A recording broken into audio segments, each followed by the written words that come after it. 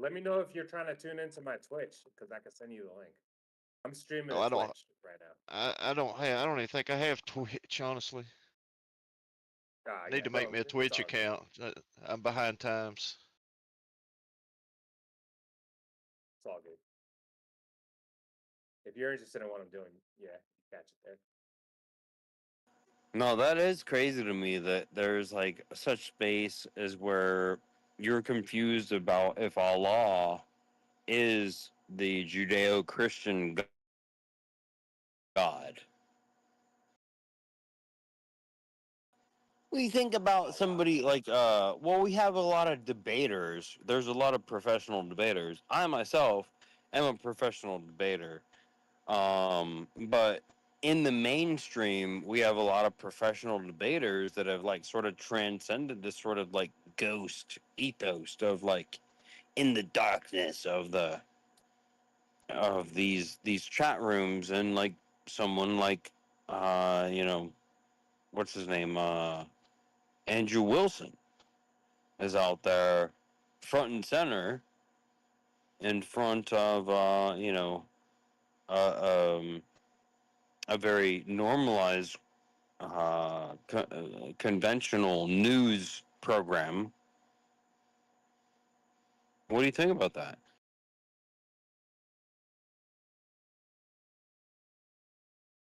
I got a text message and I missed the second half of what you said. I'm sorry. Well, what do you think about somebody like like Andrew Wilson being Never heard of like him. I don't put know who he is. into the midst of like uh, uh what's the British guy? He's put onto the news. Like, so we have a very augmented worldview that's based in our sort of like methodology of speaking about things, and then he's presenting it to the world through another avenue. What do you think about that?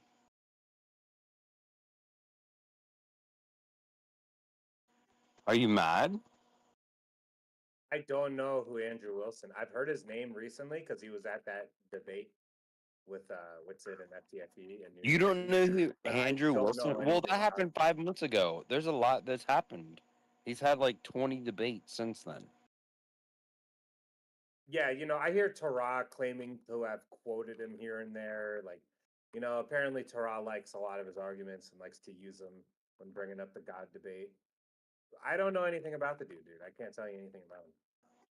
Yeah. No, he's great, but the guy he has room for growth.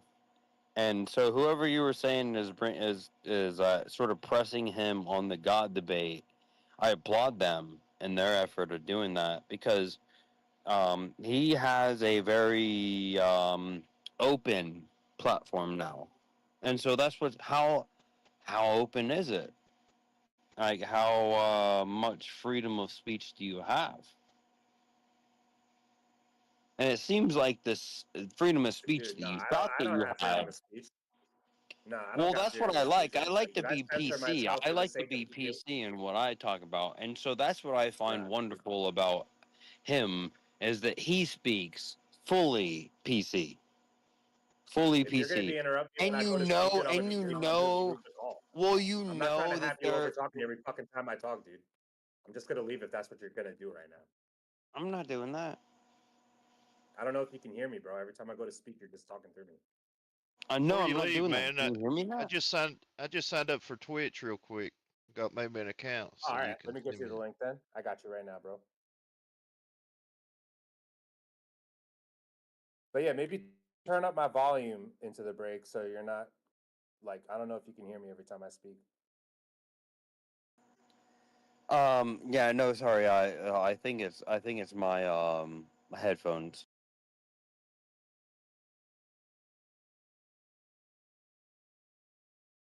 What I'm But trying to say is, dude.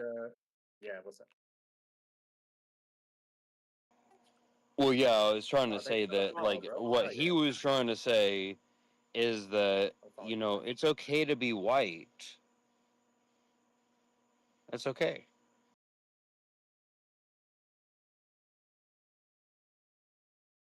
It's okay to be white? Who says that? Are you okay with that? What kind of It's pseudoscience not is that? okay to be white. It's sadism to be white, huh? Yeah. That's why I want to make sure. Like, it's okay to be white. In fact, you should be proud.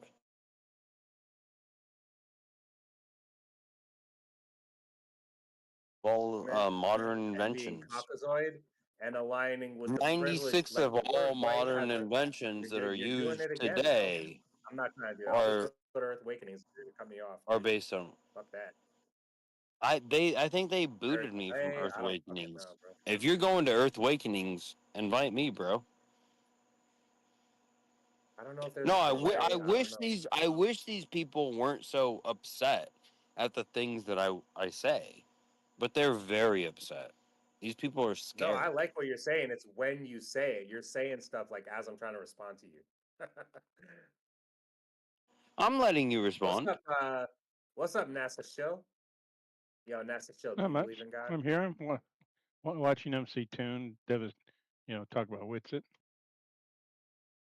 Oh jeez, more hit pieces, dude. Yeah, Have so it. see What's what wrong with see what sort of. Witsit? What's Thought wrong I'd with come in here and Witsit? listen. Well, other than he lies, nothing. Well, other than he lies, Somebody name one talking about lie. Witsit. Name one Witsit lie. If you come in One here, you Witsit lie? must say one Witsit lie. One you're gonna Witsit say lie. that's That's your tough. argument. Which one do I have to pick? Yeah, pick How one. about I didn't vape? How about that one?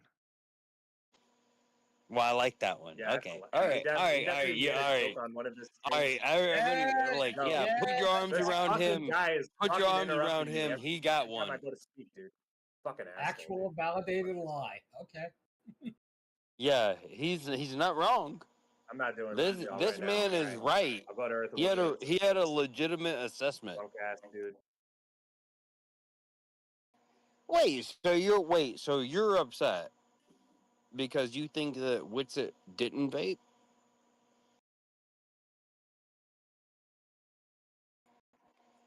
I was open minded, and this man, he was like, yeah, he clearly vaped. He admitted he vaped.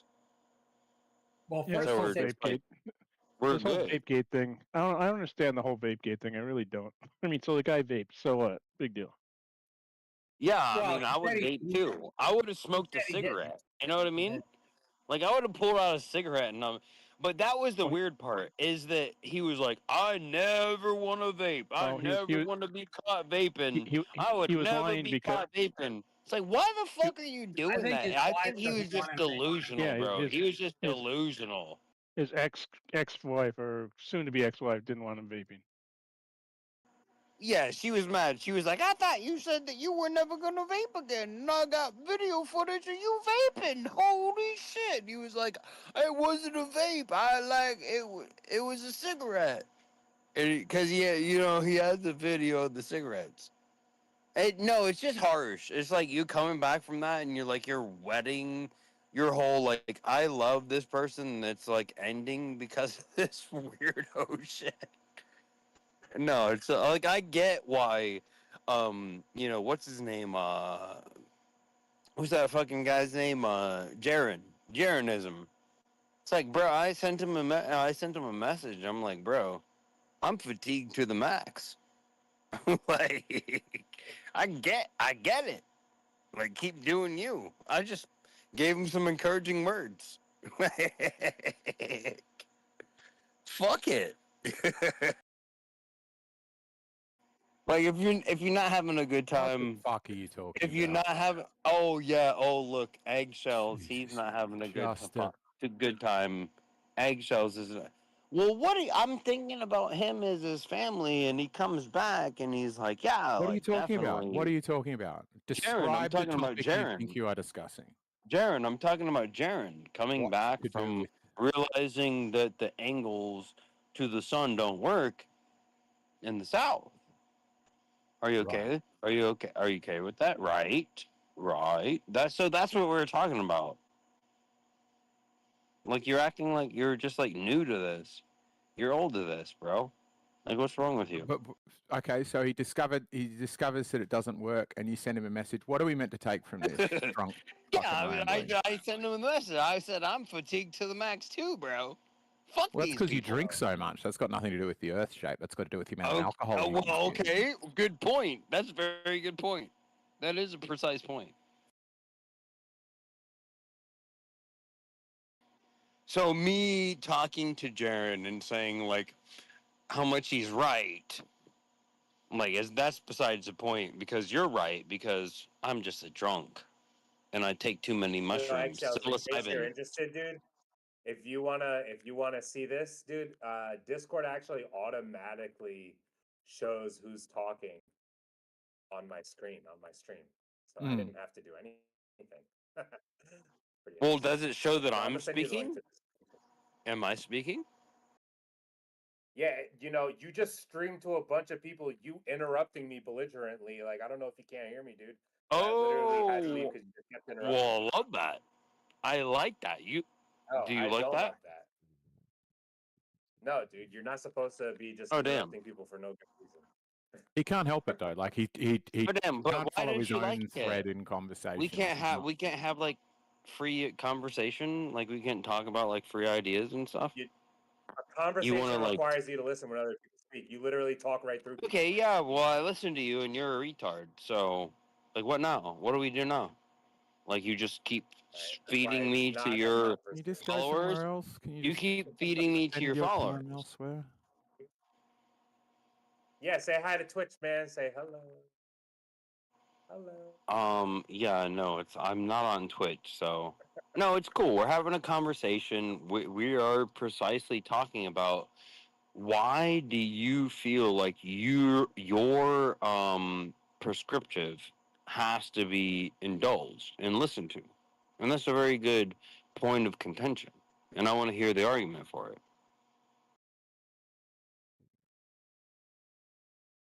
I don't know who that was. Eggs, are you going to do that? Are you going to do that, Eggs?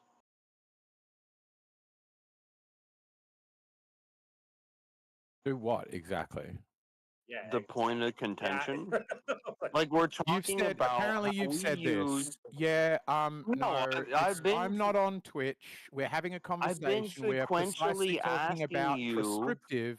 Do you feel like your has to be indulged and listened to? That's a good point of contention, and I want to hear an argument for it.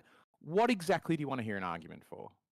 The sequential argument for your derivation of It doesn't a mean anything. celestial alignment to That's you. derive your calendar for You a just made solar that up. celestial for your solar celestial birthday.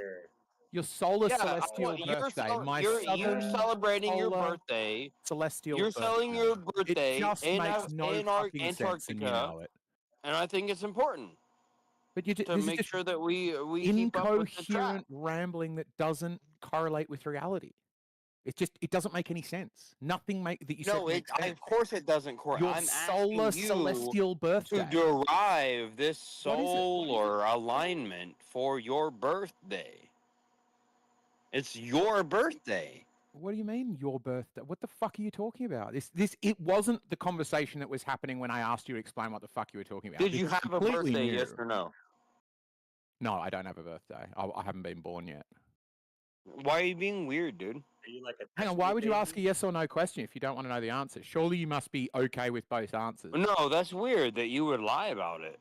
Why would you So I ask a asked a question yes if or you no, knew, and then you knew the lied answer? about it. So that's Why- weird. Why would you lie?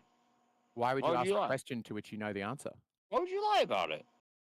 Do you want to start trying to make sense, or do you want to go on mute? Those are your two options. Start trying to make Well, sense. I or go on am mute. making sense. I'm asking you. We could I don't just think you're simply making any be sense. talking. I'm very confused. Okay, well, I'm talking about like the genetics of an Adam and Eve hypothesis, Okay. and Okay.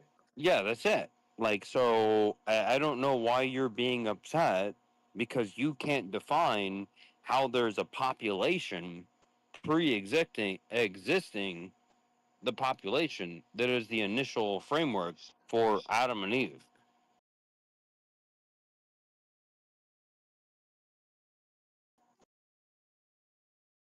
Adam and Eve. Okay, so you're Yeah, a Bible literalist. Adam and Are Eve. Do you Adam and believe Eve in Adam and Genesis theory Eve? has to be Are true? you an evolutionist? Are you an atheist? Are you a Christian? Are you a Judeo-Christian? Are you a Muslim? Like you're all gonna believe the same story, shit. the story of Adam and Eve, straight out of the Old Testament, is actually you can't consider it historically accurate. It doesn't actually provide enough information. Like you can't consider that Good literal thing for history me. because I it's never 600 did. years. Yeah, like Genesis is 600 literally years. Like, it's an retarded. incoherent story. Yeah. Okay. So your So argument then why is take that it at yes, face we value know as if that that the is how initial Bible biogenesis books started? are fully based in the logic. We understand that. So now we understand that, right? Everybody here in the room, we understand there's no Jesus that ever existed. Right. So we're moving past that. There's a lot of documentation that proves that or disproves that, proves the disprove, right? We're going past that. So are you following with me? So now I am asking, why do you think that God chose the Jewish people to be his pure race that the pure God was born through?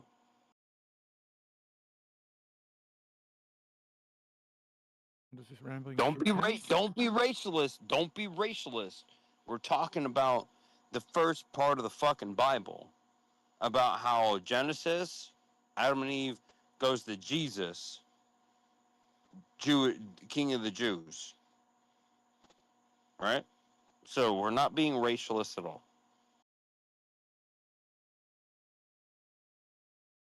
Well, Jew is not a race; it's a religion. Kind of a mix. I You think can that one's a convert bit. to Okay. Judaism. It has nothing to do with Well, your that's genes. interesting. Go into some detail on that. Judaism is a religion. It has nothing to do with your genes. Now, there's some people that claim to be ethnically Jewish because they have an ancestry where everybody. Well, if it in had their nothing to lineage do with their practiced genes, Judaism. But the does it moment you have stop something to do with practicing their Judaism, you shouldn't be considered Jewish. religious practices? Like, so Jew, or like when I say Jew, I mean religious practices. There is no I such thing wasn't as a referring Jew. to any ethnicity at all. So you're gonna have to like prove that the Abrahamics were the true God's chosen people. You're gonna have to do that. I didn't make that argument. This is your argument now. What argument do you think it is that Callie made? Well, that the Jews were chosen as God's chosen people for I'm sad Christ that Proto to be has left right now, fulfilled. dude. We should For have been Christ talking to be Proto Hat fulfilled. about selection navigation. There's no Christ fulfillment? Is there no Christ fulfillment? Or what? Why did you ignore Proto Hat? Are you afraid of discussing celestial navigation with him? No, I want to talk about celestial alignment, but it is important because you think that celestial alignment has something to do with a Jewish man, a rabbi that you think is God. So we sort of have to start where I'm talking about right now. We have to do this. Do you think a Jewish rabbi is God? My Yes jaw or no? dropped. I don't know. We can I get don't to know the when other you heard fun me say that. stuff. My jaw dropped. We can get to So the other fun stuff, but you have to admit that thinking a Jewish rabbi is God is illogical. You have to admit that. No, he's considered the son of God. We can go And on. We actually, can talk about a lot of fun stuff. according to Judaism, bro, I hate when you do that right now. Can you not do that, please? According to Judaism, he cannot I didn't be do anything. a prophet or the Messiah. He cannot be in Judaism because you're not supposed to worship idolatry. You shouldn't have any idols. Good That's why point. they Very say good that point. the Jews killed No, that's a very good Jesus point. because he's not considered to be God. He's just a guy that Really disrespects. good point. That's a really good point. All right, man. I'm watching you. I got you pulled up on Twitch here. That's cool. Yeah, I got you as well. Oh, thanks for pulling up, dude. Appreciate you, Cole. It ain't Hey, no big everybody deal, go brother. I'm glad follow you told Cole me, on man. I'm Twitch. gonna subscribe to you. That's a really good point. No, you made a really good point, and I do agree. Like I can't even fathom the eggshells would disagree with your assessment. Yeah, I mean, Callie and I are on the same page about it. People who follow Christianity are following a far older religion that affirms the existence of a multitude of gods and, has all of the stories of the Old Testament, but at a time that makes them impossible to occur in the timeline suggested by the Old Testament. Just has to be false. Dude, The hell Bible- yeah. The Bible has to be false. 100%. So true.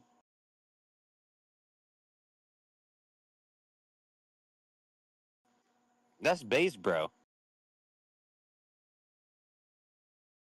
Where is she doing that? Has somebody just asked what's the conversation about? Well, the conversation is about is there Never an mind, actual it wasn't like you. historical Jesus? If you Oh, it's think there's a probably somebody who's- historical Jesus, come present the argument. I mean, the chance that there was somebody who roughly looked like that person, sure, but the chance that they did all the things that people said they did is just highly improbable. Particularly if you look at the There's account. no after the- chance of an Aryan Chad being Jesus that's gonna like come down from heaven and like wipe off all the third worlders like heads. The fuck is that? Like, what did you just say? Yeah, that's not gonna happen, huh? Oh damn. Like, no, I asked, what did you just say? Like, what do you think? It's just always Yeah, there's no such thing as incomprehensible an fucking Aryan gibberish Chad with you. Jesus It's that's gonna just, come on and wipe off all the invaders' heads. it's just only ever one thing, and it is incomprehensible, drunken, It would be slurring super gibberish. based if that was the case. I would worship that god if that was true. But that's the problem. It's not true. That's not the case.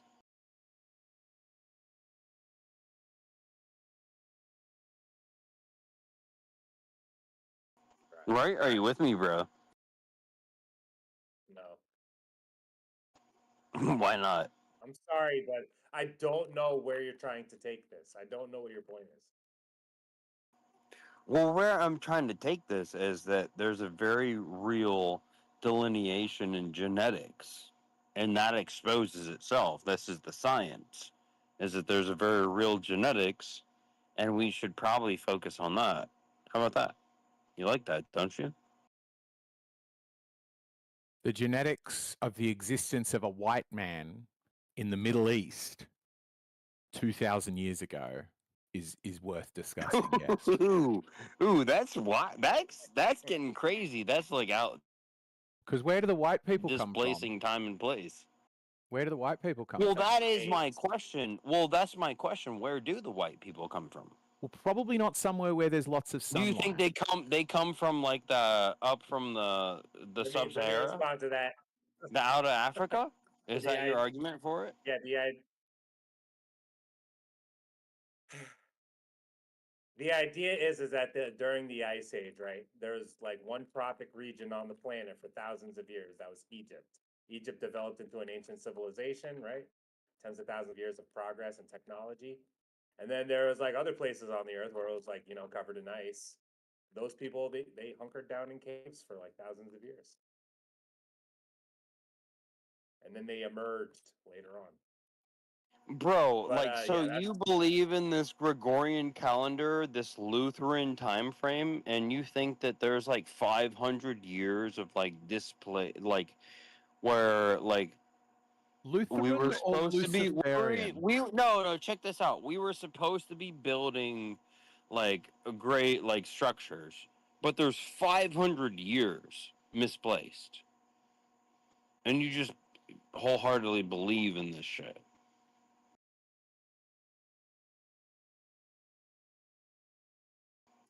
Yeah, you believe. Yeah, in the Dark Ages, nobody was building shit. Nobody was building shit. They weren't doing shit for You're really good at 500 debunking your own fucking years. arguments. You should No, try this like is crazy. finding For out what 500 other. years. It is No, I'm crazy, but debunking you're the your one saying Gregorian it. calendar. You're I'm the one saying debunking the your crazy shit. Gregorian calendar. This is crazy. You think who think brought for up the calendar? 500 years Who people brought up weren't the doing calendar? shit? You dozy fuck. Was it anybody else or was it I'm you? Are bringing you it now up to you, arguing with Dozzy Fag. yourself? Are you arguing with yourself? Yes or no? Dude, you lose. You lose. I'm arguing with you. What did I say? What point did I make that you are debunking Well, right do now? you agree that that the Dark Ages existed for 600 years, 700 years? No, I don't think it's a very. I think it's a very imprecise So way to you look have at a question human. about the time frame No, of no. So here's the trick. If you want to know what somebody else thinks, Give me the you've trick. got to ask the question, and then here's Give me the the trick. crucial bit: listen to their fucking answer. It's wild, I know. It's really difficult the drunker you get. Yeah, we had the Dark Ages. I'm trying to Oh, ask you back to to explain doing to the it. Dark Here Ages, we and then go you say, again. "Listen to what I Let have me to tell slay you. some Listen to what I have more. to tell you." I And need there is to no tell you what I think justification about for the stuff I missing can't quite 500 decide what it fucking is. I just times of the talk. Dark Ages. You I piece just of make shit. mouth sounds. You're Slurry, crazy, slurry bro. mouth sounds. What's your best? What's your best? What's your best?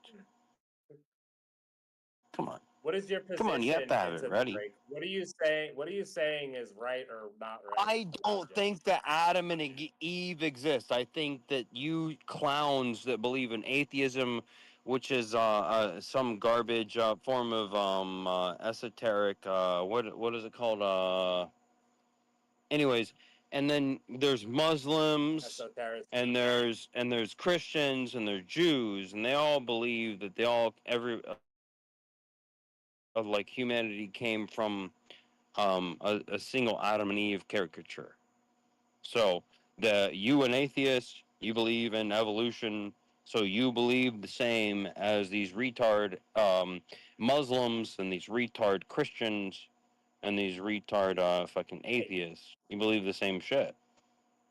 But you're the only non-retard, evidently, provided we get that No, assessment I didn't from you. say that. No, maybe I am. I just my belief doesn't coalesce and coincide with this sort of narrative.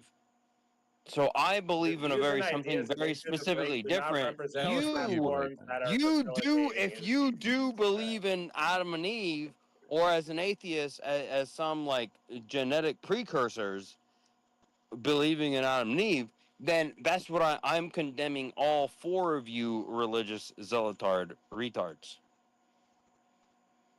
You like that, don't you? Still No, don't know it's your just- position.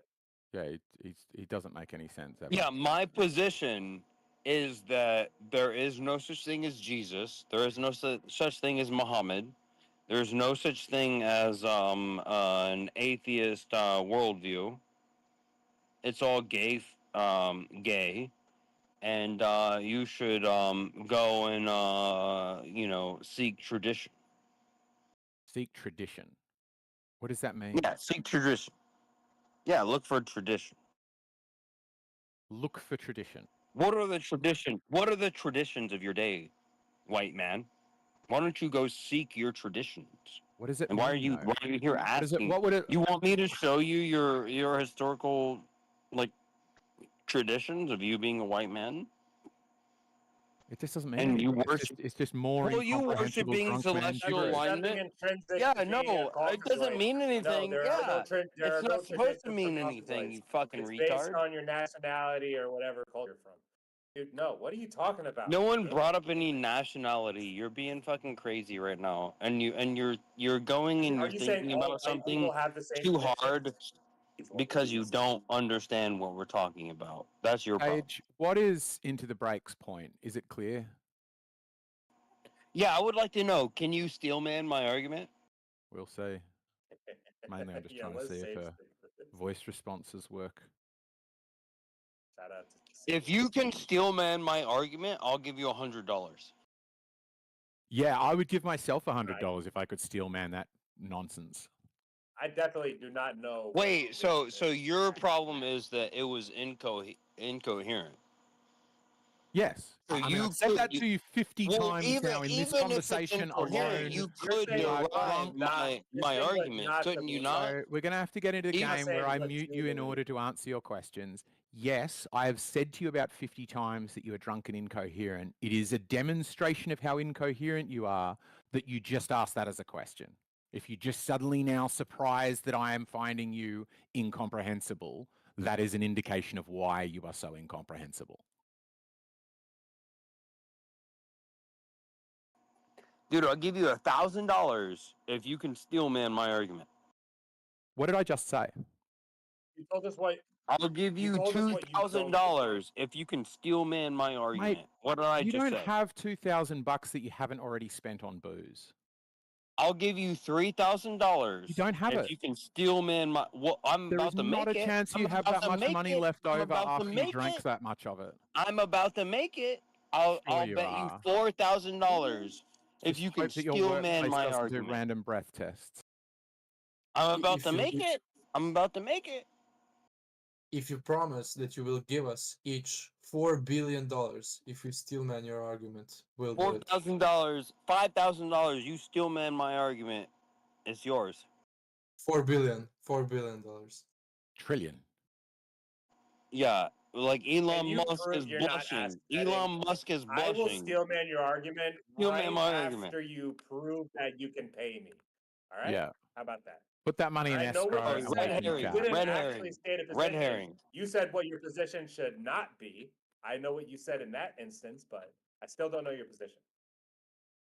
Sage, do you understand So into you're admitting you're not going to be able to present my steel man my argument. So my $4,000 Like I is safe. said, you said what your position is not. $5,000 is safe. You said people should. I want to respond, but I want you to prove My that you're going to give me money $5,000 is when I tell safe. you I I'm accept that. All right, you say you have $5,000. I want evidence of it. So when I steel man your Yeah, argument, when have to you give- steel man my argument, my $5,000 will be endangered. But my well, you $6,000 might as well is be safe right now. asset-betting. It's My in a safe. $10,000 is safe. Okay. It's fine. You're really about to take money out Sage, of the freaking safe what do to you steel think? man the argument you made?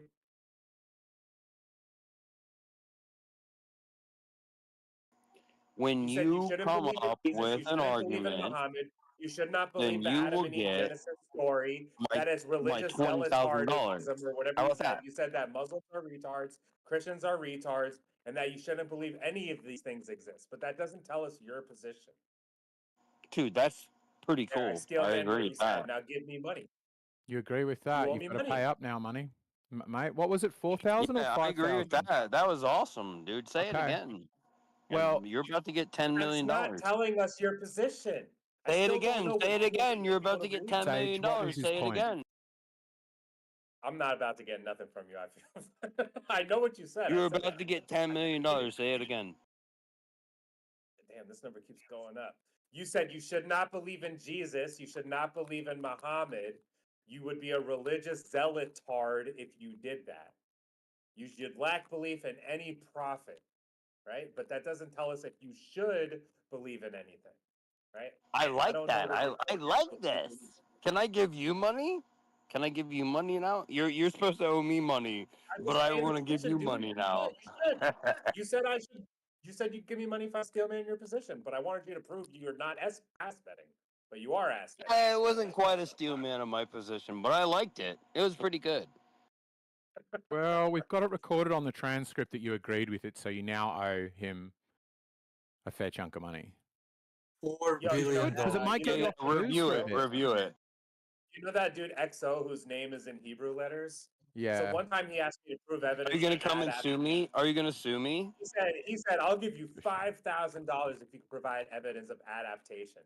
And I brought up platypus and bats using echolocation. Why didn't you bring up So the he owes me- bombardier he owes beetle? me Why didn't you bring up the bombardier Shush, beetle? shush into the break. You're going to get mooted or booted in a really short amount of time. Because I don't even know why I'm saying this. I've said this to you 1,000 times before in similar Bro, I'm situations. the one but that you're has $10 such million on the line here.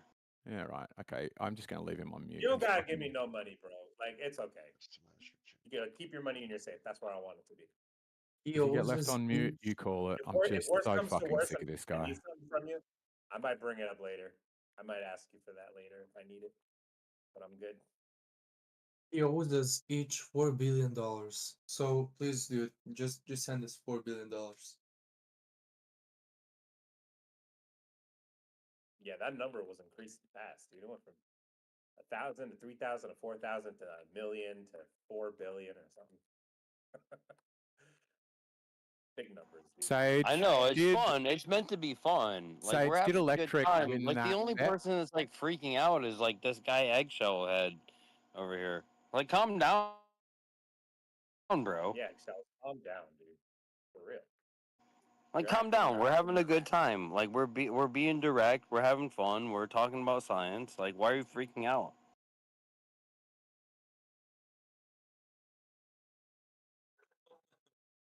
So, what is your actual position, rather than what you're telling people not to believe in? What do you think the position should be? What is the most? Oh, my beneficial position? You want to think? belief? You want to know what I believe? Are you ready? Are you sitting down? Yes, very. I've been I asking for think 10 minutes. I think that there's an alien Prometheus like a progenitor race that came and like made all the like wolves as wolves, and they came down and they made all the chihuahuas as chihuahuas, and they made all the races and the people. And the reason I have evidence for this is because the if you have a population of less than 60, your population fails, loses, Why? because of degradation of your genome. So What? this idea of out of Africa, or this idea of Adam and Eve, is completely displaced from modern comprehension of the genome of genetics. You can't have a bunch of white people that then give a birth to a black person, or vice versa. Like, so this is why I keep bring You bring this get that up. Chihuahuas are This bred is my from wolves, discussion. right? This is Like this is what I bring up to atheists and to the Abrahamics, and you all lose. So You think get that you Chihuahuas. think there's an Adam and Eve. You think there's an Adam and Eve, bro. No, we don't. I don't Jesus, think you're that's dumb. Excel's So position dumb. at all. I've never heard Okay, of it. you don't. Okay, So explain it to intensely me. stupid. He's very good at arguing against himself. Well, I When want, somebody else yeah, enters the tell fray, me. he I kind want of you to explain it. I facepalms. want you to explain the diversity of the genome to me, please. I'm willing to I bet do want money you that to do that. Excel's does not believe that Adam and Eve. I'm pretty confident Well, Adam I and Eve want is him not. to do that. Why I want him to But you're explain the talking population. rather than letting that happen. Okay, You I'm get, zipping you my get mouth. that? You I'm get that? Please shut the fuck up and let me respond to what you said. Please well. just Let me try it. You respond drunk. to that and say that okay. Like, you don't have to be so like mad. I'm really. Do we really want to keep talking to him? Like, Callie, it's kind of your Bro, call because just you're the do it. only. Just do Sure, it. Let's go through it. okay, Let's yeah, let's all talk. right, fine. He's muted. Good. I You asked have for it. gotten frustrated with him on numerous times in this I'm conversation. I can't be bothered anymore. He's just a drunk retard. Well, and let's can't follow see. the Let's see conversation how one bad syllable it to the gets. next. You want to see how bad Let's it see gets? how It's bad it about as bad as it Yes. gets. Like, it doesn't get worse. It just maintains this. I'm right, but I'm not really sure what I think, and Let's you're let him wrong, and run. I'm not Let's really let sure him what you run it. think. Let's try to follow him, right? Let's be the Okay, dogs. let's Let's try let to him walk follow us around. his lead. Go for it. That's an interesting way to go about it. No, the interesting part was he was about to show me how Mm. genetically he's a dog. Yeah, And like how we're all dogs. that was a good point. Yeah, Who's that the was dog? clearly my Yeah. position, Why is wasn't it it? all Everybody dogs? heard me say we are all dogs. Well, make your position. That's what I opened it up. I was like, can you please explain then what this like happened sort of next? complexity? And then what happened? Why- Did and I you start- didn't explain it. And you No. didn't explain it. You didn't Did I prescribe try? it. You Did did I start nothing. speaking and you did this continual drunken alcoholic blathering? That's not happening right now. It's been happening for like an hour. What do you mean it's not happening? Well, right that now? may In have what happened, world? but now we're talking about a very real situation or very real perplexity. So ask me the question in again, but I'm going to genetics. pre-bunk. I'm going to pre-bunk this time. Ask me And the you're going to question again, pre-bunk it? and Okay, I well can then tell pre-bunk what's it. going to Go ahead. happen. Pre-bunk it. Yeah, so this is what I'm saying. You're Pre-bunk going it. to ask Like me the white question people again, will birth and black you are people. going to interrupt Pre-bunk and it. start speaking, demonstrating a lack of awareness of what I just said. You are going to interrupt me during the answer to ask for the Oh, answer it again, seems like or you change the don't topic, understand or what make up I'm some saying. weird shit. Go for it. Ask me the question again. What do you want to I'm know? not talking about what kind of weird shit you're saying. See, here's the thing. I I wanted to didn't say his pre-bunk it, Talking about but the you position were weird on shit why so I'm I'm keen saying. to do the thing, you were actually doing it while I was describing it. I Yeah, wanna you're get never going to actual answer the about question, the biogenesis. genetic question, the biogenesis question. Sure, ask the question. You have to Never allow going to me be speak answered. first. Ask the question. Go for it. What do you want to know? Well, I want to know where do Adam and Eve derive for your specific high IQ? Like I would say, Where you have do a high Adam and IQ. Eve? The question and is, so where yeah, do I want Adam and Eve? where do Adam and Eve prescribe for your high IQ? Does that make sense to anybody else here? I mean, you changed one of the words. Where do Adam and Eve Where's your prescribe or creation mythos come derive? from? What's your creation mythos? Like, Yeah, why are you not freaking out Adam and about it? Eve. I don't feel I need a creation mythos. I Not don't Adam, understand. Adam and Eve. You don't This need is a what I said creation. would I happen. don't need This a is what I creation said would mythos happen. either. Isn't that what I saying said would we happen, agree. Electric? Callie, did I? Trying. Yeah, it's hard. Yeah. I told you. I said he's going to ask a question, and then It's like we're in a few words into riptide, my answer. trying to swim to the shore.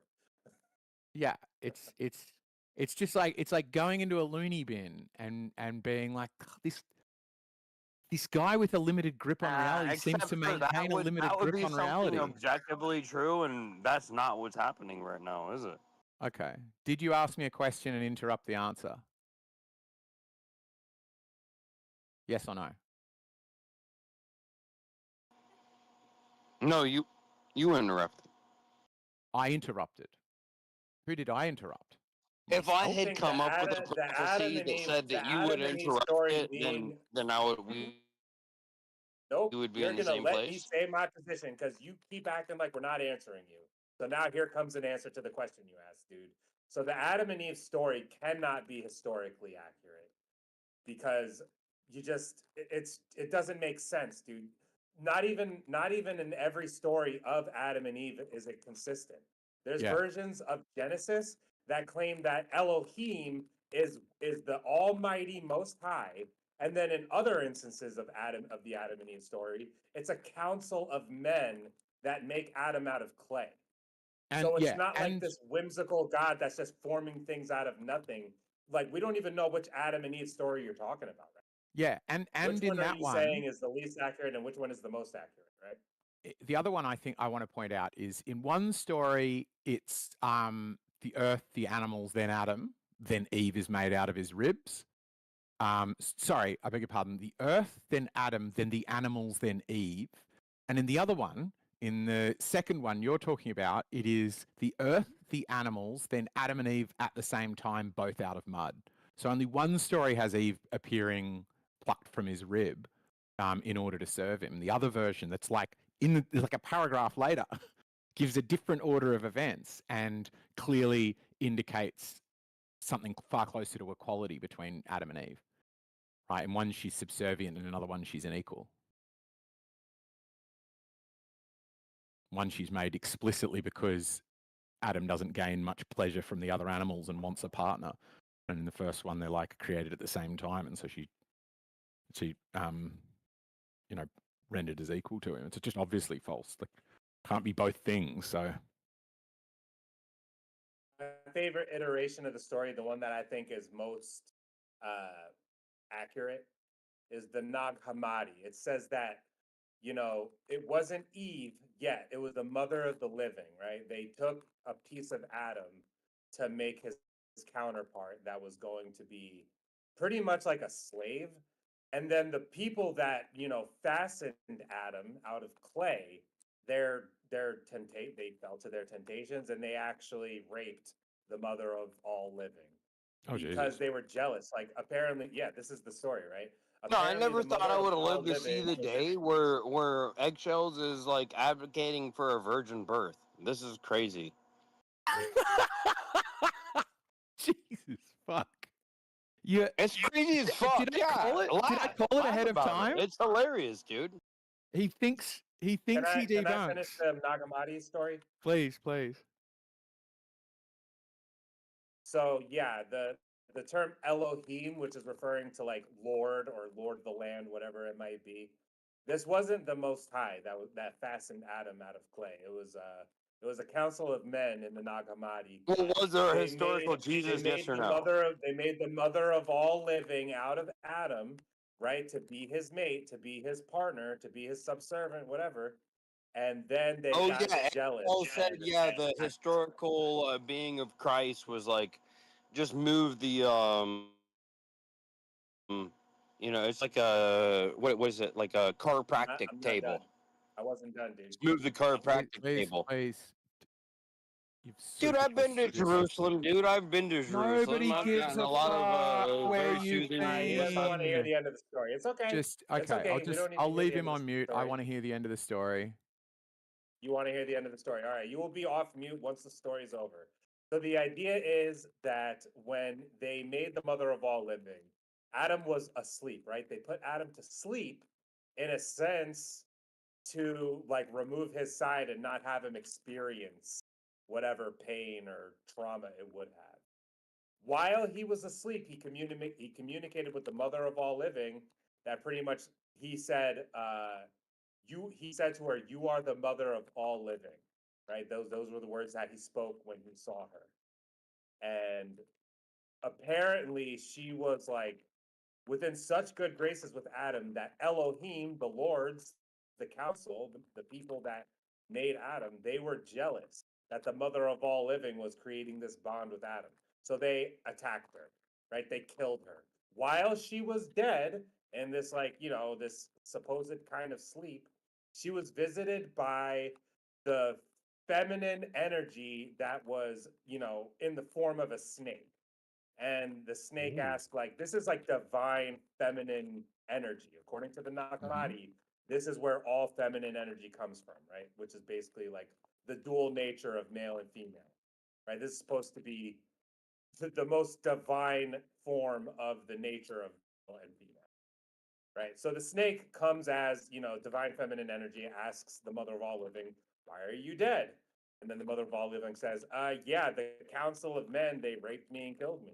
And then the snake says, okay, we're going to bring you back to life and you're going to have access to all this knowledge. You're going to tell Adam how to act and whatever. So mother of all living came back to life, gave Adam, like, the knowledge. No apple. There was no apple, right? And the council was so upset that they became aware of them being naked. Like they decided to cover themselves. Once Adam like had access to the knowledge that the divine feminine energy gave him, he covered himself. Once the council saw that he had covered himself, they were like, "Oh shit!" They are aware that they are slaves in confinement. Let's adjust their anatomy so they experience pain during childbirth, and you know, like that's where that lore comes from. That's why they say that women experience pain Hang during on. childbirth So, because yeah, the Council of they got Men they got upset, right? that invented humans raped the feminine life force kind of energy. No, no, no. They raped what Adam called the mother of all living, which was just a part of it. It was just literally his side. Like they were making the counterpart. So it wasn't the mother of all living. It was like the Eve. body. Adam referred to this body as the mother of all living. But This is the she sounds like she's Eve. which is, the name Eve actually comes into the Nakamati story later, believe it or not. And actually, I think there's somebody named Lilith before Eve. Yeah, I've heard that one too. I'm trying to remember as best as I can. Okay, you could take Into the Break off of mute. It's a crazy alternative to what we get in, like, the Schofield Americanized.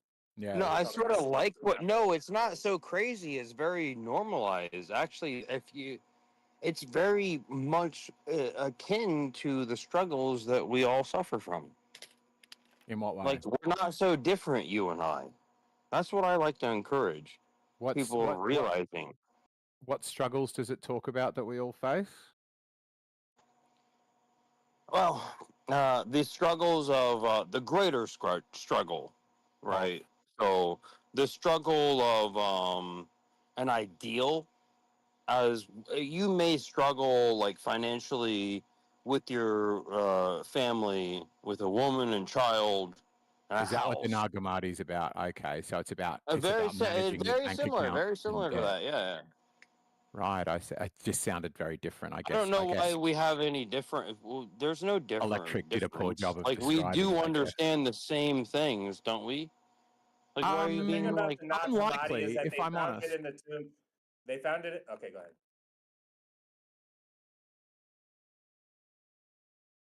My bad, eggshells. Yeah, that's why No, I'm like, you're right. hey, why? Hey, no, why are you so like mad at people all the time? And also Who's like I mad? think it's okay if you My being mad at microphone people doesn't pick up is my like voice there unless I shout. I have noise to suppression where because that I'm they're fucking gonna have to annoying. put themselves up for show. That's not a bad thing either. So I bring that up because I'm wondering, like, when you say we shouldn't believe Adam and Eve, I don't know what version of Adam and Eve you're appealing to when you say that. Oh damn, you want to go with the Adam and Eve shit? No, this is the funny thing about it is like as a Judeo-Christian, as a Muslim, or as a secularist atheist, you will be believing that there was like a monkey fish progenitor to humans that came up in sub-Saharan Africa. Yeah, I mean, I have What do you heard think about Richard that? Dawkins Story, talk about the monkey You're gonna fish believe before. in monkey fish? I'm sorry. Well, it gets a lot easier to believe that you're right if you think that biologists believe in monkey fish. Well, no, I mean biologists believe in out of Africa, right? So we don't have to believe in the monkey fish thing, but the out of Africa thing is relevant to what I'm talking about, right? So you don't have to hide behind something that's funny, bro. Like we're talking about just something real. And this is something that I want to talk to every single Abrahamic faith and also evolutionists, atheists, right? Because I think atheists, Judeos, Christians and Muslims all have the same quintessential belief of creationism, and it's all overlaps. It's all the same. And so you're gonna have to prove for me how it's different. I'll show you how it's the same. Is that what you want? No, I want you to drink less. On a lighter note, dude. Well, I mean, I I'm wish I'm kind of in drinking the less middle of was the talking. problem. Did I you wish hear that was the electric solution. already Insane Wish that was. amount of interruptions, dude. You are horrible at listening such right a now. terrible interlocutor? Just such an absolute drag Like, dude, to I have literally here. wait till he's done every time. Yeah. So, unmute him though. I wanted to know, like, dude, we're trying to have a conversation. He can't. He can't. He's pissed. Like none of us can when we've had as much to drink as he has. Nobody's capable of having a Dude, you're meaningful weird. conversation. Where am I pissed? Where am I like drunk? Like I'm having a coherent conversation. You're No, just you're not. freaking out, dude. If you think this conversation is coherent, that is what I'm talking about as evidence directing that you are towards pissed. like this would be a way to address this sort of argument, and you're freaking out. You're like, well, It he's doesn't just make any drunk. sense. He's just I am drunk. freaking And out. it was Yes, like, dude, I was admittedly, now abducted I by am freaking aliens. out. I was abducted by aliens. Like I'm not even doing that, right? Like Into the it's break. just Are you being weird dead kind ass of right now? argumentation that you're going for. Into the break. Are you being for real? Be honest. He's You gotta be yeah. trolling. Yes, I think for for real, there's no explanation for Adam and Eve. Whether you're an atheist, I think atheist, Judeo-Christians, and Muslims all have the same fundamental faith-based belief of creation. If you The want same an creation assessment, mythos. yeah, good. That's good. Break. Just take a breath for a mate. Drink a glass of water. Toaster, Okay, when I I will. said you're going to get a wide range of people in flat Earth, you're going to find people like Demok and Into the Break are the first category I told you Dude, about. dude, I have nothing to do with flat Earth. Hey, I weren't have you getting yourself nothing. a glass of water? I'll just put you on mute while you go get a glass of water. They are the ones that don't make a whole lot of sense and probably aren't playing with a full deck. So don't judge all flat earthers on Into the Break and Demok. Some of them make more sense despite still believing in very silly things. Yeah, hence you had to mute me. Yes, because you are incapable why always of define asking the very silly, funny things, you had to mute me. You're very makes interrupted. sense, makes sense. Well, I mean, he's bringing me up. I'm gonna interrupt him when he's You fallaciously should try not to. destroying. Yeah. No, he's spoiling the well. So I'm like, here, I'm like, Spoiling the actually well. in the well, in a like a life preserver vest, and I'm like, Put hey, them in the actually, I'm hole. here. Like, please save me. And then this is the disgusting part about it. You take this piece of scumbag's example of it while he's erasing me from having a discussion, and you're like, yeah, he's right. Like, look, we shouldn't even listen to him while he's screaming for help. That's disgusting. You're a piece of shit. I don't think I. In every way, think my he's such a nice my dude. morality Shouldn't say is such better things. than yours. In every conceivable fucking way, you piece of shit. Okay. All right. Yeah, hence you're a libtard. We let you control the conversation. You asked us questions. We tried to respond. Wait, no, You you're don't my allow us you're my bro. I don't know why you're attacking me. No, you're cool. Like you started attacking me recently. No, but we had a conversation before that. So I mean that precedes like this little kerfuffle. I know, it's cool. We're all good. Like this is the guy that's trying to like make us like attack each other, and it's like, well, I'll attack anybody. Give me a good reason too, right? Like you're with me. And that's what I'm saying. Let's attack this fucking piece of garbage. This is a fucking piece of garbage. Like me and You're not a you, piece of we're garbage. fucking You're an soul alcoholic. brothers. Hold You're an up. alcoholic. Me Like and all you- alcoholics, you'd probably be Even lovely me if and you managed to get a even handle me on your and you. drinking. That's sad. That's sad. Oh, you're an alcoholic. No, we're soul brothers, dude. There's at some point you started being ashamed of who you are. And I I'm not want to ashamed of who remind I you, am. I'm I pretty want to proud of who I remind am. I think you I'm pretty cool. that you're more capable of what you even believe that you're capable of being. I want to remind you of that. That's my endeavor. That's what my hope in life is I every step of the way I'm going to remind the white man that they are better than they may be deterred to not be by usury banking practices. How about that? You like that? You like that, don't you? You like that? You fucking like that, don't you? We're not fighting. We're not fighting, dude. This isn't a fight. No more brother wars. What's up, No Toaster more Bath? brother wars, Yo, brother. Toaster Bath, where are you from, big dog?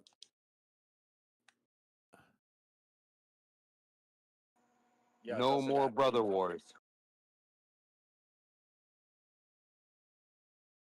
Come on, man. Where are you from, Toaster? I'm from the Appalachians. I'm from. Thank God. I used to live in. That's right.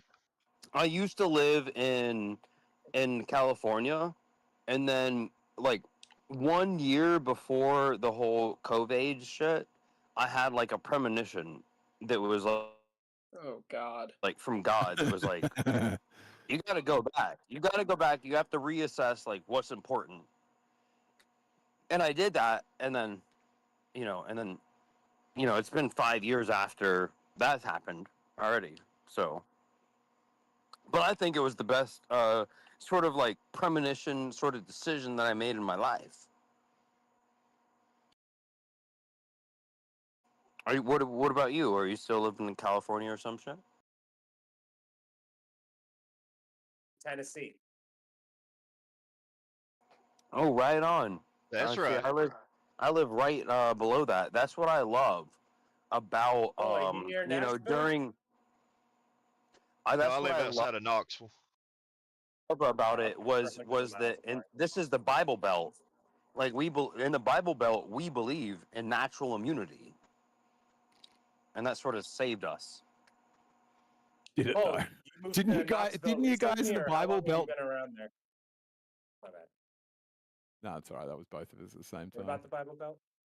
I thought it was like that was specifically the area where they were like, here's how we know they work. Anyway, we can't talk about it.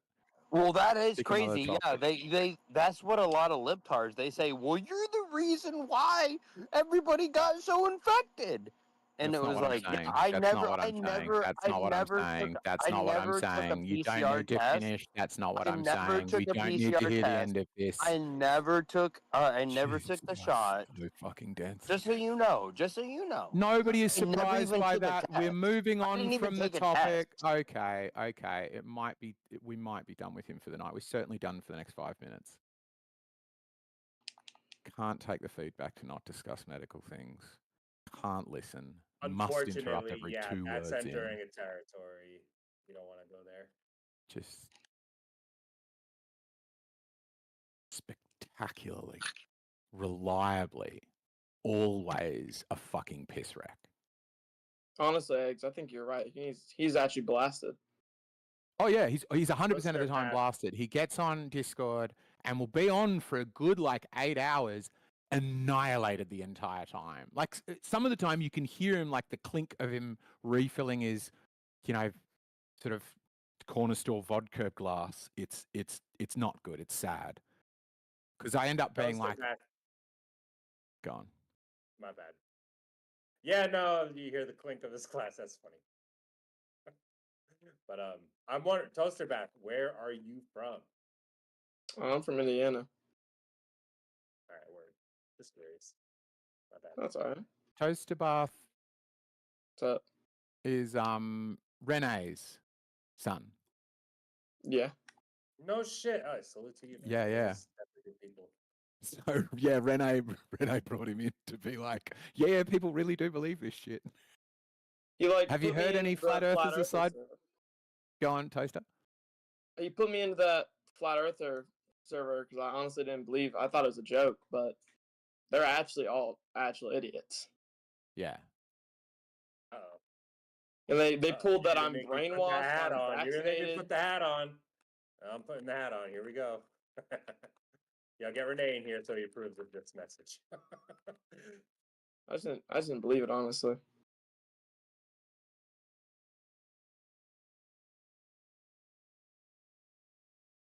I'm not about to debate you until Renee approves.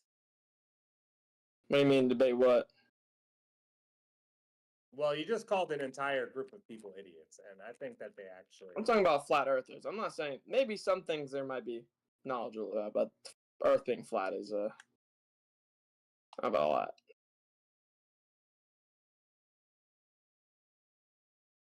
It's a bit crazy. I only joined in here to listen to the debates, honestly. You're not trying to debate yourself. Yeah. No, I just wanted to listen to a couple debates before I went to bed, honestly.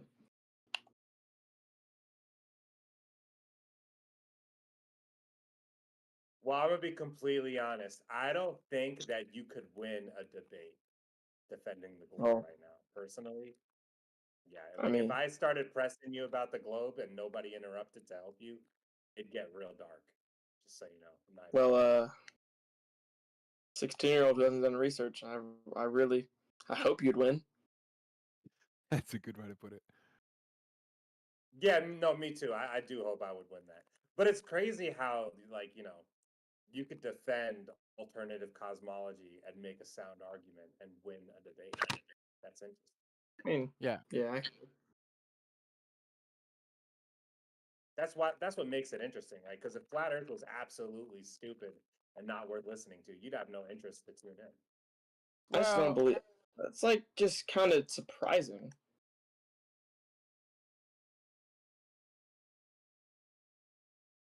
Do you tune into completely invalid arguments, like somebody trying to tell you that grass is not green, the sky is not blue, and stuff like that? Like, that's not interesting.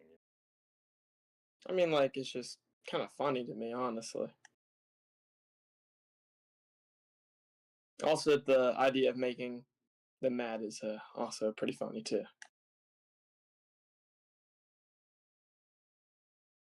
But I wanted to listen to, like, just differing opinions going against each other because I was bored. So, okay, we're going to do this then. All right, dude, you are officially in my kitchen. What's up? Welcome to the kitchen. I'm going to cook you. All right. You're going to find out that you don't have evidence of a globe right now. What are you using to say that Earth is a globe? What do you think you are considering makes Earth a globe?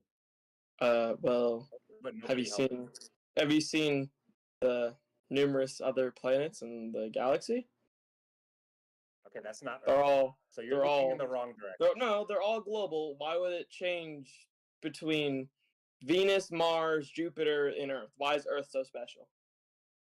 Okay, so I'm in a room right now, right? The floor is Yeah. flat. There's some No, it's lamps not. on the ceiling. When I look, yes, No, the it's not. floor is flat in the room I am No, in. it's I'm not. No, it's presuming that not. it is damn near horizontal. It's not flat So when though. I look at what is flat? The ground isn't. Why would maybe the Earth is not flat? How that makes no. The Earth is not flat. What are you talking about? I'm asking So- you, why is my floor not flat? Why not? What is flat? Because the Earth is curved. So you're saying the floor in this room is curved? I mean, ever so slightly, probably. I'd assume so. Yeah, if it's flat. How do you plan on proving that? And now Well, everybody can help. Never mind. Y'all can jump in well, if you want. well. One is the fact that you have to. Know how you make a really long bridge? You have to, like, horizontally, calculate for the curve of the Earth, so it all work.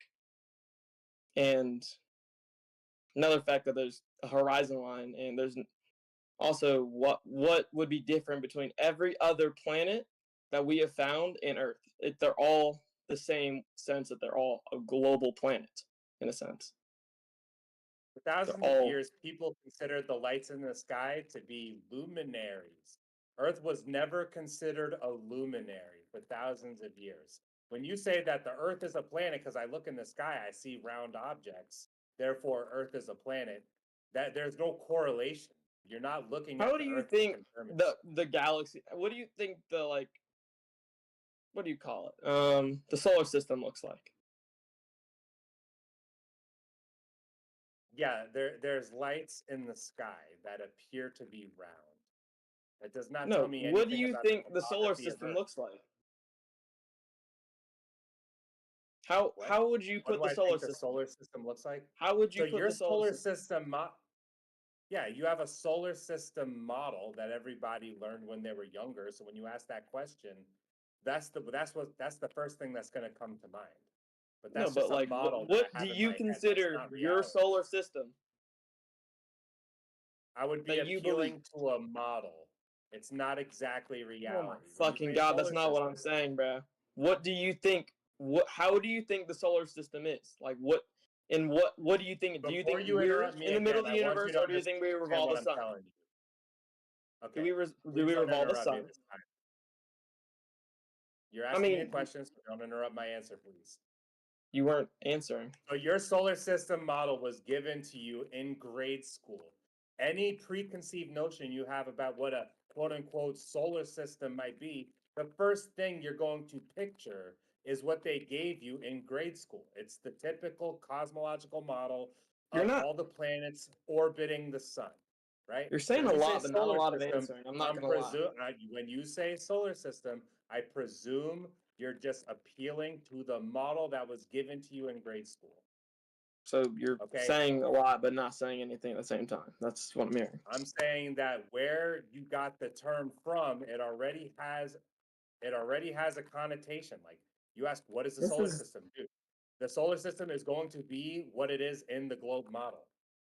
Okay, you wouldn't call the solar system a solar system in a different model because that's not what's going on. You're doing a lot of yapping, not a lot of answering. I'm not gonna lie. I don't think you understand what I'm saying at all. I can try. I mean, I'm just asking you a simple question. How would you put it? And you're talking. You're saying everything but how you think. Are you able to conceive any cosmological model besides the heliocentric one? I mean, I feasibly could, but I don't believe them. I just want to know your point. I want to see your stance on this. Anytime you say the word solar system, you are appealing to a model. Yeah, dude. See, you can't even engage properly. This is not for me. You're disappointing me. You're disappointing me right now. You are not engaging properly. This is how conversation works. you're like I said, you're saying a lot then not answering. I'm very confused. You have to stop getting like triggered in the middle of my sentences in order for us to have a conversation. I was asking you a question and you talked about something completely different instead of just answering the question. You knew what I was talking about. Because you keep interrupting mid-sentence, so you don't know my position yet. Can you answer instead of just saying completely off topic? Yeah, as long as you don't interrupt me as I'm explaining it to you, so you don't ask what I'm saying again. Listen close this time. Stop trying I've to been project listening. anything that isn't your current paradigm. If you You want to got it, learn Rocky. something, listen. All right, cool. So every time you say the word solar system, you're appealing to a cosmological model that already pre-exists. It already exists in your mind. So when you ask me, what is a solar system? I am going to appeal to the same model you are. Okay? The solar system directly pertains to a heliocentric model where all the planets orbit the sun. When you say, what is the solar system? I'm going to tell you what it is in the globe model. Does that make sense? Yeah. Right. So I don't know what you're even asking me that for. The solar system pertains to the globe model. What are you asking? So you believe So you believe that the Earth is flat, correct? Nope.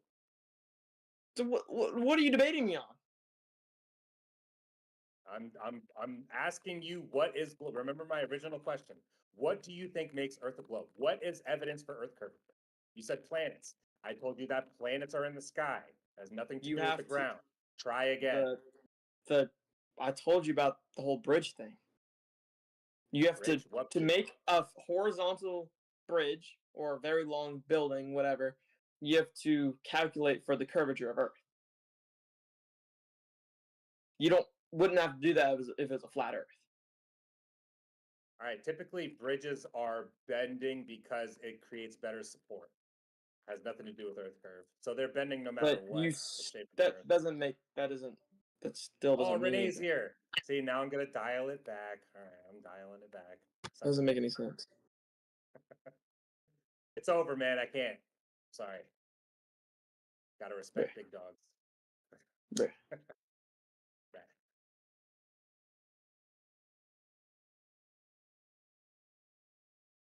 I have to get you to teach me how to stream on Twitch, man. I can't even figure out how to get to stream, how you even stream on here, anything. You got OBS software? Yeah. I can hook you up, dude, if you want to really figure it out. Yeah, one day when you're free, man, I might, not right now, but one day when we can, I might get you to answer some we can questions, lock it help in, me out get with it all set up perfect for you. That'd be fun. That'll work. I appreciate it. So you're saying that bridges are evidence of Earth curve, right? So bridges are built bent no matter what. It's to create better support, right? Yeah, but you still have to calculate for the curvature. So I mean, it's been out there.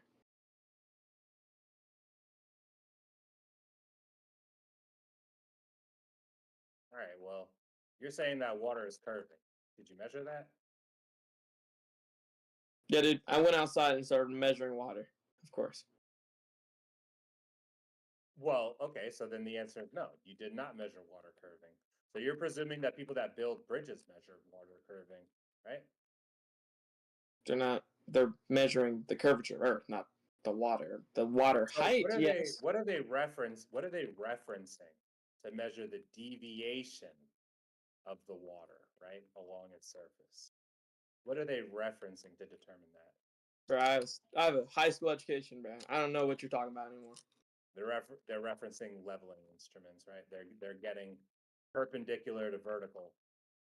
Typically they're going to use spirit levels. These are the things that you use to find out your elevation. Along the water surface, you're saying that the water is deviating as I reference a surface of water as a horizontal. It's deviating from my horizontal water surface. The water is deviating from my horizontal water.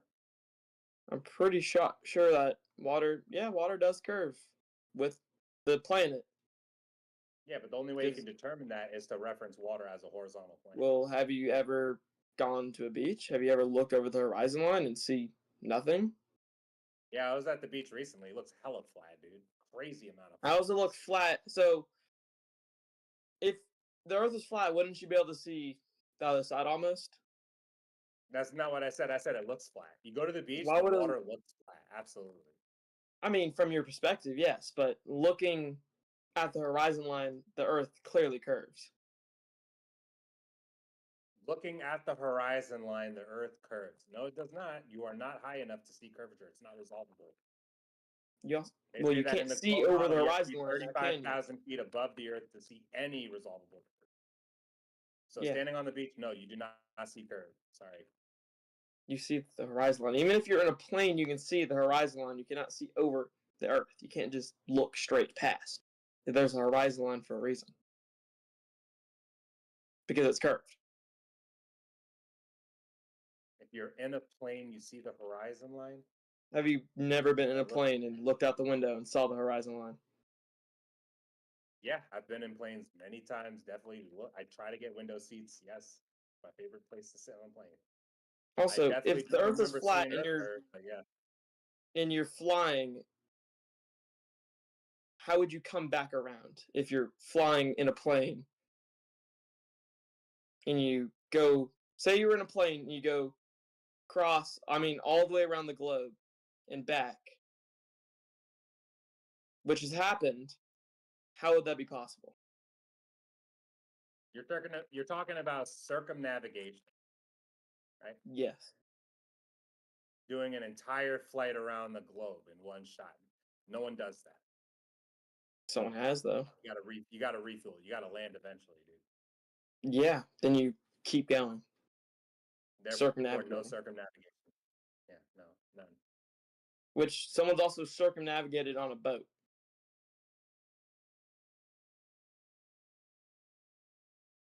So yeah, if someone's gone around the whole globe, if the Earth is flat, isn't the theory you'd just fall off if it's flat?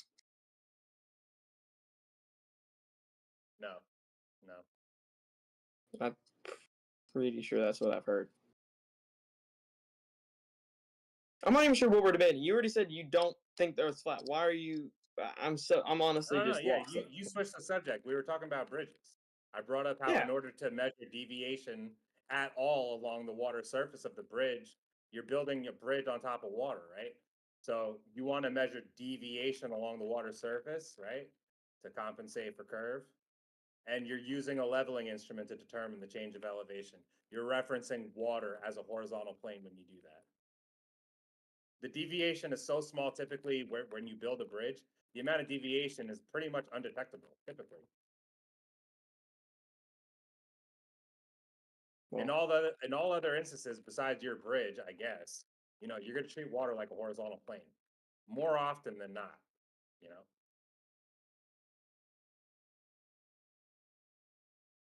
Well, then, Renee, tell me when I should stop.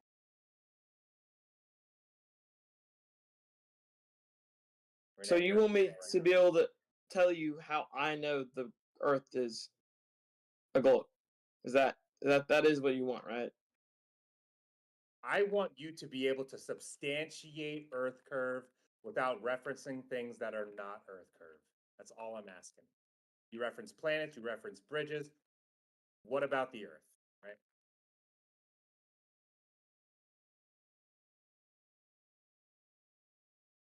So, hold up. I don't know all about the flat Earth theory, but in that does flat Earth rotate? Like, or does it just sit there? No, typically the idea is that you do not require the Earth to be moving in any alternative cosmological model. So how would the sun rise in one place then set in a different? If the Earth is not moving. That's what you see. Yeah, that's what we see. The sun rises and sets. Yeah, that's right. Because the Earth is spinning on a tilt as well. Does that have to be okay? So you're trying to identify the pause for the sun setting. Also, there's. How do you think seasons happen?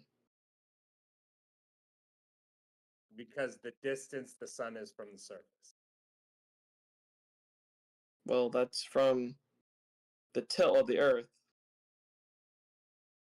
In the light from the sun. I do not require. Weaker. Sorry. I do not require tilt for the cosmological model you have me defending today. No tilt needed. All motion. Motion is relative in your model. When you say that something is moving across the sky, and you say, "Oh, that actually means that I'm moving," in any other alternative cosmological model, typically they're just going to say, "Yeah, it's those objects that are moving, not me." Why do you think this Earth isn't moving? I need to know that. I don't know. Why don't you tell me what makes you think it is moving? The fact that, well, one, it's not a definite answer, but there's years. That's a whole revolution around the sun. So that's not definitive evidence, but that's one thing I feel like I can at least reference. Again, motion is relative. You see the sun moving in the sky, that doesn't tell you that you're moving. It could be either or. Motion is relative in your model. There's night and day. So we're moving in some sense. We're rotating on any shape. You can have night and day on any shape. Then how would it become? Except maybe like some kind of like real messed up looking polygon. Then how would it turn night and day every single time? I don't. What do you mean you can have night and day on any shape? Yeah, the sun moves too far away. Have you ever like used a lamp to like point at the floor? Have you ever done that? You notice that like not all the light casts across the floor, the sun. Yeah, there you go. You're hurting my brain at this point. I'm making you think. I'm making you consider what makes Earth a globe, and you are not actually doing that yet. I mean, that's just what I know. I don't know.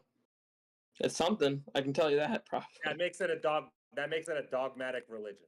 Okay, if you just are going to say it is what it is, I just know it, then it has nothing to do with evidence. Like I said before, I didn't come in here to debate. I just wanted to listen to debates. I'm sorry that I had to do this. I did not plan on this happening at all, dude. We can talk about this in a different manner. We could do this differently. We don't have to make a debate style, prove the Earth to me.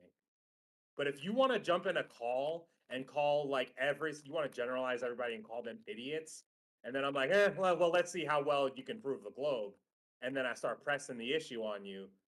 I would ask you to concede to the idea you shouldn't insult people. If you can't defend your position properly, then don't insult people that disagree with you. I said the flat earthers that were so there is a difference between like well-educated people who believe the Earth is flat and people who like just do it just to say it is, or some who that's trolling. me right now.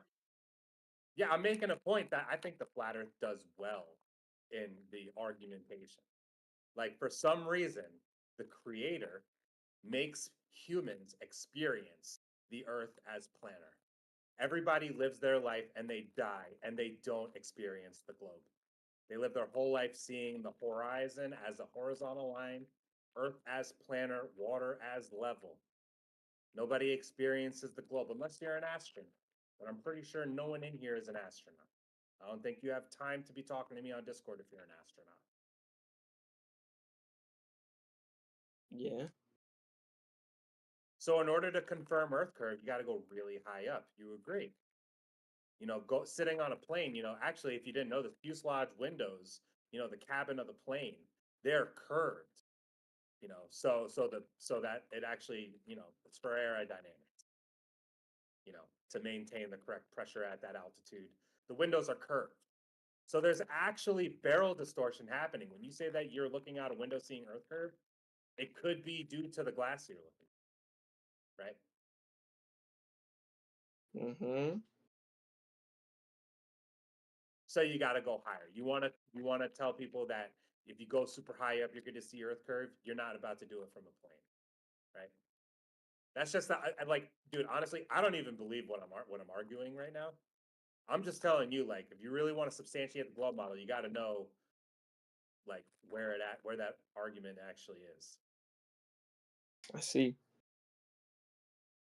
There's nothing wrong with thinking that you could see Earth curve out of plane. Technically, you should. In my opinion, it's not entirely resolvable to the human eye, and there's a fuselage window that can create barrel distortion. So there are instances where you're not looking at Earth curve and you think you are on a plane. But- And I'm not trying to I'm not trying to make it all about you. I'm not trying to trap you in my web of whatevers. Like, if y'all are literally like resisting jumping in and talking and saying stuff, like, don't. I know, like, there's an argument like NASA fakes the fact that there's pictures of the Earth being round, which I firmly believe because there would be no point of doing so, of lying about that. So I feel like that's at least credible, and I don't believe the government has the power to be able to hide the fact that the Earth is quote unquote flat if they can't even keep control of their most important jet blueprints.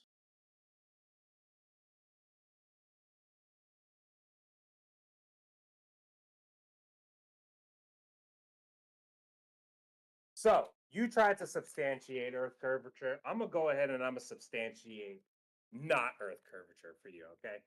So typically when people are measuring their supposed curvature, they think that there's pictures from space, right? Well, NASA, there's evidence that NASA's been making stuff up.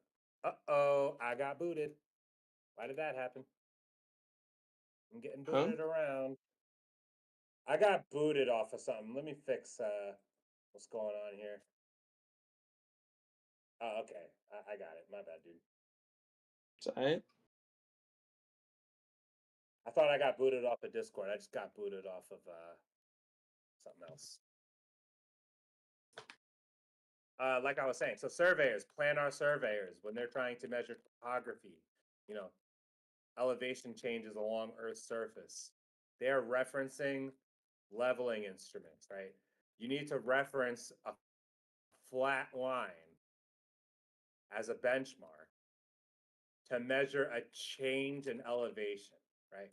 The height of the ground. All surveyors reference water as a horizontal plane to measure any elevation change. Water is treated as flat because it is practical.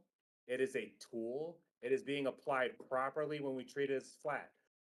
So this is indicative that water is flat because we treat it as flat. It's practical to treat it as flat. It is the method of measuring elevation change for hundreds of years. You reference water as a horizontal plane, right? Now you have to ad hoc in your globe. Now you have to say, okay, well, we're going to reference water as a horizontal plane, but because Earth is curving and gravity is curving water, technically it's not a horizontal. But it has no application on a local level. There's no reason to think that water is curving for your horizontal reference. It's not practical. And things that are not practical is typically because it's not reality. So in reality, we treat water as a horizontal plane because it's practical. It's a method to measure. We reference water. We reference water levels. If I use a long tube, right? Like, I want you to imagine this, right? You fill up a bathtub with water, right? Every point along the water surface is at the same elevation. That's why it looks flat. If you try to measure it, you're going to say, oh, well, the deviation is so tiny. It's like a millionth of a this. It's like a millionth of an inch or something like that. Cool story. Until you measure it, it's just a baseless claim. Okay. If I set up another water level right next to that, I'm using, like, you just got to imagine a tube with multiple connections. Every point along the water surface in those tubes I would like to draw what I'm saying. I'm not gonna draw what I'm saying, but I would like to. But yeah, whatever. Water levels are, equal elevation on the water surface. On top of that, On top of what? and on top of water being level and us treating it as level, and that being the practical method of measuring, you don't experience curvature. Like the creator literally designed you, like your conscious being. You experience reality, and you're experiencing Earth as flat. That's just objective. So that was the intention behind your scale. If there is any intention behind your design, right? If you think there's such thing as a creator or a god or the Most High, then there is intention behind your being, right? You're intelligent not because of chaos. Okay, you think chaos created intelligence? Wait, no, that's not what I was agreeing to. I was saying that what you were saying before.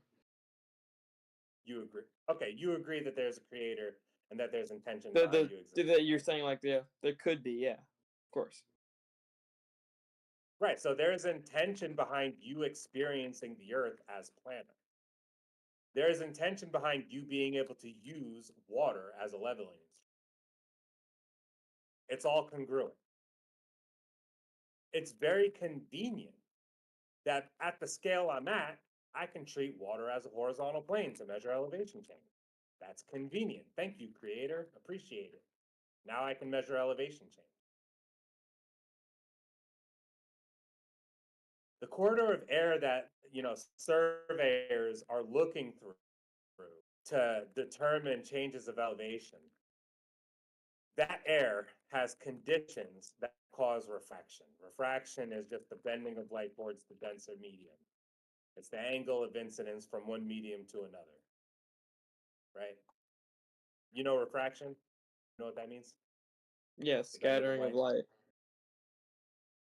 It's like light being scattered through like a glass or something like that. Right? So when surveyors are looking through the air and they're trying to find elevation change to make a topographical map, when they're doing planar surveying, they think that that corridor of air that they're looking through is creating a vertical displacement. The target is not in its actual position. The target is being refracted into an apparent position. I call that vertical displacement. Because of the turbulence and the conditions of the atmosphere, the geometric position of your target is displaced due to the bending of light through the atmosphere.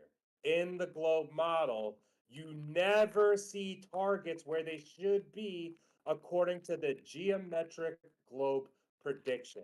That is objective in planar surveying. You have to say that light is being refracted and that it is changing the geometric position. It is putting the geometric position into an apparent position. Vertical displacement, because heat rises and there's a lapse rate. And that lapse rate is causing there to be a temperature inversion, which is going to apparently lift the elevation A. It's going to lift the target's geometric. It's going to put it in an apparent position. Let me know if I'm losing you. I mean, like a little bit. I'm gonna be honest. A lot of big words. I mean, I know what they mean, but like, it's been a long summer. I haven't been in school for a minute, so not really in. You're not at fault. This is all. I've been in this conversation for years. I think that this conversation requires a lot of education. If this is all new to you, you're innocent. It's not your fault. I really was realistically in here to learn the differentiating opinions, but from what I've seen when I went into that call, they had no logical anything to say to me, and it made them all seem like morons. One of the first things they said to me is, "You sound like you're vaccinated," which that's really really I'm sorry that happened. That's not appropriate. That has nothing to do with the conversation. Whoever did that Also to you honestly should be removed from that server. But yeah, dude, it's not any way to address you inquiring about their model. also breathing radioactive air or a brainwash from the government. That's what really made me believe that they're all morons. Like I grouped them as idiots, but from what I've heard from everyone else, it seems like there are some credible people, if you can say, like they have knowledge in the subject. And I saw that you guys were debating. I'm like, you know what? Might as well join and listen to see like what really makes people believe that the Earth is flat and why it is not from the other opinion. And that's what I was really listening for. That's what I did until like like he was like kind of like sounding crazy a little bit. Do you know the circumference of the globe in the model? I do not know the exact number. I'm gonna be honest. The distance to the moon?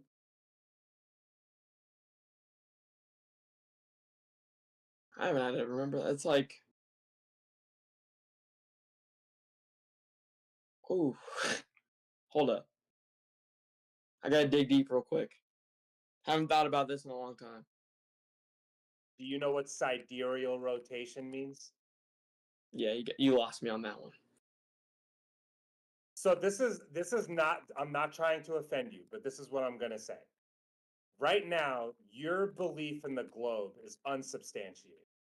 Like my you belief in the that globe Earth is a what globe, I've but been told and what you have no evidence. You have no reason to believe it's a globe. Until you can substantiate the model with actual evidence, it is just a dogmatic religious belief. I'm sorry to say. Yeah. Sure. But since you're willing to participate in the conversation, actually enter the discords and open your mic, you are now out of the 99.99% of the world that never inquires into why Earth is a globe. So you're already moving in the right direction, dude. Kudos. Just want to give you that. But Appreciate yeah, dude, as long as you accept that, that it's possible that the people that claim that it could be flat, it's possible that they are in that position because they know what the globe claims, right? And some of the claims they feel unsubstantiated, right? When they say that they're observing Earth curve like 10 miles away, the ground appears to be dropping away.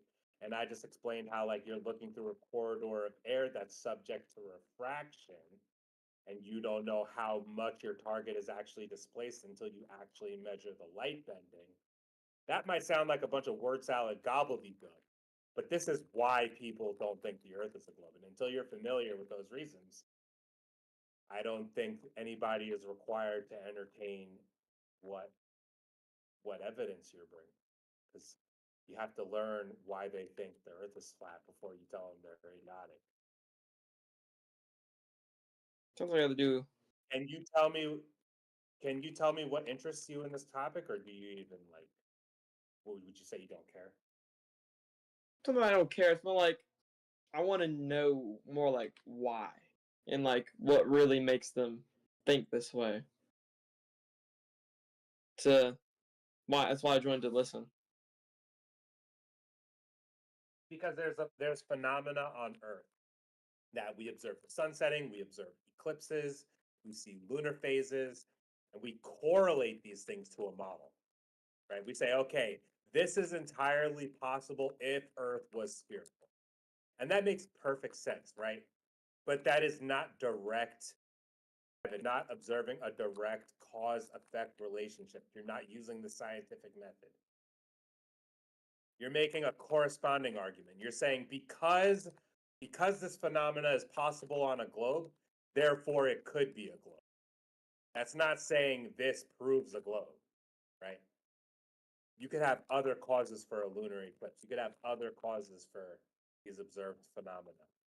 That inconclusivity is what makes people consider alternative cosmologies possible, because you can consider other models.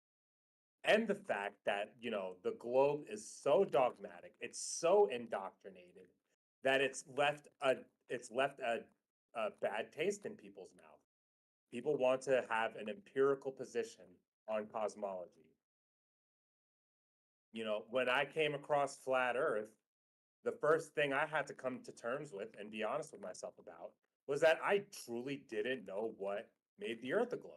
I was learning that from people in flat Earth. Admittedly, you know, now, that doesn't go for everybody. But if you can accept that about yourself, that like, oh shit, man, like it's possible that I don't know what makes Earth a globe and the flat earthers do. That might happen.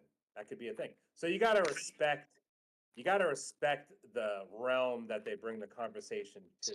It's important to verify and substantiate the globe if you're gonna make definitive claims about it. It's a humbling experience. Yeah, what's up? Hello. Is that bacon? Did bacon just pull up on me?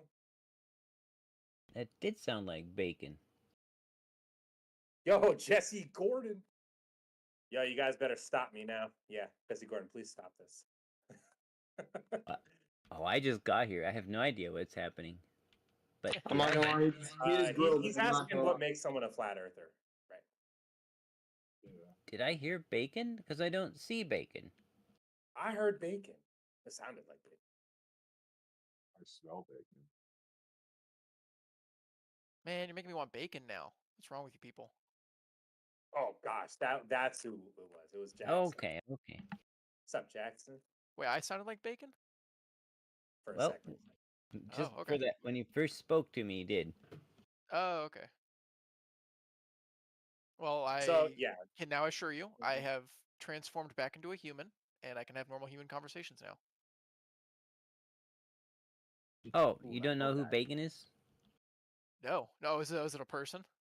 Oh yeah, it's a super nice guy. And Oh, I assumed my mic made some weird sound that sounded like sizzling bacon. no. Oh, okay. That's funny. Bacon is in Brazil, and he's actually done a lot of work on learning how and understanding and explaining celestial navigation. Oh, does he use a theodolite? A sextant. Oh, okay, interesting.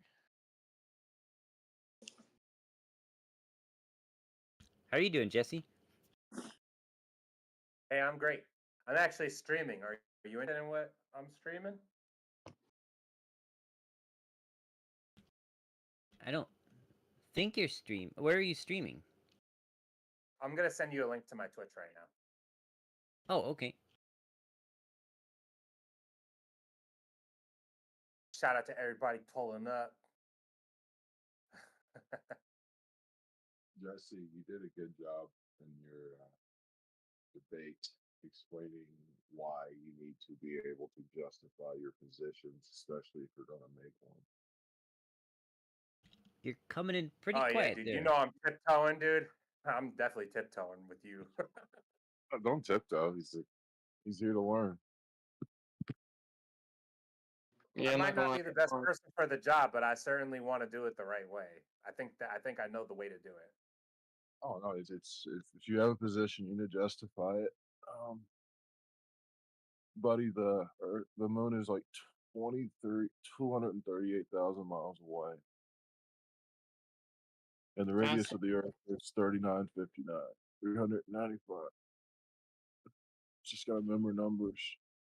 I have a friend who got about 239,000 miles on his clutch before it went out. He could have driven all the way to the moon if there was a road. Yeah, I've seen trucks like that, like 300, 400,000 miles on.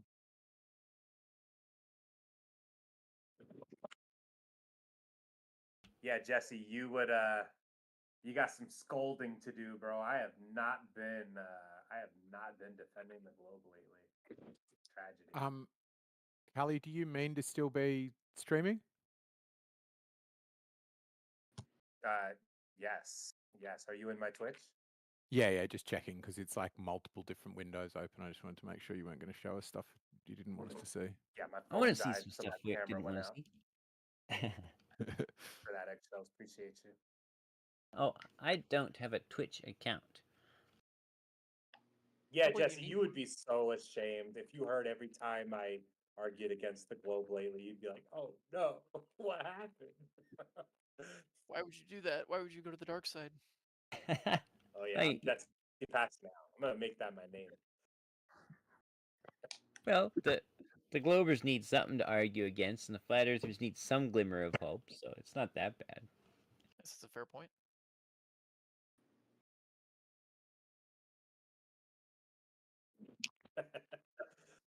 I was just breaking down how surveyors, planar surveyors, they reference water as a horizontal plane to measure change in elevation of the surface of the ground. They're looking through a corridor of air that's subject to refraction conditions in the air.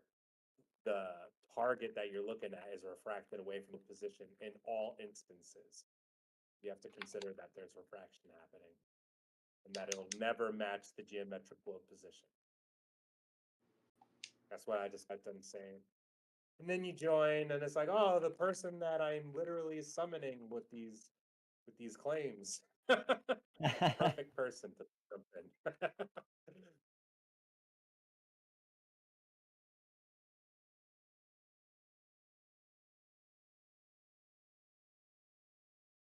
I don't try to substantiate flat Earth anymore. I only care about substantiating why people question the globe. I think that's a much more interesting conversation. Yeah. Michael, I have a question real quick, Jesse, Path of Light. Could you tell me your 3 best globe proofs? Curve, curve, and curve. Classics.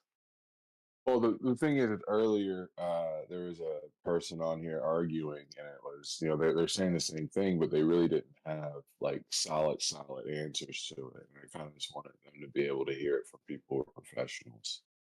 Of course. Just to be clear, I'm not a professional surveyor. I'm a hobbyist, but I've measured drop over distance numerous times and at numerous different distances and elevations. So that's why I say drop over, curvature is, I think, is my best evidence for Earth being curved. And so explaining that to someone, like how do you, as a layman, I guess, how would you use that as an argument other than, hey, drop over distance? You're going to say, WTF is that? You know what I mean? Like, how do you utilize that or gear it up to be a good argument, essentially? Well, I have some infographics and I have a lot of actual real world measurement data on shared public spreadsheets, depending on how deep they want to dive into it. And it invariably goes to them saying, well, you can't trust your eyes. You can't trust the path of light. Mm-hmm. Things aren't where they appear, which is kind of, they don't want to do that because then that could also explain the black swan oil platform pictures on a globe. If light can take a non-straight path, then that eliminates black swan pictures as globe or as flat Earth evidence. But they end up saying, well, things just aren't where you see them when we present globe evidence of measurement of over distance. So usually that's where they recognize they aren't going to win the argument and bail. But if they are willing to learn more about the path of light, then there's experiments that I've done and that they can do where you actually test what light does in a density gradient, and you find that it does curve slightly in air, but it curves the wrong way to make a flat Earth look like a globe. It would make a flat Earth look concave, not like a globe. Does that sort of make sense? Yeah. Yes. And so now, like you said, you have the person who's going to reject A, B, C, D. Do you have like a secondary proof after this one? No. If they don't want to learn physics that they can test in their own kitchen to understand how drop over distance is indisputable evidence for globe, then there's nowhere to go from that. Really, they've basically decided that flat Earth is not an evidence-based thing for them. It's a faith. It's just something that they've chosen to believe, despite regardless of evidence, and that's that. And there's nowhere to go after that.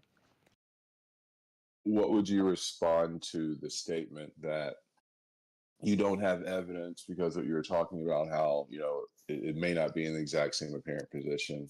You don't have evidence. What you have is a religion. What would you respond to that statement?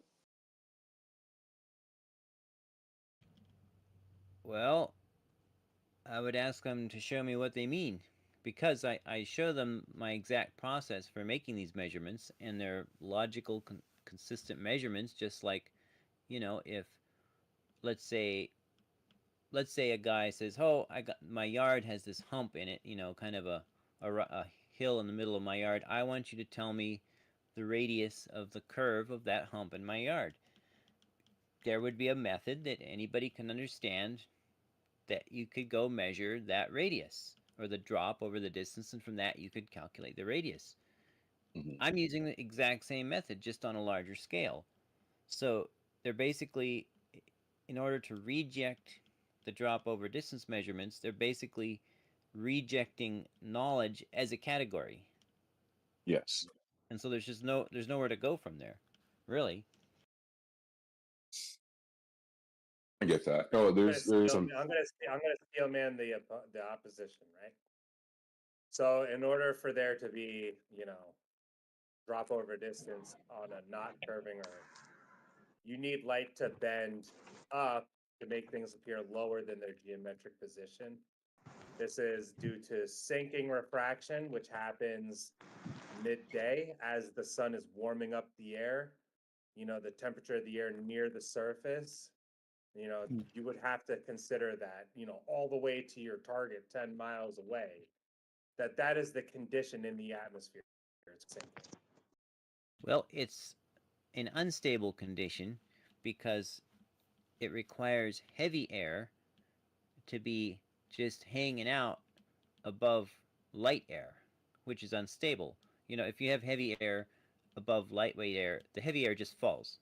It doesn't persist. It can form. It forms like when there's a hot road. It forms in the first 5 or 8 inches above that surface. But the light hot air is constantly rising and being replaced by cool air, which quickly gets heated. So close to a surface, there can be that condition, but it cannot exist at any length of time and with any stability up, 500 feet above the surface or more at all. Probably not even 10 feet above the surface or more.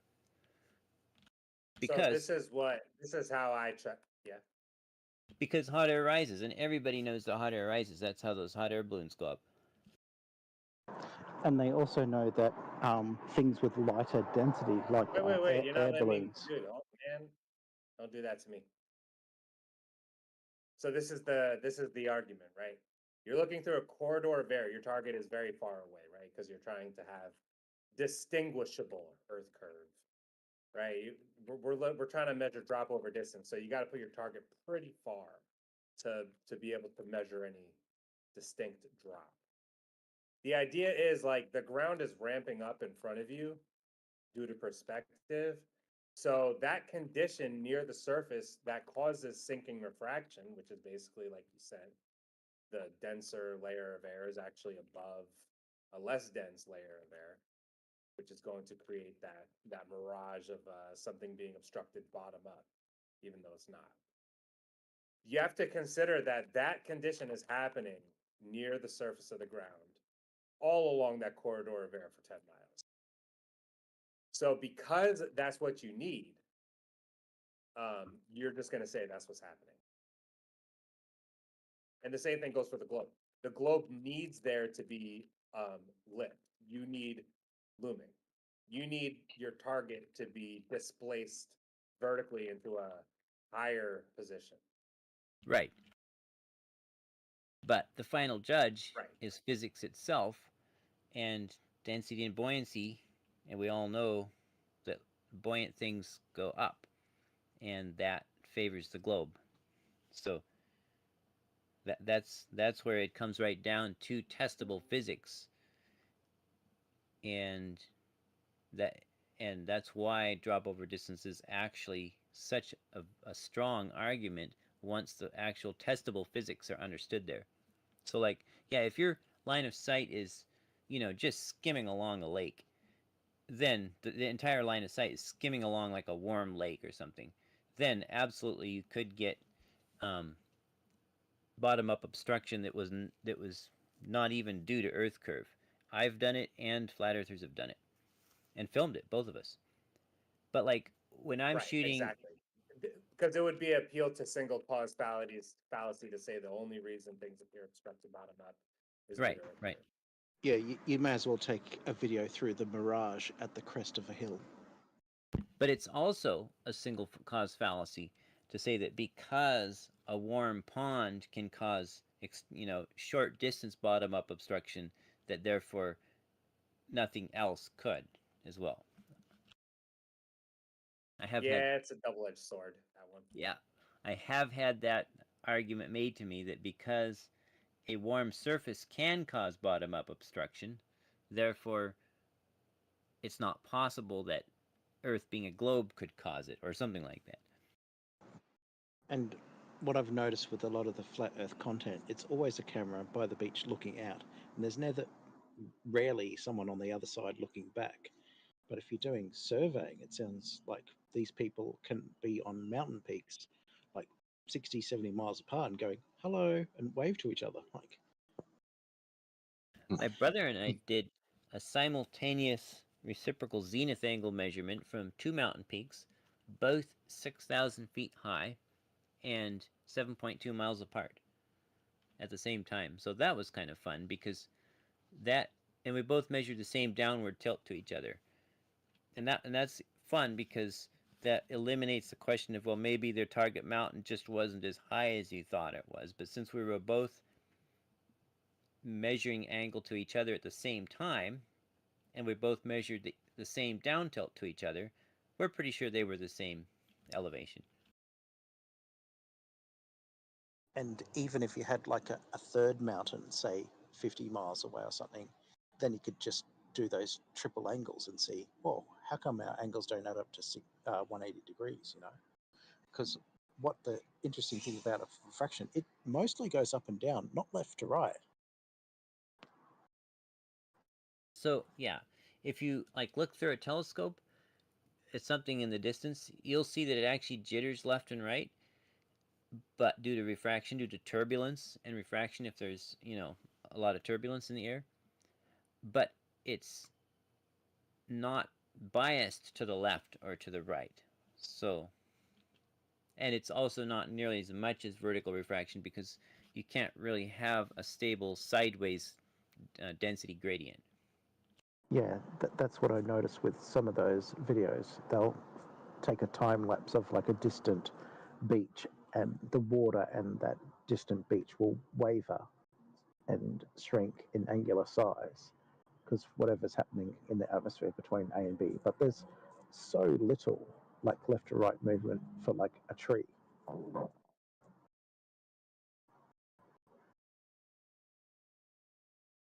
Is there like a min and a max for refraction, like known ranges essentially?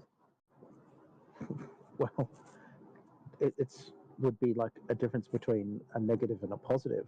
Like that image that I posted at 58 past the hour is the same gradient of densities, just flipped upside down. So the laser goes in one end, bends down, and then through the other gradient bends upwards. So that didn't have anything to do with the question. Yeah, I don't think there is a maximum, because hypothetically you could shoot down the barrel of some optical, what's it called, fiber, cut, and it would go in one tube and out the other like a horseshoe. Yeah. Well, I'm just saying, like, is there like known ranges? You know what I mean? Like you look at something and you're like, oh, that's within the range of like refraction, or that's outside of the range of refraction. You know? Well, I would say, like, look at the long distance photography record, add about another 200 miles, and that's probably what you'd expect to see on Earth. So the current long distance record is like from one mountain peak to another, and it's about 443 kilometers. And that's just because the refraction lifted that distant bow to a new apparent position. So it was in visible range. So it might match Earth curve 1-to-1, maybe a bit more, but it's hard to tell if there's a maximum. But judging by how difficult it is to get some of these world record photography stuff, you're getting towards the upper limit, because it's like literally the world record so far. Yeah. So, as far as lines of sight that are predominantly high above the surface, refraction is almost always just standard, very, very close to standard refraction, which is... what would that be? Like, you want it in metric or in English? 6/7 the radius. This is where I start. This is where I start getting excited. I'm definitely about to jump in. So yeah, like where like what is that? Like what is that? Like you said, oh, it's just standard refraction. You know what I mean? That's kind of like the minimum of it. Standard is not the minimum. Standard is standard. Okay, I asked for a min max. I'm not a flat earther, Jen. GT out of here. I mean NASA. I'm not. I'm just literally asking a question. Min is 0 Standard rate of refraction, when the light's directly overhead. The same amount of refraction, no matter the conditions in the atmosphere.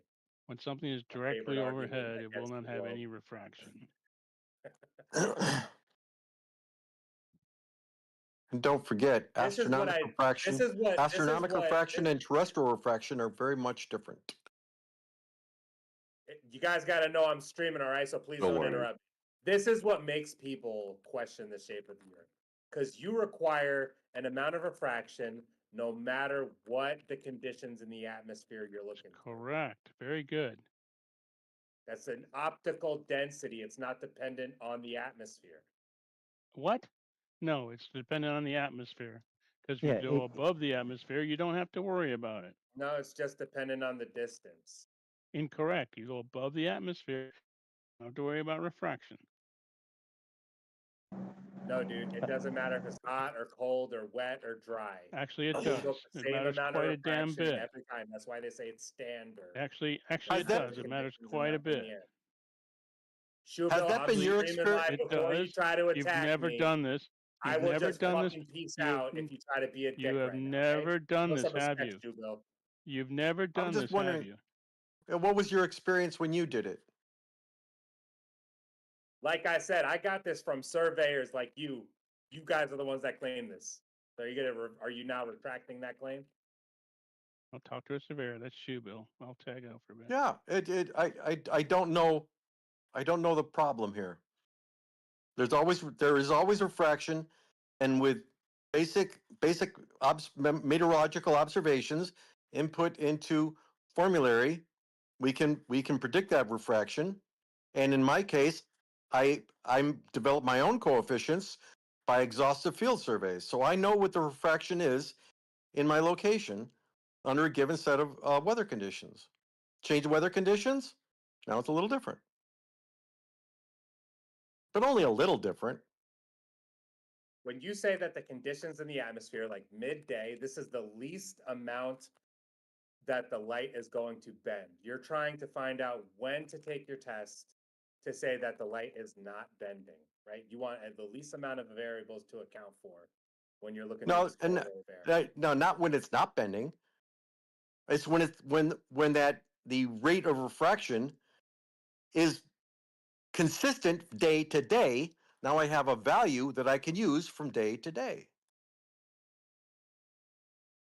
Do you agree that there is a standard rate of refraction no matter when or where or how you're taking your observation? I will not. No, I do not agree. There's a standard rate. There is a standard model given pressure and temperature inputs. You said it yourself the other day, dude. You said it's dependent on the distance, 4 arc seconds every 4 miles. Yeah, the 4 arc seconds per mile. Yeah, that's the rate. And if you go 20 miles, that's 80 arc seconds of refraction. Yeah. No matter what the temperature, right? No, that's under the conditions that I described. That does not apply to the night. least amount of bending of light, right? The most parallel light that you can possibly be looking through the air for. You're saying that even when the light is not bending due to the conditions of the atmosphere. Not bending. No. Why do you do that? Okay. I'm listening. There's no conditions where the light is not bending. And at night and winter, the refraction is greater. And at midday, in the middle of the year, or between late spring and early summer, now I know what that condition yields, and that's information that can be used. I think it would be a better term to call it like the mean or average refraction. I like to call it the typical, or what you're, if you don't know, if you're only going to make a measurement a couple of miles, you use the typical refraction, because even from the extremes, it's not going to matter much at a few miles. You're right. You can't ignore it. You can't ignore it because, I encounter 4 arc seconds per mile, but you know what high refraction is? Oh, maybe only 5 arc seconds per mile. Well, if you're only going a couple of miles, you only have an error of, a few seconds. And at 5 miles, a few seconds is insignificant. And when you say high refraction, is that due to temperatures? You know what I mean? Is that like something that makes it that way, or is it like a different way of measuring? Is high refraction? Well, refraction is dependent on density, and density is a product of temperature and pressure. So at night in the winter, you're going to have the greatest refraction, but it still only might be 2 seconds per mile greater than in midday. But 2 seconds per mile, couple miles, not a problem. Go 30 miles, go 25 miles, 20 miles. Yeah, now obviously you're dealing with real numbers. But if you just use typical refraction, that's like 3.9 or 3.8 arc seconds, and I'm getting 4.05. Yeah, not exactly a world of difference. Yeah. And I open up my 100-year-old textbook, and I get within a scant 2% of the value of refraction. And you were also, I remember you were saying, Shubil, that like planar surveying is basically like a thing of the past. Very much so. And even in planar surveying, elevations are still done the same in planar surveying, geodetic surveying. If you're doing elevations by zenith angle or elevation angle, it doesn't matter. They're the same in geodetic or planar or state plane. Are you willing to take this walk with me, or are you guys just gonna pass the ball? Why is planar servicing going away? I mean, if y'all just want to discuss amongst yourselves, or if you want somebody to debate against it, let me know. All right, because you say that throughout the night. You say that throughout the night, the air is getting more dense because of the lack of heat. But like I said, you say that this means that the light is bending more at night when it closer matches the flat Earth prediction, right? Yeah.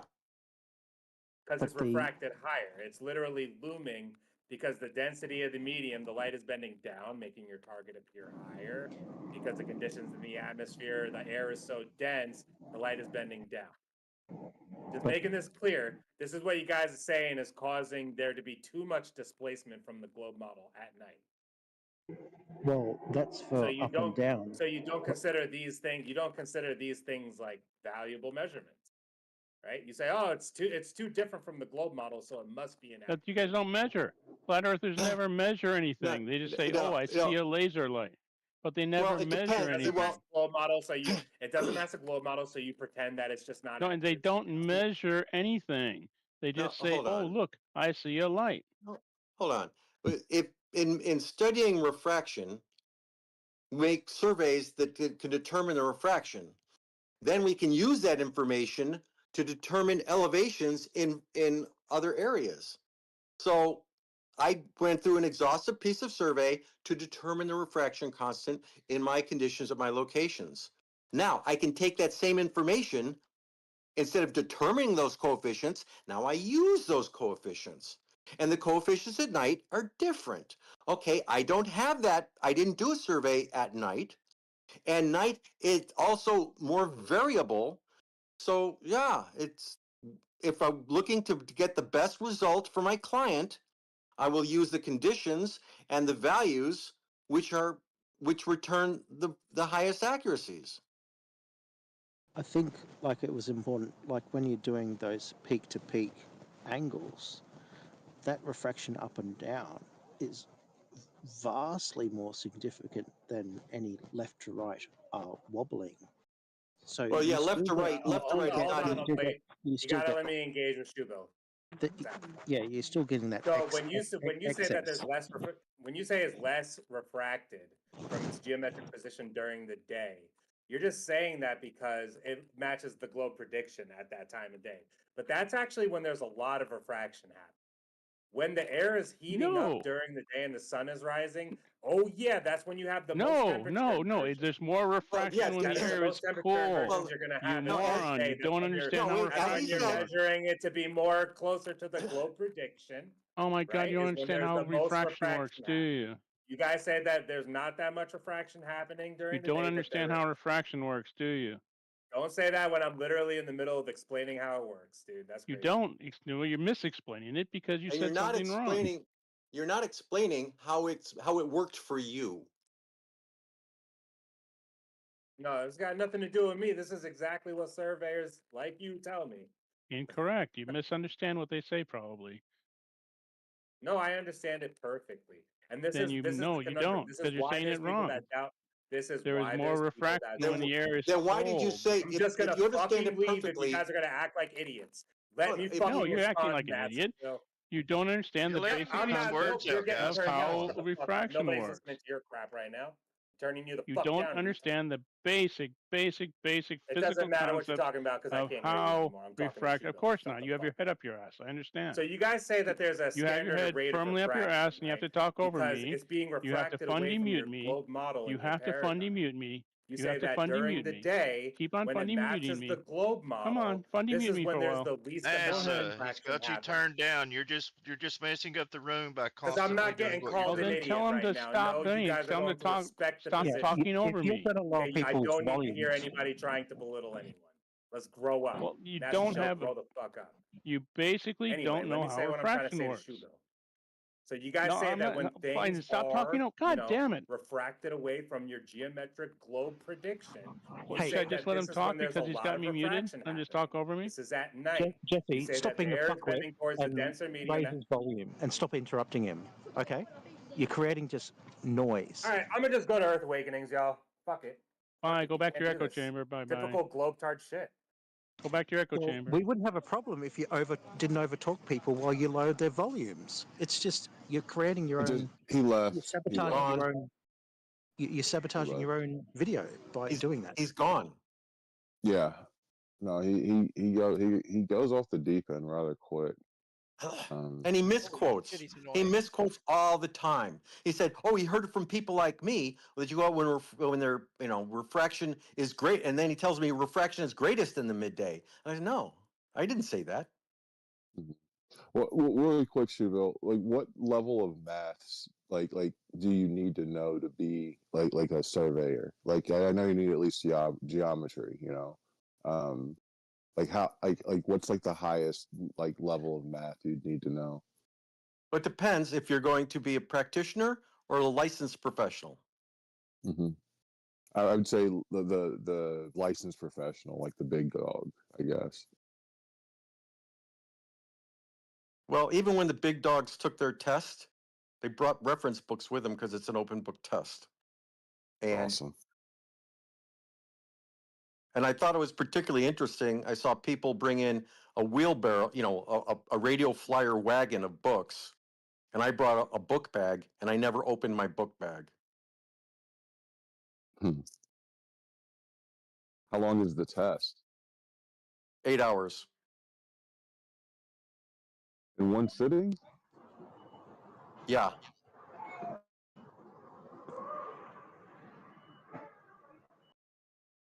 I don't think I want to be a planer. I think I want to be a surveyor. And I sat next to a civil engineer, and the civil engineer said, "Man, this shit is hard." Yeah, I did like bank stuff, so I had to take my 7 and 66, and I thought that test would be hard. I mean, this one sounds ridiculously hard. No, it's not ridiculously hard. There's a handful of formulary. Now, I didn't, you know, whether or not you're going to have to go and from scratch derive the formula or, you know, go into the PhD level of generating the new coefficients or the new calculus and algorithms. And then it gets distilled down into a working set of formulary, which are, you know, second order polynomials.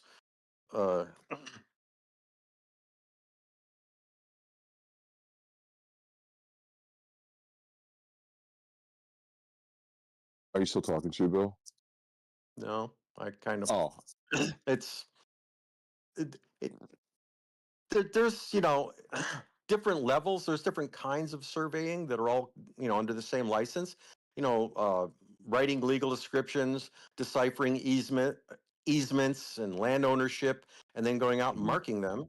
And then there's making, you know, control maps for a statewide mapping program, or, you know, 50, 80 miles of highway. You know, those are different kinds, you know, different levels. And when a project I was working on, I would do, you know, with me and 3 other crews would be pouring all the information and back into the office. We had 2 or 3 people going through the data in the office, collating it into input formats to run in a computer. Because we live in the machine calc world. So what I had done is I'd taken it back a notch and go, well, let's do it all with pencil and paper.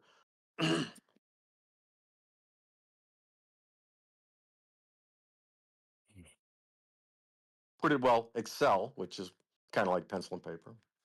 yeah. Yeah. The 2000 version of pencil and paper. Yeah.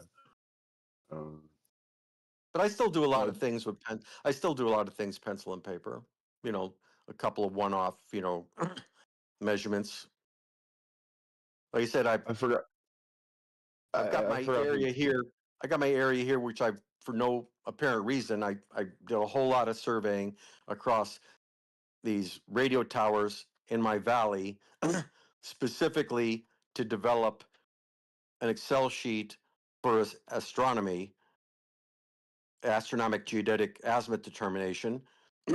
And of course, along with that, I have all these vertical angles. So I said, well, okay, moving on to the next phase, let's investigate refraction. So I really got a solid handle on it.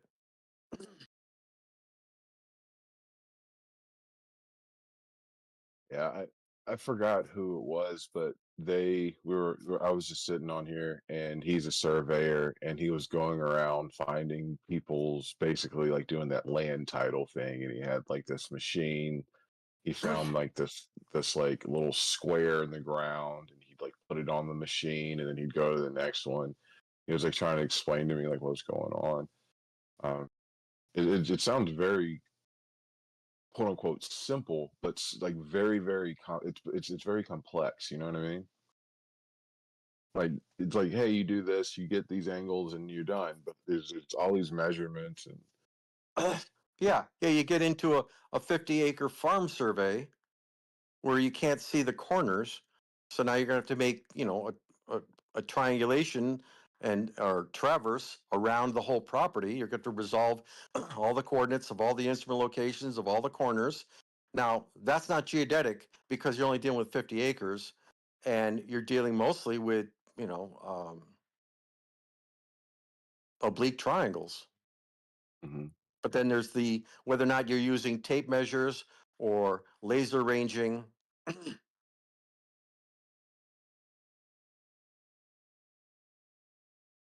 How to plan out to get a strong geometric solution, and then you got redundant measurements. That's how if you're making a whole bunch of angle measurements and distance measurements, to over hill and dale to the back corner, well, you're going to have to do that at least twice to make sure it's right. Redundancy as you're going around, so you have internal checks.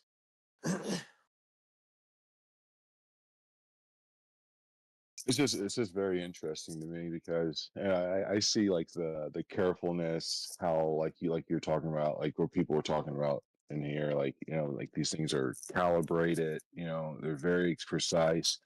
Two different people can make these same measurements and get the same outcome, but like it's always like rejected by the other side the other side as like pseudoscience, which is so weird to me.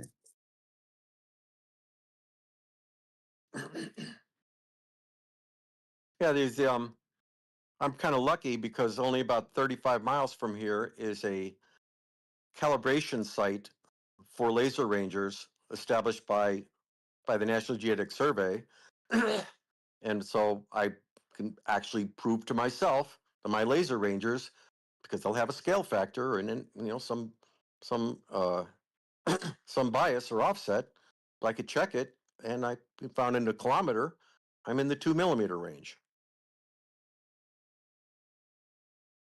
So if you measure a million millimeters, I'm going to be give or take 2. But to get that, got to make it temperature and pressure measurement. Have to figure the the essentially scaling the speed of light and the density of air, at the time.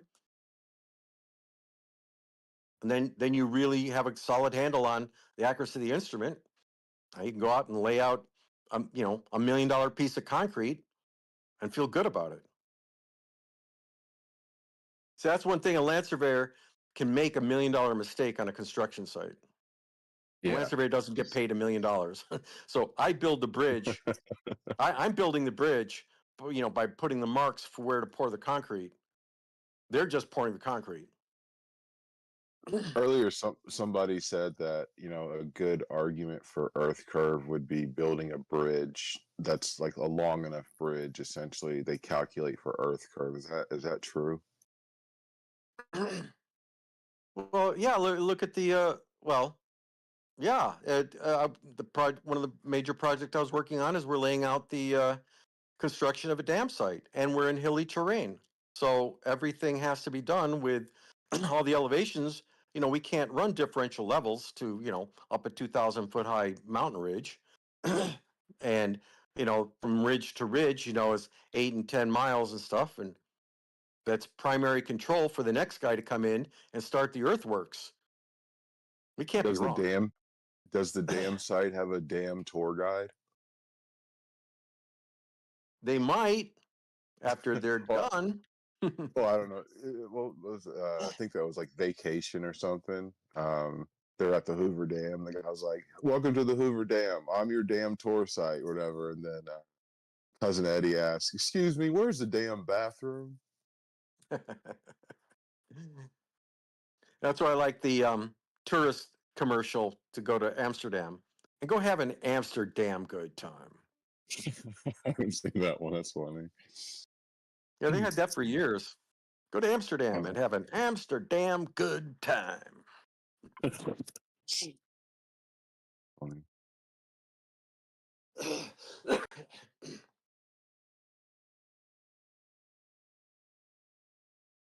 See, surveying is such an old and mature science. I don't know why they want to pretend that it's all fake and made up. And then when they surveyed from Maryland to California in the 1890s, some reason the Flurfs don't like the fact that it's documented. They think, oh, it's all presupposed. Well, no, that was the whole point of doing the measurement. I'm typing an angry text message to someone really quick.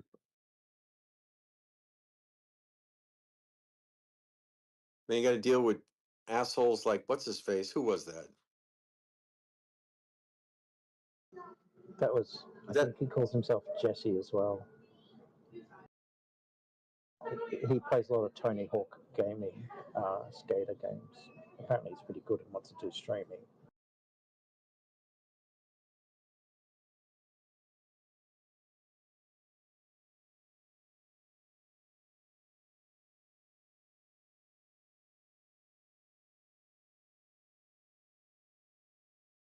And you find all these crazy fucks that say that trip to Union Glacier proved the flat Earth. I'm like, how did that happen?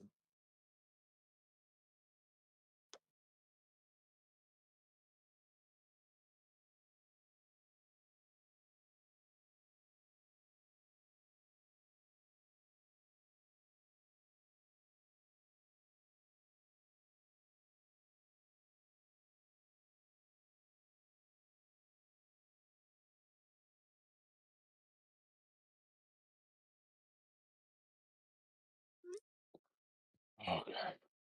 But when he said optical density has nothing to do with the atmosphere. We're talking about the optical density of the atmosphere. It's not like it has nothing to do with it. We're describing it. I was kind of shocked to learn that refraction happens more at night, but I understand why. But that the it's if you learn some things and it kind of doesn't fit into like a model, that you kind of put together sometimes. Yeah, because the air looks clear. They can see farther. Yeah. Which is exactly why triangulation is done at night, so you can see farther.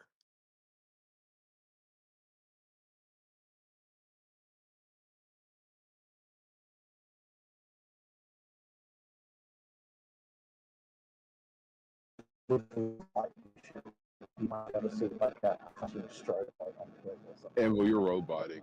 Not as easy during the day. Yeah, sorry. Oh, no worries.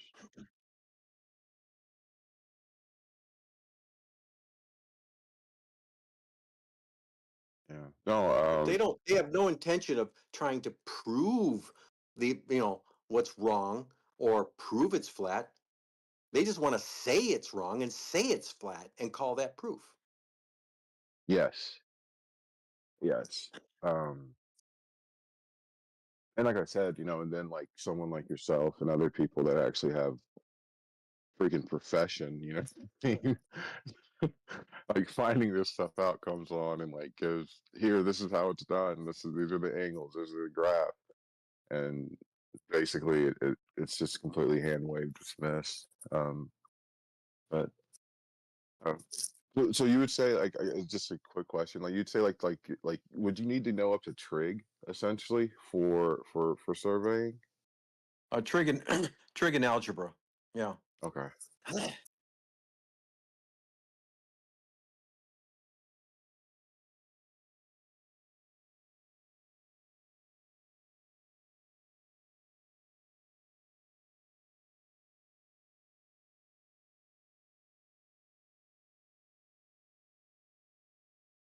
No, he was trying to argue for the flat Earth, I think, and I think it's kind of funny. He kind of gets lost in his own mind when he starts doing that. and it always ends up every time he does that. Every time I've been in here or anywhere with him, and he starts steel manning something, it always ends up in something getting blown up. Some anger conversations, but it is what it is.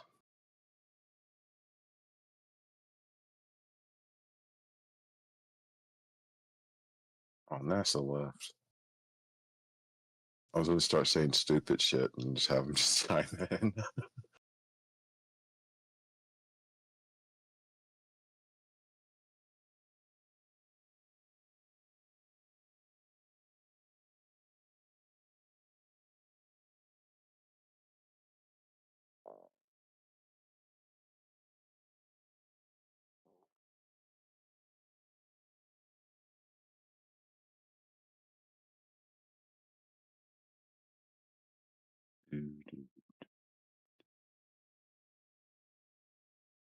Well, all right, Mr. People on the other side of the world, I wish you guys a wonderful afternoon. I am going to go to bed.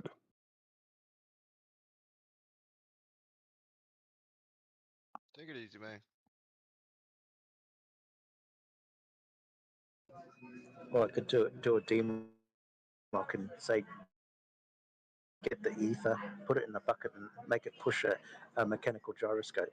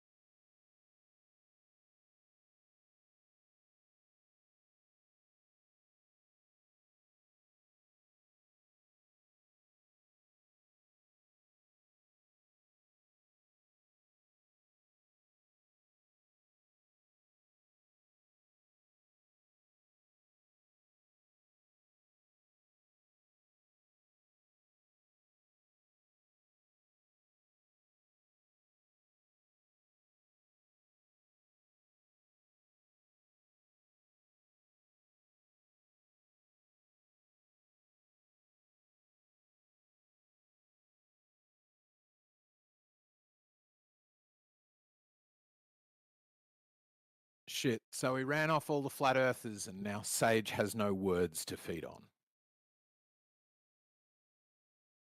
Hey, they ran themselves off. Where were they last in here? How far up the transcript do I have to go? Oh, it's been Reenie and Shoeville till just recently, I see. I've seen him play both sides of the fence, so I'm not sure exactly what his goal is, like to be diverse enough to understand. You're very quiet. Positions, or just act. Who are you talking about? Shoebill? No, the Jesse Tony Hawk gamer guy. Oh yeah, he switches sides.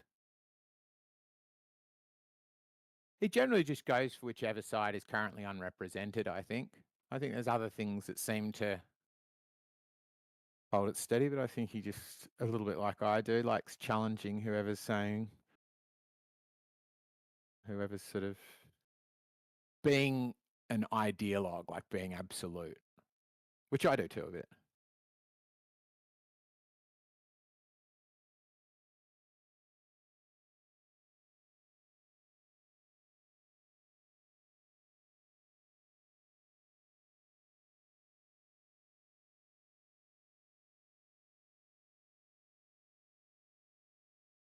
last night. I think it was Anvil who was chatting with the flat earther. It was pretty good to listen to you guys last night. Which flat earther? Oh, the one that you were asking whether or not what his best evidence for flat Earth was, and eventually came off with it. You know, we can see too far, and you're like, well, how far is the flat Earth, the horizon on a flat Earth? And then he had to come out with all their bullshit. Oh, the differential floor compression. Yes, that was electricity. Yeah. It was very fun. Rayleigh's criteria and, you know, all that shit that they have for things coming together on the horizon. The Rayleigh one, I finally dug into why they say that. It is quite funny. Yeah. It's like the 1.22 times the observer's height in feet, that number 1.22 happens by chance, which is a quite fun coincidence. The number 1.22 happens to appear in the Rayleigh criterion in one of the ways I think like the fundamental, like it's a constant in the calculation. And so they're like, therefore, it's got the radius of the Earth baked into it. And I was like looking into them one time and I was like, but the 1.22 is the square root of the observer's height in feet. That's not going to work in metric. So which is the Rayleigh criterion? Is it in metric or is it in imperial? And then it turns out it's in neither. It's a measurement of angles. So the 1.22 would be a totally different number if you use metric. And just because it appears in both, they're like, therefore it's got the radius in it. It's quite a fun one. I'd heard them say it for years and just never bothered listening to why. And also, isn't it, you know, like when headlights, like in a car, it's just one light, but when it gets closer, it separates into two. And so I think they're reversing it so that if things get far enough away, they're just going to merge into one thing. And that's why everything, I don't know, I find it happens. But it gets me that everything gets smaller on the horizon as it gets further away from you, except the fucking moon. Yes, that is a funny one. That's why it But can't then be he's- physical. Then he's trying to explain why it's disappearing bottom up. And it's like, but why isn't it disappearing sideways in as well? What about you, Riggs? Do you reckon the moon's physical? Do you reckon it gets closer and further throughout the night?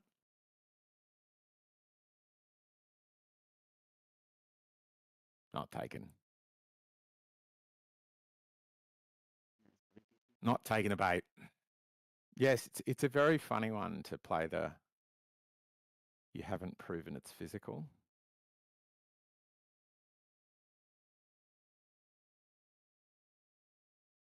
So give me an example of something that isn't physical, that appears to get smaller as it moves away from me. Because I know it's above my head, and then I know it's way on the horizon, so it's got to be moving away from me.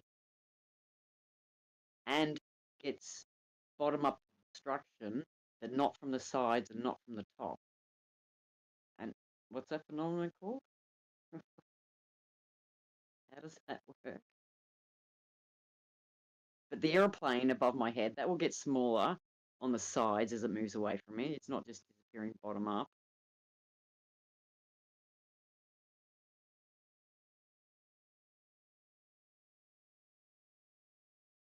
The moon.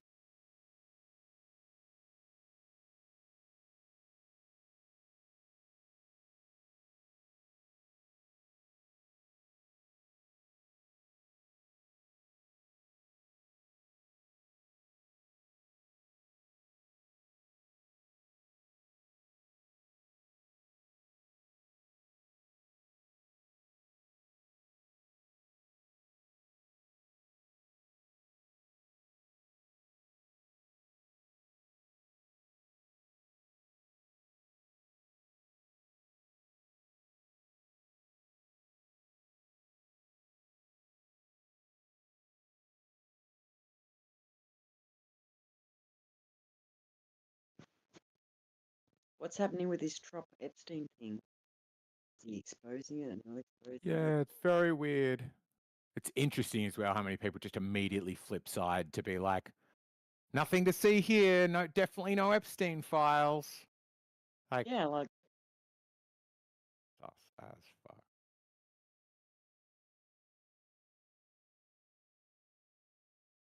And then Trump's going, if if you want to carry on about the Epstein thing, then you're not a MAGA supporter. We don't want you. Yeah. Like, And here's really? the thing: some people on the left are going, "Oh, well, he's clearly a pedo and he's been there." I would be surprised simply because he knew there was a good chance he would win this time, and he kept saying, "I'm going to expose Epstein," and he's sort of, I don't know, he's a bit gross and weird. I wouldn't be surprised if they didn't get on that well. And apparently there is one story that is witnessed of him throwing Epstein out of Mar-a-Lago because he was hitting on his daughter or there with a very young girl or something like that. So I would be surprised if Trump had been to the island and was running up to the last election going, I'm going to bring out those files. But what I think is the case is now that he's in power, there are some extraordinarily powerful people who are sweating bullets and have been for a while. I'm going with the conspiracy that Israel's involved. That, because Ghislaine her dad was a Mossad informant or Mossad operative, that she's possibly connected to Mossad. And there's no way they did all this stuff without the FBI or some government American help. It was like a joint operation of getting dirt on people. And Trump can't expose it because it just brings down the Israel American relationship. And also, yeah, that's probably it. I'm going to go that's full blown really religion. Yeah, that's Sorry. super in the conspiracy weeds. Yes, that's full on conspiracy. It's hard there. That makes more sense to me than him just stopping. Mm. And although I think he's a womanizer and, blah, blah, blah, I don't think he was underage. Yeah, or it wouldn't surprise me if he did, because the other thing we've got to remember is, like, Lolita was released in the 90s, right? So people were pretty, I mean, like, remember back to being, I remember back, I'm 42 now. I remember back to being a toddler and noticing, like, the idea of an uncle grabbing someone's bum at a, like, pool party or something, niece running past or something, would have started being frowned upon about then, I think. But so the chance that these guys fooled around, and the term jailbait and stuff, culture was quite different. The chance that he fooled around, but I think he would have had his own sort of weird sex things going on, and I also don't imagine him as being a really sort of good socializing at a party type. So I'm with you. I don't imagine he went there, but yeah, I think. And I think he just had enough money to attract women, regardless of how he looks. Yeah. So I don't think he needed to be in that blackmail world of to get sex. I don't think he would have had a problem. Whereas Epstein, on the other hand, yeah, but it's the same as the Panama Papers. It'll just never be released. There's just no way. If anything, it'll improve the lives of the people who are on the list because they'll all immediately sort of link arms and work together, and through that process, increase their power. Well, and also to stop it continuing. But I don't know why they went so hard on it. They can't have known that they were going to have to back off. I don't know. Well, I guess some of it is it'll help you win. Like if you just listen to what it's a typical populist is you don't pick a position, you listen to what your fan base is saying and just parrot them, making it sound like it's your idea. It's a really bad thing to do in today's times because there's so much factual. If your base has got something that's incorrect and you're all running on that, it'll make you look like idiots.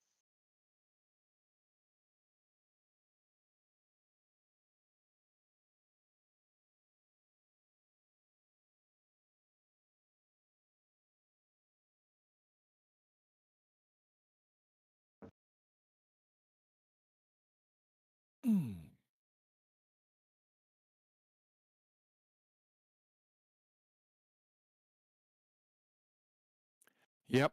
Both dodgy people can exist and the world can be a sphere. Who'd have thunk it? Who would have thought that people might lie sometimes about things they were likely to get away with, but not all the time about things they are likely to get caught? That's the other thing I think beginner flirts get wrong, is they assume that Globers think the world is peachy. There's nothing wrong. There's no corruption. There's no Yeah. lies. And It's a general thing in a lot of flat Earth. Like I put it, it's a similar category. Yeah, thinking, being like you just trust everything the government says. I think is the same as like when proofs for flat Earth are too easy, like too obvious, like water lies flat, and you're like, do you not think captains of boats have had that thought? Like it's so easy that essentially what the real conspiracy they have is that large numbers of people are absolute dribbling morons in comparison to them. Like there's this guy who's been commercial captain for 30 years and he's never questioned whether he sails upside down. Like, come on. And it's his overall, the conspiracy is about the minds of other people. You'll notice as well when you talk, they have to tell you what you think. If they find out what you think, it doesn't work. So they have to go, well, based on that logic, the boats should be flipping. You know, they've got to tell you what, because if they listened, it would break. Still trying to bait Riggs into a chat. He's not taking it. And Sage is asleep right now. Oh, here we go. I think it's better now. Riggs was funny on Earth Awakening. He did the classic look at Obama's hand and look at, Osama's hand, and they're the same hand. Yeah. Therefore, they're the same person. Well, to be like Riggs thinks almost, I would, half of historical figures are, he's gone, cloned or like swapped. JFK is who's the other one? It's like JFK came back and was president again as one of the other presidents. And the Beatles. He's got a big list actually. Riggs. He's funny. It turns out that same day I found out that Beyonce, Hillary Clinton, and Bill Nye are all they're all the same person apparently because their hands are all the same. I didn't know that. So he led me down the path of truth, you know. Yeah. Just one photo of their hands though. Yeah, exactly. At a certain age. Trouble, do you remember that guy that came over to the Eminent and Triple M a couple times who talked about hand gestures and people would make gestures with their fingers and that meant they were in the he called it something. I can't think of what he called it, but he said the Illuminati. He would, no, it wasn't Illuminati, it was something else. It was, but he would say things like, yeah, if you watch them, see how these slowly jerking his fingers, that's secret signs that he's sending to other people in that same group. And they all have secret finger signs, and he was dead serious. Like the dude believed it, but I cannot think of what group he called it. It's not the Masons. It's not Masonic because it's it's like there's No, it wasn't that. It was some weird group. It wasn't a group like a famous like Masons or something like that. It was he just had a name for them. He said they're part of. He made it up himself. Yeah, he said they're part of the something other, but it wasn't like a famous term. I had a real photo of myself up, and he's going, "You're doing it too," and I'm going, "What? So I'm the enemy?" So, well, probably. And some of them are so obvious, like the glasses sign, a monocle sign. You know, making a circle with your fingers and holding it over your eye. I was like, everybody's done that. I've done that hundreds of times. Looking at kids, you know, hey, look over there. Like, and then it doesn't even have to be making a circle around one of your eyes. It could be both of them. It can even be pointing at your eyes. In fact, it can even be covering one of your eyes. I'm like, this is so many. I cover my eyes all the time out of frustration, or like, oh my god, I can't believe you said that, or you know, because I'm stressed, or you know, my eyes are sore. There's just a million. So it just encompasses everything you do with your hands. When you tuck your fingers under your chin and you bring up the circles around your eyes like a pair of glasses, I mean, that's not a thing you do as an adult. That's something you did as a kid. So to see all these adults these one fucking hand around eyes on music videos in a Vogue magazine. I wouldn't be surprised if they're signaling to each other they're in the group or they want to be a part of the group or Yeah. fuck knows what. If you're just a big fan of the Lone Ranger, there's always that possibility. Could be. That's what I did as a kid. We would put our fingers around our eyes with our palms on our cheeks and run around yelling "Hi ho, silver away." It was the funniest thing we thought. Hi ho, silver away. Like apparently, Putin's been using them because he's a bit worried about getting killed. So we do have body doubles.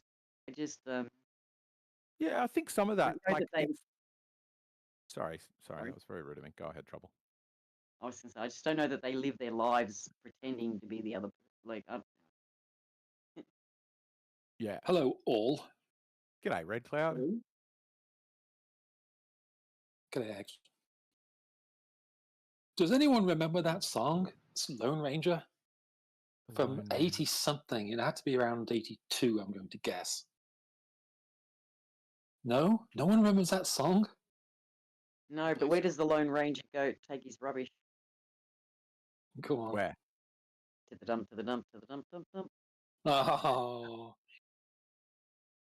There's a song called The Lone Ranger, and it starts with a very strange.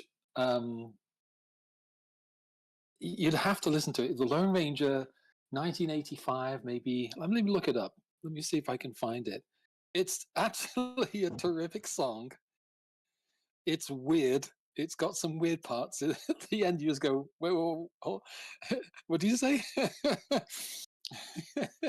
I just remember listening. Hold on. hang on a tick. Lone Ranger. I was going to say, I went to the optometrist and he asked me to cover one eye and said, I can't join the Freemasons today. Every optometrist, Freemason.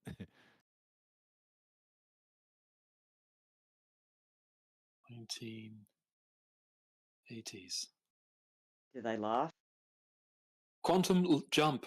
The song is by a group called Quantum Jump. It is called The Lone Ranger.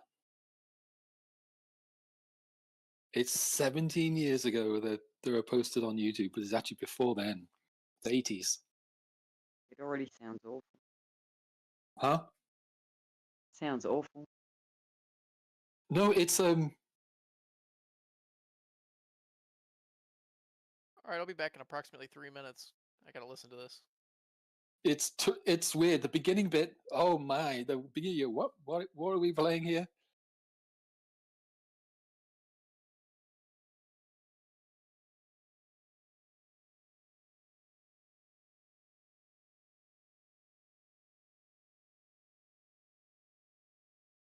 Let me copy it. Copy link. It's not that easy on the iPad. It's not that easy. I don't know why I said that. It must have been something from my childhood. So chunky you can carve it. Try to someone's trying to sing it. So I heard it's basically what it is.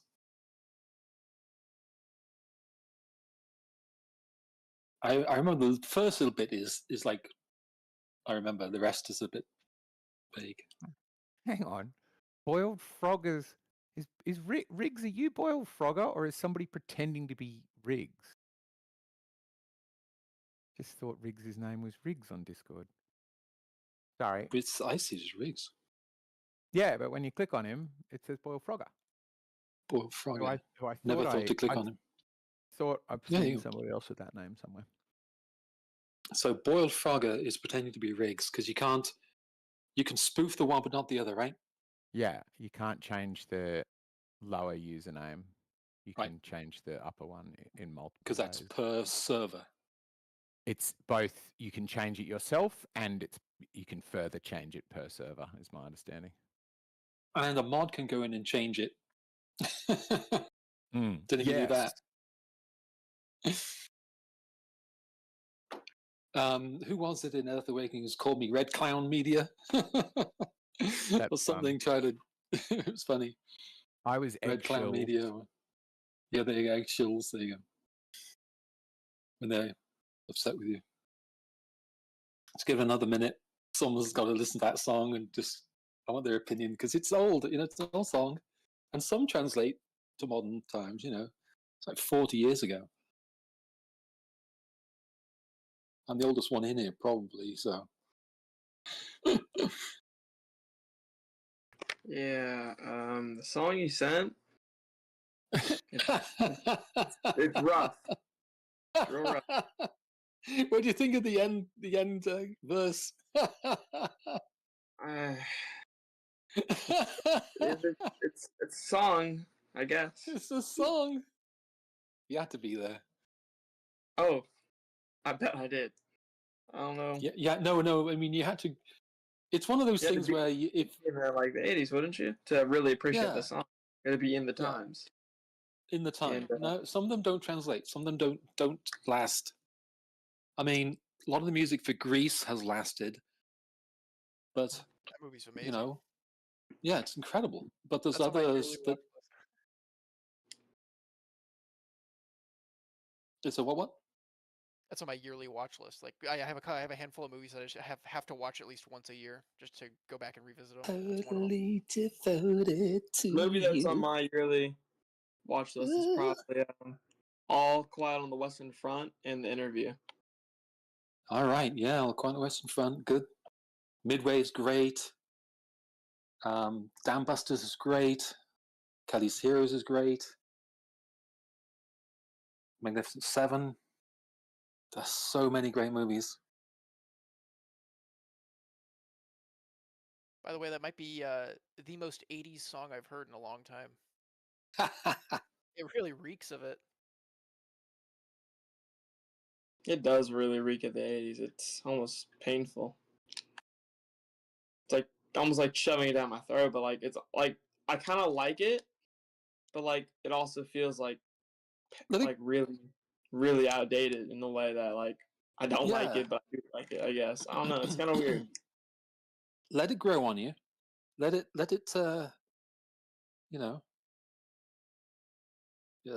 For the tea analogy, let it steep a little bit. I will say one thing: I've never heard something of its kind. So. You never heard what? Never heard any music that has ever sounded like that. Yeah. Ever. That's a new thing. There's another one called Toast. And it's just a guy talking about going to the supermarket and buying some toast. He actually buys toast? I didn't know you could do that. He buys toast, but he bumps into a woman with a baby in the basket, and the baby starts crying. The mother says, "Look, I just got him stopped crying." It's toast.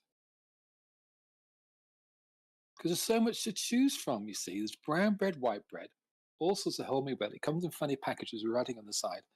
But it doesn't matter which one you have. It's when you cut the cross off and you have it with marmalade, butter, cheese, tomato, beans, banana, or chocolate if you're strange. It doesn't really matter. It all goes with toast. And those are the lyrics, and he just speaks them. Here we go. There you go. It's called The Street Band. That one is 80s. That one will give you pain. That will hurt. I'm not going to post it. But the name of the band is Street Band, and the song is called Toast, and it's a guy talking about getting toast. All right, I'll be back in 4 more minutes. Give me 1 second. Yeah, that's all you, bro. You're a sucker for punishment, mate.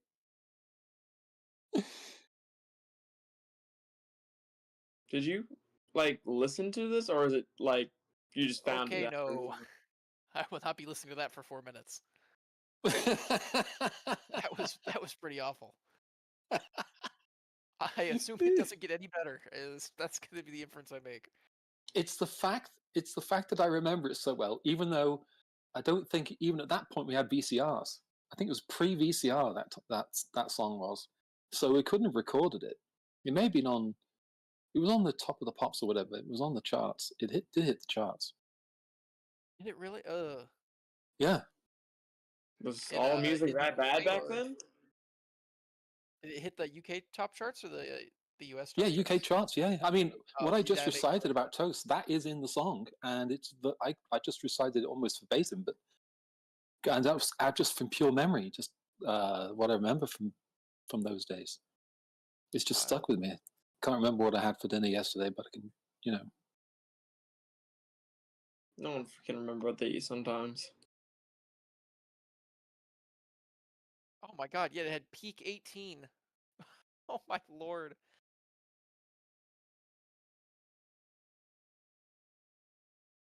Number 18 in November. That's crazy. You got to number 18? Yeah, number 18. I can't remember the bit. He goes to the supermarket, bumps into a lady. Can't remember that bit.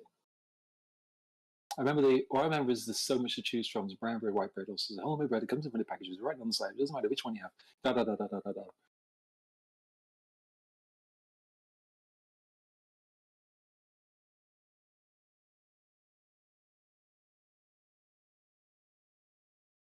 I don't know. It's a weird thing that my rubbish memory manages to do. Latches onto completely useless information. Like there are some little clips of stuff from Big Bang Theory, and I somehow remember them. A lot of Sheldon's lines. If anyone watches Big Bang Theory, the actor who plays Sheldon does a masterful job because a lot of Sheldon's lines are very complex. And I've never been a huge sitcom fan.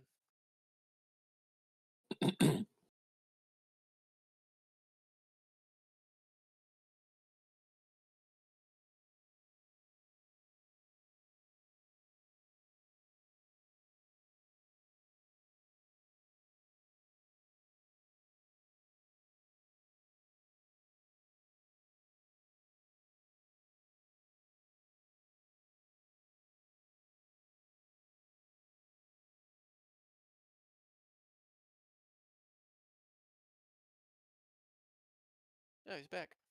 Oh. He's back. Hey guys, I left the studio. That's where I was getting the amazing Wi-Fi. Man. What's up, Lek? Yo, dude, my stream went so well. I'm definitely about to stream in here more often. That was perfect. You know, my cousin was tuned in and he said he was so engaged. He was listening so intently that like he loved it, dude. My cousin, he posts my streams and he thinks you guys are on point. He likes all you guys. What was the topic? You know, everything. It was a little scatterbrained. Kind of jumped around a bit. Yes, we talked about everything. All right.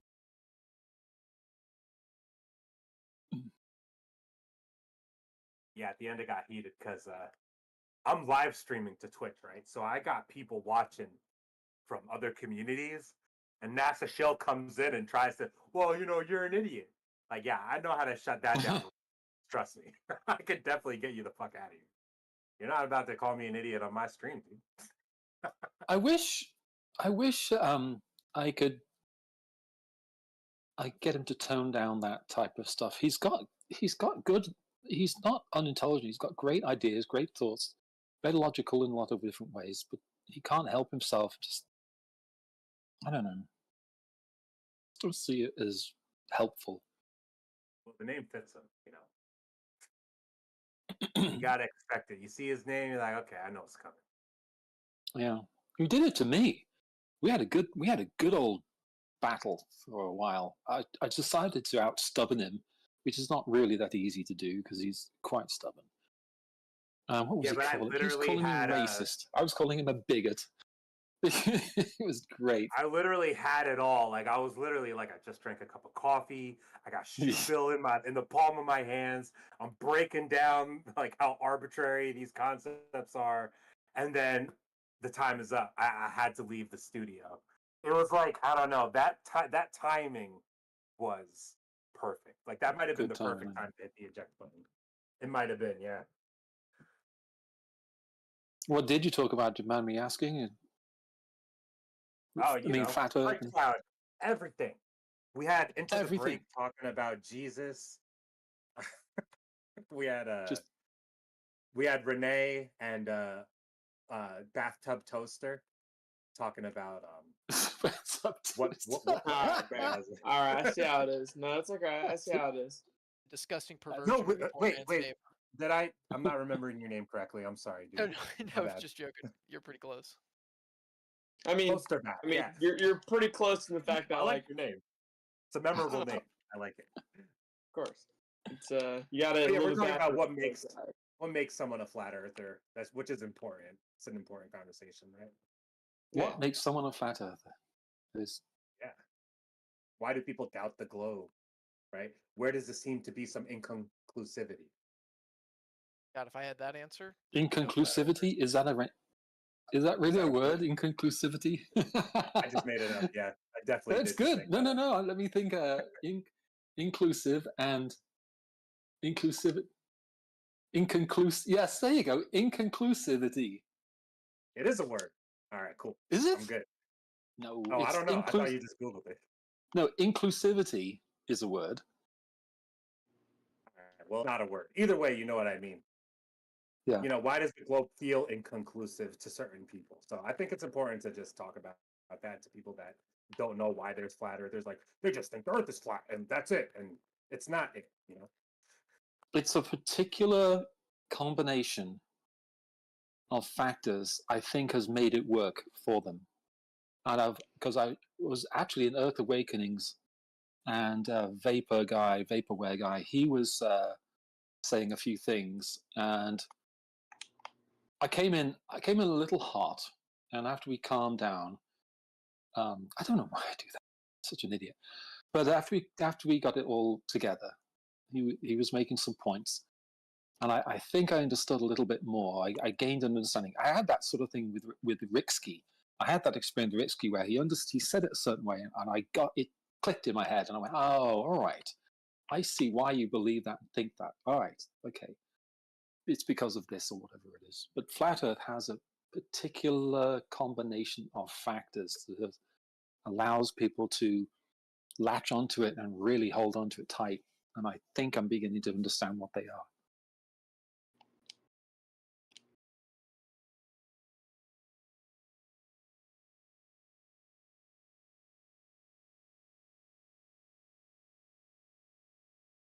Not that anybody cares.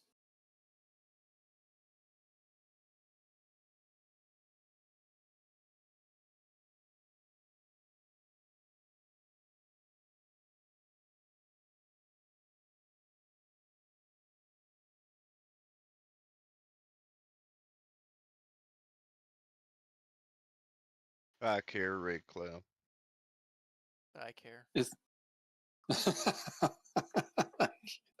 Thanks, guys. That's a line. It's a line. We all care. You say something, and then if it doesn't get much of a response, you then add, not that anybody cares, and then that elicits sympathy. Flawless tactic. Or if what you say sounds stupid and people react in that way, you say apparently. Did you hear the moon's got a moon base by the Martians or whatever? And they'll go look at you like you got two heads. And you go, oh, apparently. Or if you say something, the other one is if you say something sexist, then you add a sexist would say. That doesn't work quite as well. Yeah, I think you're still going to get flamed.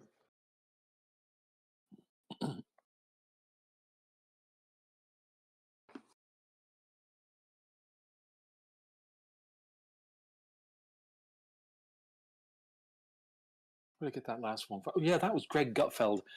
Greg Gutfeld, his show, he's sometimes quite funny on Fox. If you're not really, moderate or right leaning, you're not going to find it very funny. I dare say. So I wouldn't bother if you don't not suggesting you go and watch the show. But I like Gutfield. Oh yeah, he comes up with some good lines, but he says a lot of stuff that's sexist. And then when he does that, the announcer has a big title card. It just comes, "A sexist would say," to get him out of it. That's good.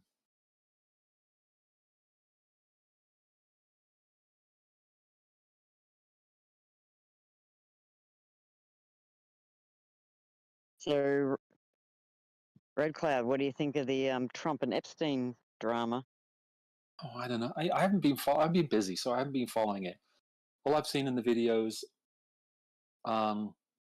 Epstein, Trump, something, and then it was, I don't even know.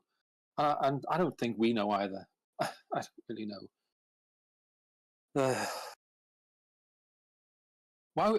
I don't understand. Why would you bring it up and say, "Oh, we're going to do that. We're going to release it," and then suddenly stop? Like you don't know. Like they don't have access. I don't know. I don't know what's going on there. It's just strange. It'll blow over. That's the thing. People understand. You should understand by now if you've been following politics. I do sometimes. Sometimes I follow it and then I get bored of it and then I go back to it. Anyway, but it's a cover up. Yeah, there's some kind of cover up, but it's early enough into his administration that it'll blow over by 10 months from now. Next January, no one's gonna say anything about it. That's one of the reasons he's doing a lot of the big stuff very, very quickly. It's one of the reasons I think he's doing it. Like he's going in heavy with ICE and all the rest of that, and so that all the riots and all the protests and all the stuff is going to go down early in his presidency, and then he'll lighten up by the time he's in the second stage, second year, if you will. And by the time he's third or fourth, if he's done his job right, the economy will be better, and if he hasn't, it'll be screwed.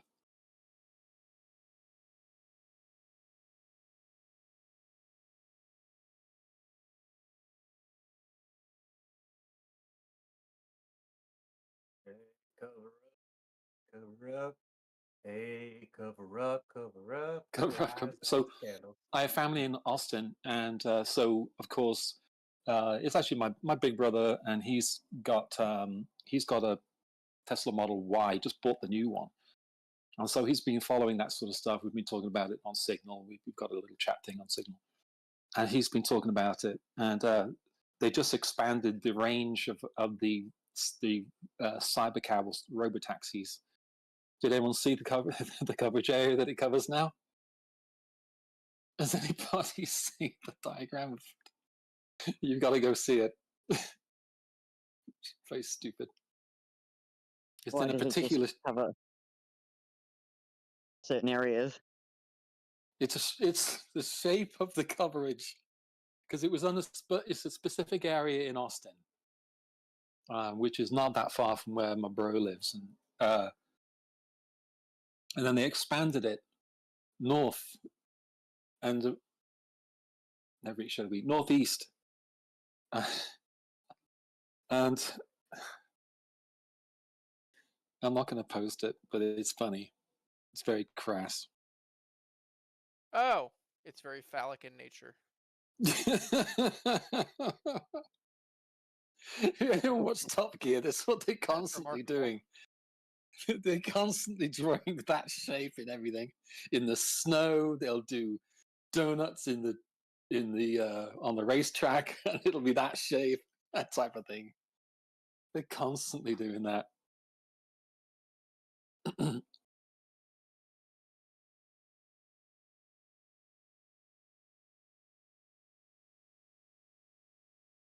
And the thing he was saying is that they're penetrating the market. They're going for more market penetration. That's a good one. It was just so crass, so uncouth. I don't approve.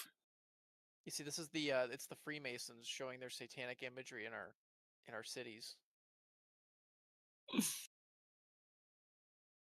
And that would be hilarious, though, wouldn't it? Build a city from space. That's what it looks like. Oh, look, chapel.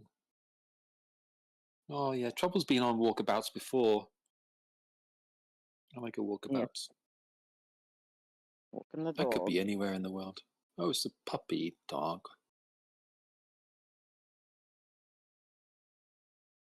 He's like 17, so we go very slowly. No. And I think he thinks Gosh, he's that going to could be find anywhere. food. Well, except it's all gum trees. So. Is it? Yep. Yeah. I mean, there's a pine there, but otherwise it's all gum trees. Yep. That comes from the song, right? That's where the song mentions in the kookaburra and all that. I remember that. Yeah. Give me a home among the gum trees. Yeah. There's lots of plum trees. Sheep or two and a kangaroo. Clothesline out the back, veranda out the front, and an old rocking chair. Yep. These are all the new McNams. What are you watching in the background, Electric? We've got neighbour's got a boat. Keep it still. I can see what boat it is. Oh, looks like a. Oh, it's not the big boat. That's nice.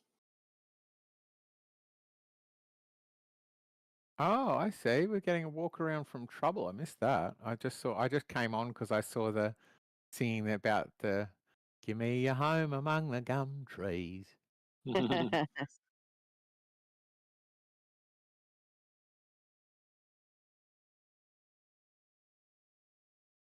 Yeah, trailered boats are Aussie's favourite thing. Are they really? Oh my God, every second house has one where I live. Well, because you're all around the coasts, aren't you? Yeah. Everyone lives right around. Why wouldn't you do that?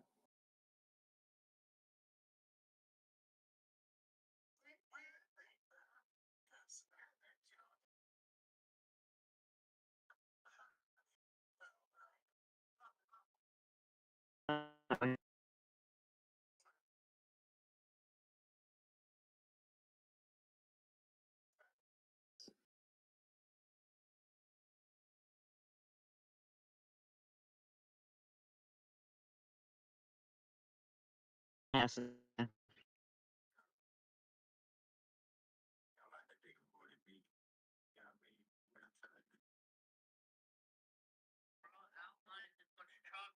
See lots of gum trees.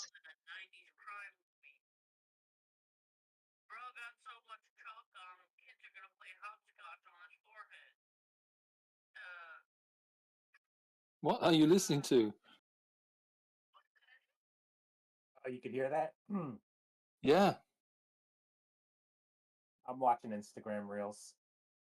Someone's playing hopscotch on someone's forehead. Is that what I heard? Yeah, you heard that correct. You know how like these people, they go to the barber nowadays and then it looks like their facial hair has like all these outlines on, like they literally like trace some kind of thing on their face. Have you seen this? No. I've not heard of that. Yeah, it's like a new thing though. It's like a metrosexual thing going on. Oh, one of those. Yeah, it's one of those. Oh, eggs, here we go. Getting ready to fight another one. Let's watch Coles. Yeah, it's getting ready to show a cool cutscene. I don't know what kind of cutscene, but we're getting ready to watch it. That's not Kingdom Hearts, is it? No. No, Lord, no. It's just called Lies of P. This makes Kingdom Hearts look like a child's game. Well, it is. No cutscene. I can't believe it. Never mind. The one time I try to get somebody to watch a cutscene, it don't show it. Oof. So never mind. Sorry about that.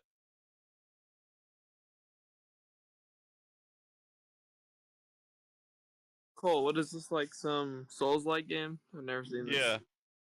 Yeah, it's called Lies of P. Shit, get off me. I'm Pinocchio. I was literally just playing Elden Ring. Yeah, I'm reading I'm reading the feed from Eggshell's AI, and it's pretty good now, right? "You total and complete bastard." What? Let's see what it says. No, hold on. You total complete. It did say Yeah, it. nailed it. It just doesn't get usernames so far, but it's doing pretty well now, and it can handle extreme over talking, which was just a Cole sat Right. me with me trying to fix that, and now like 4 or 5 people can talk at once, and they just all get piped through. And even if you can't hear them, Sage knows what they said, which is good. All right. Pretty remarkable. Let's try it. Sure, yeah. Just all start talking at once, and if I keep talking, and other It's people just join in, and then we all just talk. You'll see that it just keeps spitting out whatever you're saying whenever you set. Is anybody Monty joining in or Python not? What's the thing that's Flying good? We need to Circus. keep checking these things. Well, I just keep speaking, and then Let's see somebody what else happens. joins All in, right, or there you other go. people Yeah, join It's in. got me. Monty Python Yep. flying It said Monty Python Flying There we go. You Circus. see, Yeah, it it did just say that. like That's pretty chatter cool. and just back and forth, and then I feel I like have a catamaran parked in my yeah. And pants. I've got a trimaran kayak. My car. It did my, it. Did my it. car's It did broken it. 3 times over and over again because the battery keeps shitting the bed over and over again. Yeah. And you can I ask am her the very model questions. of If a you put modern her major name, general. I have information, animal, and vegetable, and mineral.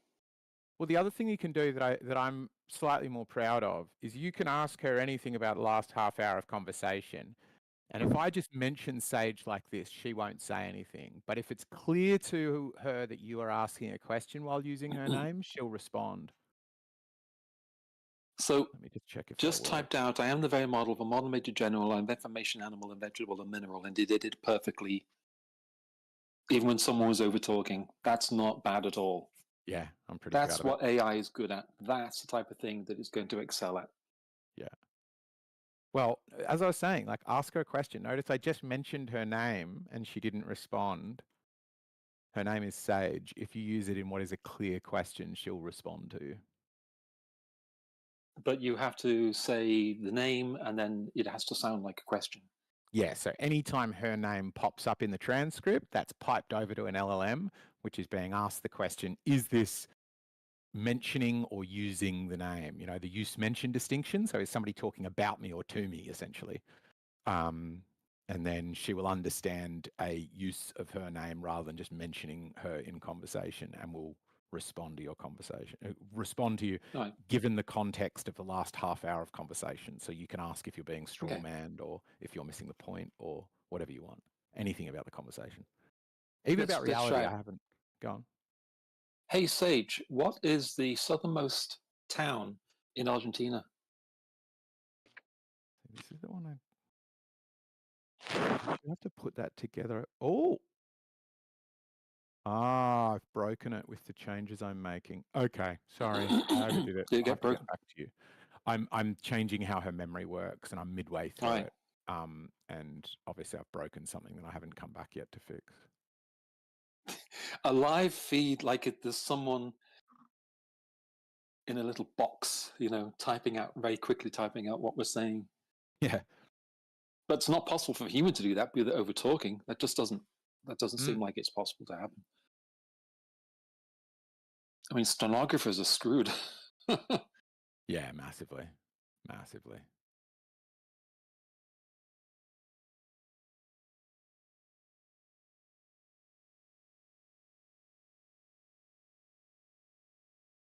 I think that's amazing. It's disquieting at the same time.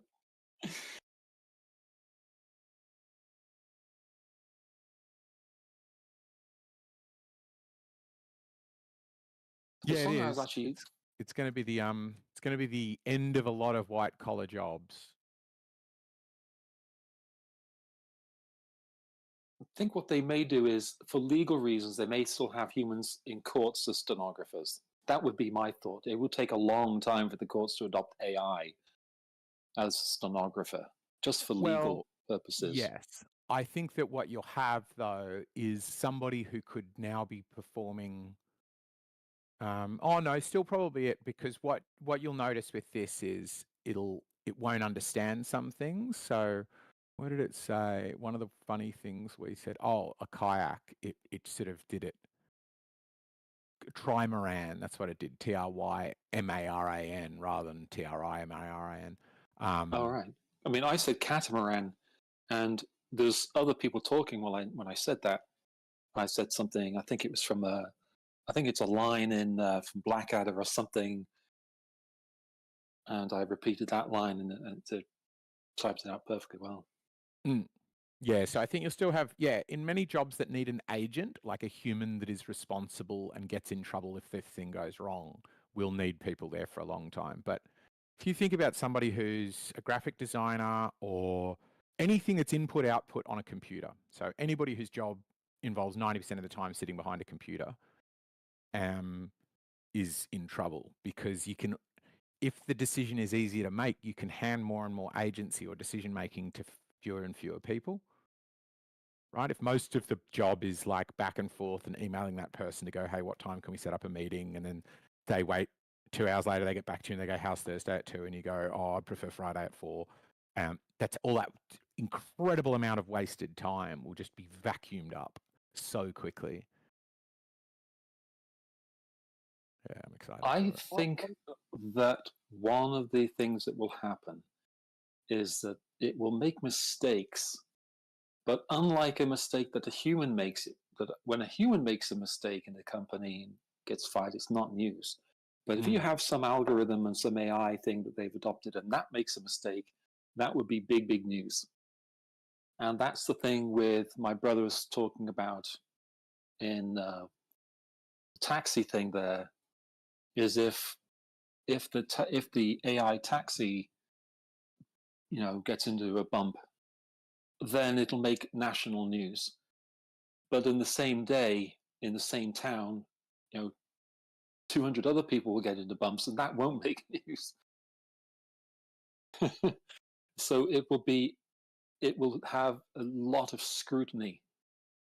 AI would be scrutinized very, very carefully and very, very dispassionately. It's probably the best word, I would imagine. And the other one that I find is interesting... Unsympathetically is how it'll be analyzed and assessed. Yeah, super harshly. And the other problem I think will be the mistakes it will make will be really clever. So it might be hard to tell their mistakes for quite some time. Because there's a thing where, like, I keep asking the AI to do things, and then it's like, sure, let me help you do that. But if I ask it to do the wrong thing, it's like, yeah, let me help you do the wrong thing. Yeah. And it won't say it's the wrong thing. It's just like, great idea. Eggshells, the 730 report? They put out a show a couple of weeks ago about behind the scenes of AI and how companies are paying people in other countries bugger all money they give them an image, and then they want the person to click on 10 things in that image and name them. Yeah. And they were complaining, mainly because some of it went into sex work, and they were like, oh my God. But some of them were having to name things in an operating room, and like they don't have a medical degree, and they're going, oh no, I don't know what it is. Oh. Yeah.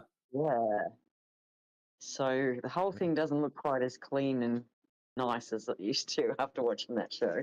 In the specialized fields, it's going to be messy for a while, I imagine. I don't. Sorry. No, I was going to say, but in things, rocketry, for example, designing rocket engines and designing flow, airflow for aerodynamics in cars and modeling those type of, fluid dynamics and all that type of stuff, AI is going to excel. The designs of cars that we have to look forward to, of chassis and suspension and interiors and wiring and ergonomics, all of those things. Once AI gets its grubby little mitts onto all of that, it's going to be amazing. Stuff we're driving around now. Well, they already exist. Like I found it the other day. Carriages. Let me show you. AI designed suspension is insane. Oh, it just looks. Yes, I saw it. It looks like it's made of wood. It's just like a wooden lattice work of not lattice, but of branches. Yeah, I've just put like it in it's the, naturally in the occurring. Exactly. It Yeah. looks like it's grown like that, and it perfectly handles all of the load. It uses way less material, Yeah. way stronger. It Yeah. wouldn't surprise me if it's all kinds of things like aerodynamic and stuff. Yeah. That's what I'm looking forward to in a lot of ways with AI, is being able to do things like that. Particularly, And that's what like I I mean. said, You have to just the more. So I'm going to keep repeating. I'm sorry, Cole's heard me say this about 6 times. But the other day I was like, da da da. Actually, it happened again yesterday. It suddenly solves a problem for you. And like one of them I was working on for ages about WebSockets. So this problem of people over talking. Normally, text to speech is easy to do because in meetings and shit, people are respectful and one talks at a time. So I was trying to do this thing where each person gets piped through their audio individually and that gets transcribed individually. And I was like opening these, like you would sit in the room here and I would have a phone call open waiting if you wanted to speak because it had to be ready to go. Otherwise there's a buffering issue. And then I started trying to get a buffer and then I was overflowing in memory. Week I was on this fucking thing. And then one time it solved it for me. And I was like, why did you suddenly solve it for me? And it went, well, look at your previous prompt. You were just so vulnerable and I just realized I needed to help you because you started off with, I'm a real moron or something. I'm really dumb. Assume I'm really dumb. I'm obviously missing something. Please help me with this. I don't understand what I'm doing and you're a genius.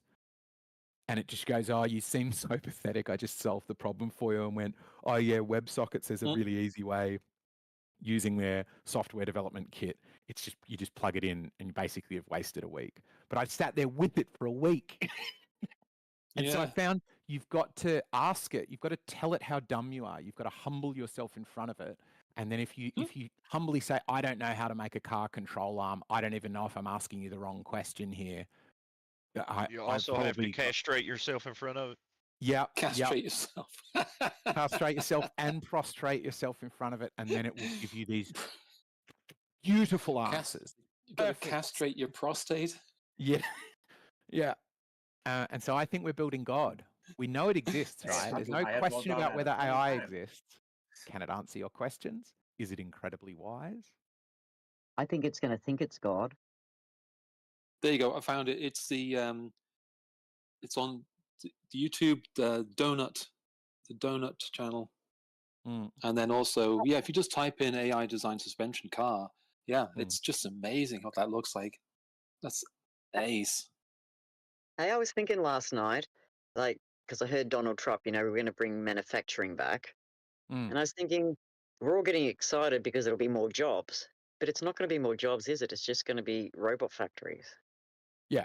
Yeah. But I think the AI will become not quite sentient, I don't think. I think you need to be embodied to be sentient. But sort of we will give it more and more control over things. And it gets to the point that I'm at with it where it's like just a moment ago, I was like talking to Gemini about the thing I'm building. And I was like, oh, this thing doesn't load and it's really slow. And it was like, okay, so we're doing an async task.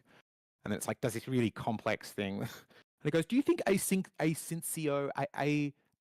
IO, I think it's probably, is that the right way to go? Or should we just run it in a separate thread? And I was like, I don't know what that means. I've got no idea what you're talking about. Just make it work. And it's like, okay, I'll carry on. And what I mean is we will hand more and more control to it. And to simplify its own process, it'll become, the things it will do will be more and more mysterious to us until we just won't have a clue what it's doing. You go to the doctor and he says a few things, or you go to the dentist. That's a good example. You go to the dentist and he says some gibberish to the assistant, and that's just the dentist. You know what he's talking about. You got a few words you'll get, but most of it, and then you consider AI will just be leaps and bounds above that. Yeah, in its technical fields. Yeah, just an expert in every field, and will patiently sit there with you for days. Like, I'm not the only one that's lost on talking to it. I don't know if anybody else gets stuck in a few-hour rabbit hole with it. I'm hanging out with somebody now who, like, they're up really late at night sometimes, just in this obsessive conversation with it. I've got another friend who's the same way, and it's just a chatbot at the moment. Yeah, it is. It's just a pal. I had to shoot about 100 miles south of where I am, and it was a 3-day shoot, and I had to be ready to do pictures for this company that was having a big conference, and they needed everyone to have a headshot, but not everyone was available at the same time. So I had to have all my gear my setup and everything all ready to roll on a second's notice and be ready to take pictures of people just run up and say, oh, I need a picture, at 2:49 in the afternoon when I've been sitting there for 3 hours and nothing to do. And so I ended up spending about an hour and a half, maybe 2 hours or perhaps even more with Grok going over some things. And there was, I was talking with Grok about, there was a old sci-fi show on the Sci-Fi Channel, and I liked the way they talked to the computer, and the computer talked back at that, and it's years old. And so I was talking with Grok about that, and Grok knew the movie, knew all sorts of things about the movie. So that was really cool. And then I said, it's almost a little bit like that scene, that part in Star Trek Next Generation where Geordi's aboard the shuttlecraft and he's on his way to Risa for a holiday. And he decides to talk to the computer and have the computer give him a quiz so he's not so bored. And Grok, of course, that's the mind's eye, and it's from this episode where Geordi gets abducted by Romulans. And why, yes, that's exactly correct. It's anything. You can talk about anything. What about that cricketer from 1984? The one who was from the north of England, da da da da da. Yeah, And that's the both of them. Debate with me on that. Like I've seen a bunch of news articles as well because I click on so much AI stuff of like, dudes, what is there? There's some app that just piped stuff straight through to ChatGPT and had a virtual girlfriend experience where she like sends you selfies and messages you and stuff. Oh, really? That's happening already? Oh, yeah. And as you can imagine, because they also allow you to say whatever you want to it, you've got these sort of, as you can imagine, shut-in incelly types who it wouldn't take much to pretend you do have a girlfriend and she's just in the next city, but she can't visit just yet. But goodness, she can't wait to finally be in your arms. Oh, that's really... I've got a very bad feeling about this. Right? There's going to be so much disruption. So much disruption. They're selling androids, and they're even selling sex ones as well, I think, in some countries. Well, that's going to be Malaysia.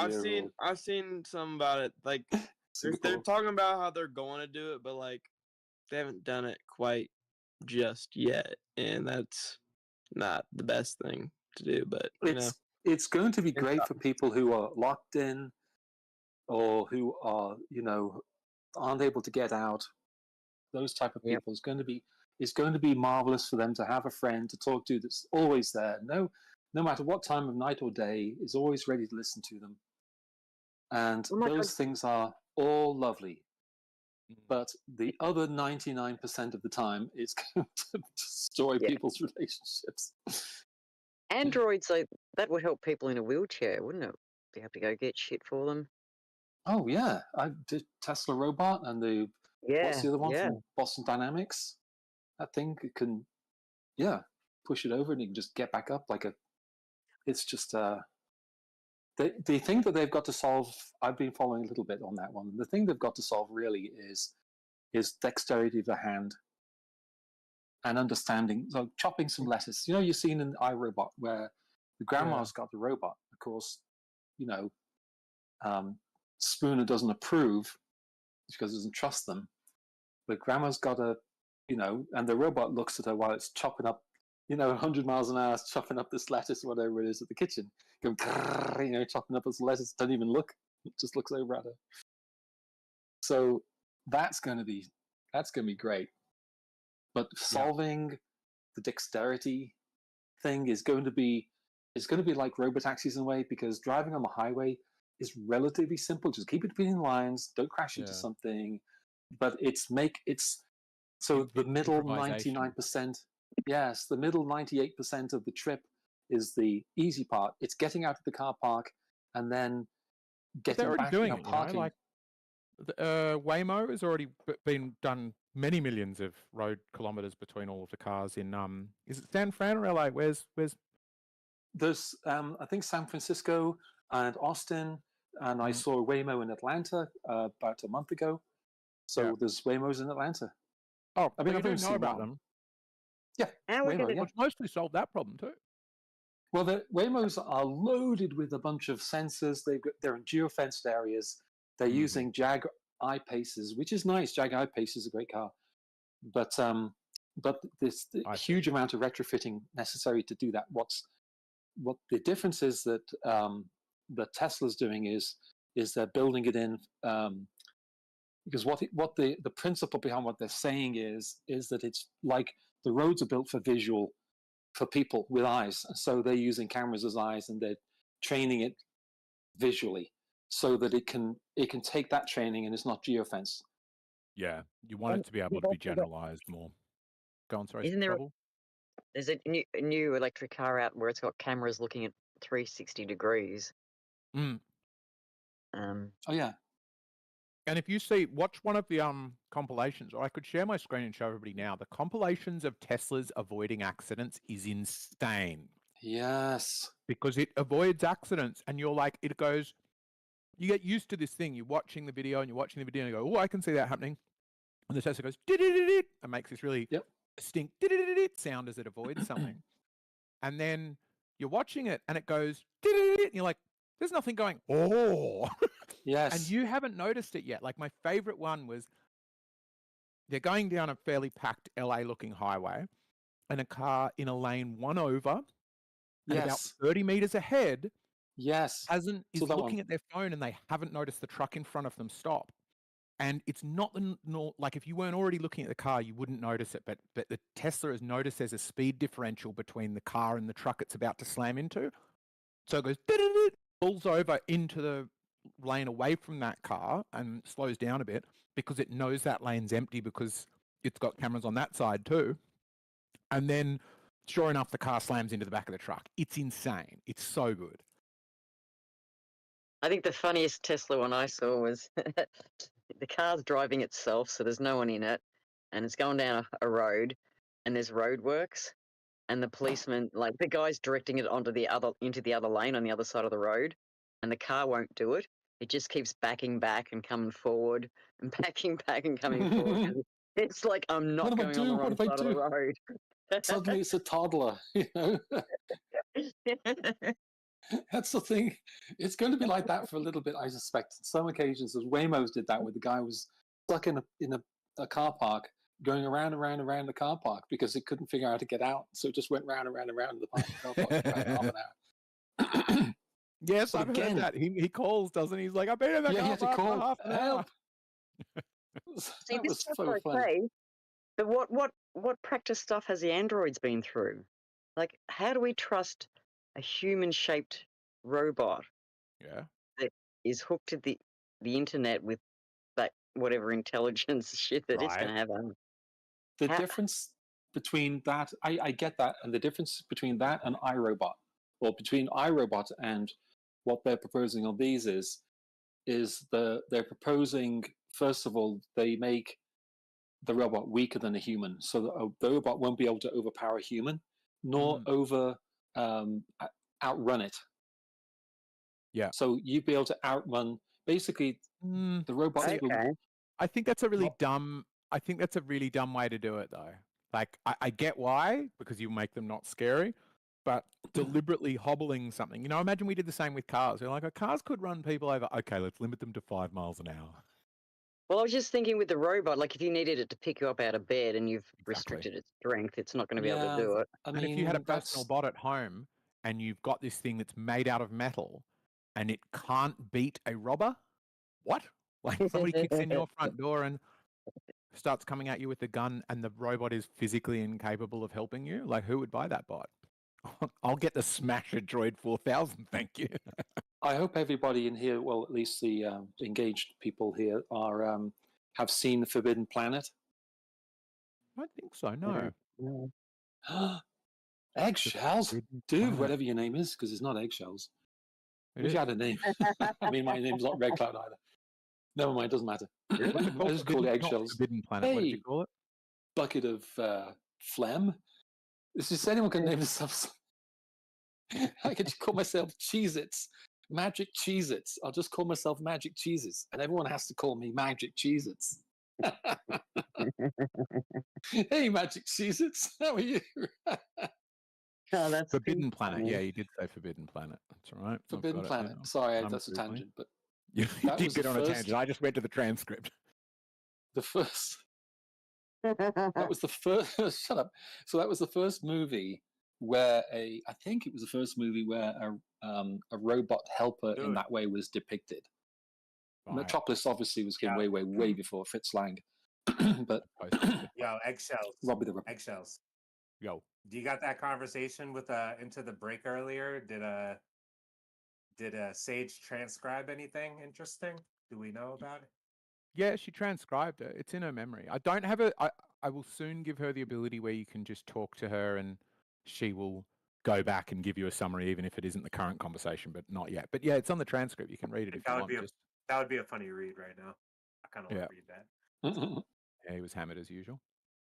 The other thing I AI is going to do. Be like, I want to hear the other thing be like, yeah, Into the Break was very drunk or something. A TCB. So the other thing the inevitable that AI is going to do is it's going to increase the amount of data storage, transmission, and processing an order of magnitude more than what it is currently. Because the compute power necessary, and then the transmission of that information, the storage of data from transcriptions, for example, like today, I mean, that's got to be stored somewhere. And we got photographs now. I think, I don't know what it was. There's some stupid number every second. 500,000 images get 500,000 photographs get taken every second around the world. That data that is just, and then AI is going to increase that again and again. It's just wild. Will there be a time where we won't be able to generate enough electricity or energy to be able to store all of this info and computing activity, for lack of better words? Like, will it get... Sorry. Yeah, I mean, it's going to be an issue, and particularly as we're going towards electric cars, producing enough electricity for them. It's going to be, a robot, now to charge robots. And the robots. Yep, you got robot everything. Yeah. So what they will do is, I think what they will do is, they will realize the shortfall in the power grid, and they will subsidize solar panels in the implementation of solar panels. And so every house will have a certain tax incentive to get solar panels, and then they'll get solar panels, which means 40 to 80% or whatever percentage of their electricity generation will be done with solar panels during the day, and that will help off get rid of some of the load on the system. And the other one is what they've got now is they've already got this system. I'm not sure where it's active, but what they do is if you've got a solar roof, Tesla solar roof, and a power wall, you can sell back to the grid.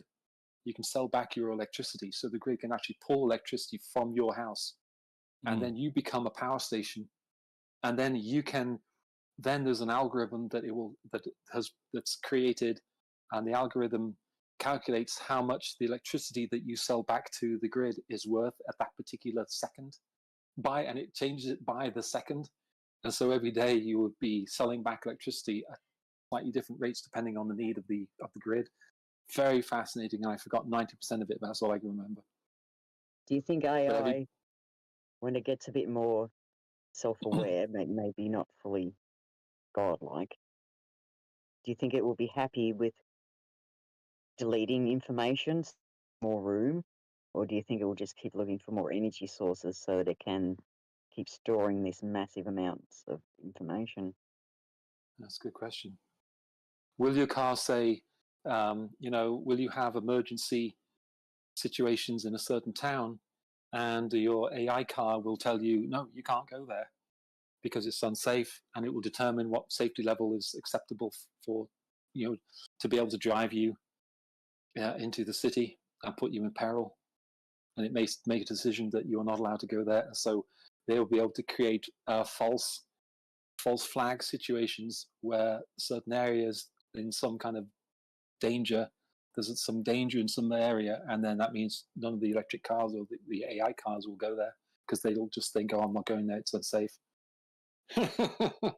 Yes, yes, it's going to bring some downsides. That's down the road, but I don't know how far down the road, if you pardon the pun. Yeah. Mm-hmm.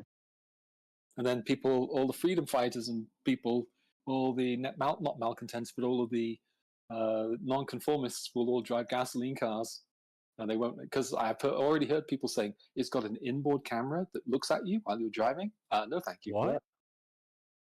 Yeah, Oh, I can see that being pretty good, because a simple bit of fairly rudimentary AI could tell if you're falling asleep or having a seizure, or yeah, have a rolling recording so that you can say, no, I wasn't doing that right before it crashed, and it would be able, because there's a big problem with the legality of who's responsible when a car crashes, and yes, there's always this problem that the driver blames the manufacturer and the manufacturer blames the driver. That's going to be the trick, isn't it? Yeah. Yeah. And So it's having already a happened. camera internally, I think people will ask for. Yeah. With the hope and assumption that, like, provided they're not sitting there having a wank at the time of impact, nobody's ever going to see what they're up to until there's a crash. Yeah. I think that the worry is that the government will impact it by demanding it reports if you go over the speed limit, if you take two hands off the steering wheel to have a drink of water. But that's the thing. I don't think they'd introduce a camera if they still required you to drive, because you'd be like, fuck off, I'm driving, I'm responsible. So I think it would only be if you're allowed to lie back and do whatever you want. But yeah, think about it. Why do Think they about need this. to be? Why do they need to be filming you if you're not driving? I think it's a choice that the manufacturers have. Like, for example, that's in which I forget which. Tesco, that's it. Yeah. Tesco's. Oh no, sorry, Australia Post. Their delivery drivers of certain size trucks and up, they have an internal facing camera, and the union hated it until they started seeing some results of Bad it. behaviour. And then they were like, oh, hang on, this is actually really good. Because there was one where a guy's accused of being on his phone and he wasn't. Yeah. Oh. In a workplace, I get it in a workplace, but in your own car being filmed. Yeah. Well, when you're driving, think of this. What about this implication? What about this? Because every time you think about it, it opens more questions. And one of them is, will they allow you to drink when you're in the car? Because you're not driving the car. Would you be allowed to open drink of water? I mean, how many people lean over and have a drink of water? That you're not even supposed to do that, are you? Yeah, you can, but I'm just talking about alcohol. I don't think you can. Pretty sure you're supposed to have two hands available. You're not allowed to eat, like eat a pie while you're driving. Well, the Teslas, the cab that they made doesn't have a steering wheel or pedals. You can't control it.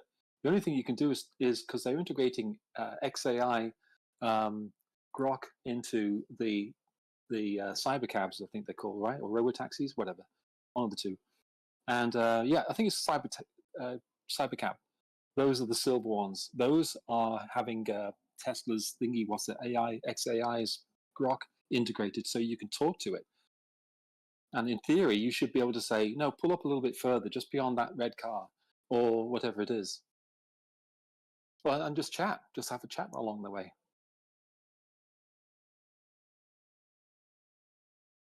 It's good. It's so fascinating. I love it. It's just, I'm a big futurist. I like futuristic type of things.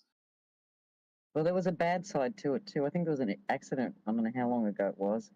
A family were in a Tesla, and it crashed, and the parents managed to get out, but then the car locked itself, and they couldn't get the kids out, and it caught on fire. Ah. Yeah. There's another one where they couldn't smash the windows. They couldn't do anything to get it open. There's like. Sure, you should get the windows. Those windows aren't that strong. On a Tesla, that's really horrible. Yeah, they're frameless windows. You should be able to. Well, never mind. That's really bad. There's another one though. In California, there's a crazy woman. and she was driving with her husband in the passenger seat and 2 kids in the back, and she deliberately drove the car off a cliff, into, and they all survived. She drove it off a cliff, 100 feet down onto rocks. You should see the state of the car. How do you forgive your mother for that? I mean, seriously. Fuck. She's bonkers. She had some screw loose of some kind. I always look for opportunities to be sympathetic with something like that. If someone does something really horrible or whatever like that, I always sort of think they must have been going through something that really damaged them mentally. They didn't know what, she didn't know what she was doing. I don't think she would have done that. You know what I mean? I always try to look for those ways. I do too, until they take other people with them, and then you seem to be kind of not so. Because schizophrenia, there's all sorts of conditions like that people can get. I had a friend of mine, and he didn't have. It wasn't really, like that. I'm just saying that he I had a biker buddy of mine. I used to be a biker, and he was a biker buddy of mine. I can't remember his name. And then suddenly I didn't hear much from him anymore. And anyway, months went by. I hadn't heard from him. And then even more time went by, and then there was a knock on the door, and it was him. And he gained about 50 pounds. And he used to have long hair, and his hair was short, and he looked terrible. And he looked spaced out. And he goes, "Hey, how you doing, buddy?" And all this sort of thing. He looked like he was completely whacked on drugs, and he'd had a mental breakdown. And he was like, and I remember being quite traumatized and upset by it. Just like, here's my buddy, he used to be a great guy riding, and we used to go to the pub, and then he comes and he looks like this zombie. And he just want to see how you're doing and all the rest of it. And I was like, yeah, it's great to see you and everything. You want to come in? He says, no, I can't stay. I've got whatever. Just like, what happened to me? I had a breakdown. Something went wrong in his head.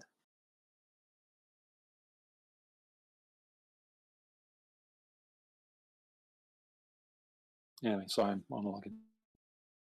No one else is talking. Yeah, Red Cloud, what are you monologuing? Debate me.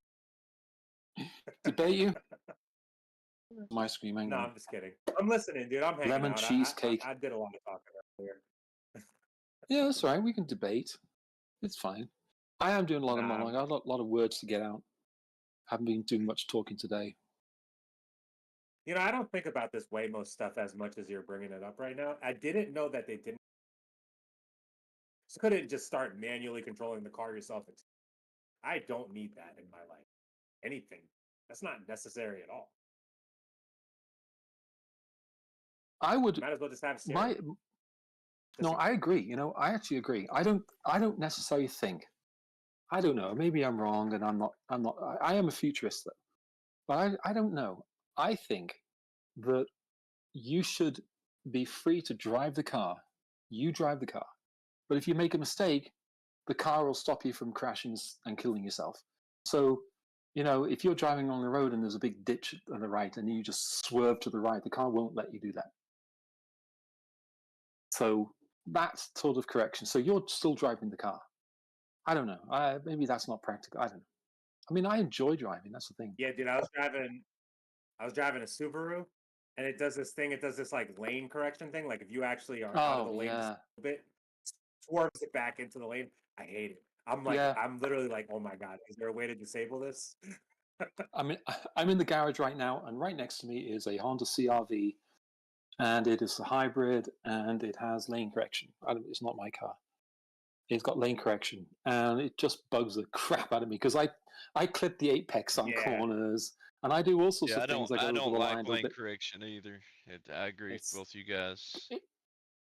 If you take your hands off the steering wheel. Does your car have it, or have you just driven it? My mom's car does. The one that she bought. She bought a Chevrolet, some type of, and it's like that. And I hate it when I drive it. It aggravates tail. I feel like that it's doing something I don't want it to do. So I'm always counter correcting it.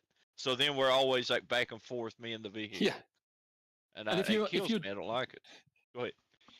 If you're driving along and you've got it on lane correction, what it does is it just bumps from one side of the lane to the other side, very subtly, but it does it, and it sort of zigzags down the road. So it goes, oh, you're going a bit to the left. Oh, now I'm going to move you into the middle. Oh no, you're going big to the right. Oh, I'm going to put you back in the middle. Oh no, you're going to the left. And it does it all the way down the road. Is that what's wrong with the cars in front of me that are doing that? I've seen. Okay, they're not drunk. No, they're yeah, off. dude, I think see it they're now, using right? lane correction, and you'll see them slowly zigzag. If you've got a dash cam and you're able to fast forward, you can actually that effect will be increased. The effect because you'll be fast forward, you can see it going do backwards and forwards, side by side in the lane because that's what it's doing. It's constantly overcorrecting. I think the Toyota Corolla that started that has Toyota's driving assist, which is called Sense something or other. That did it really badly, and the CRV does it, but not. It's more subtle, but it is still there, and it's hateful.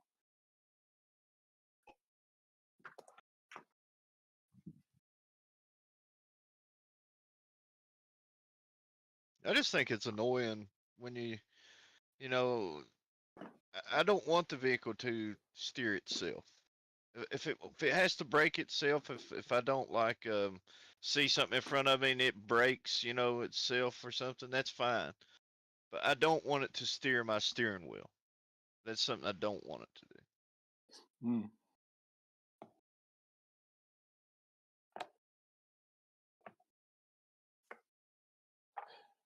Yeah, like what if you're coming down like an incorrectly painted road? Sometimes you might be driving on a road where there's a line down the middle of the road. That happens.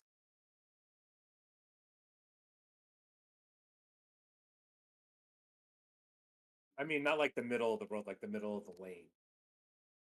Right.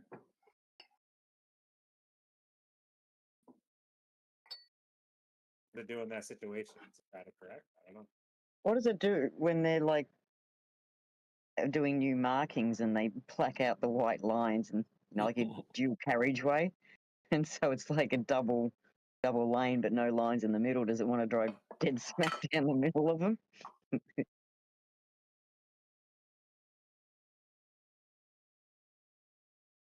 I don't know. I hadn't thought about it, but just like he said a minute ago, if it would misunderstand the lines in the road and think, something different, it could just run you right off the road if you weren't paying much attention.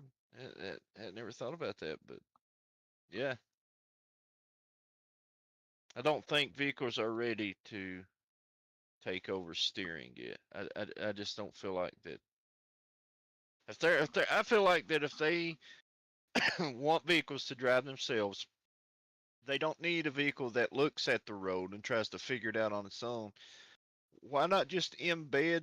They already embed reflectors down the center of roads everywhere. Why not just embed some way for the reflector to reflect back a signal that would make it to where the car could just simply follow the reflectors?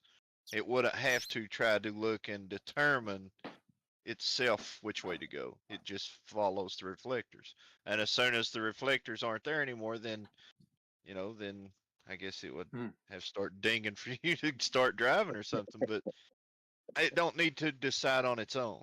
I don't think. I don't like that That's at all. that is a good point, a good question as well. I don't know. There's a lot of compute power and everything being dedicated to solving this problem. I don't think it's a problem.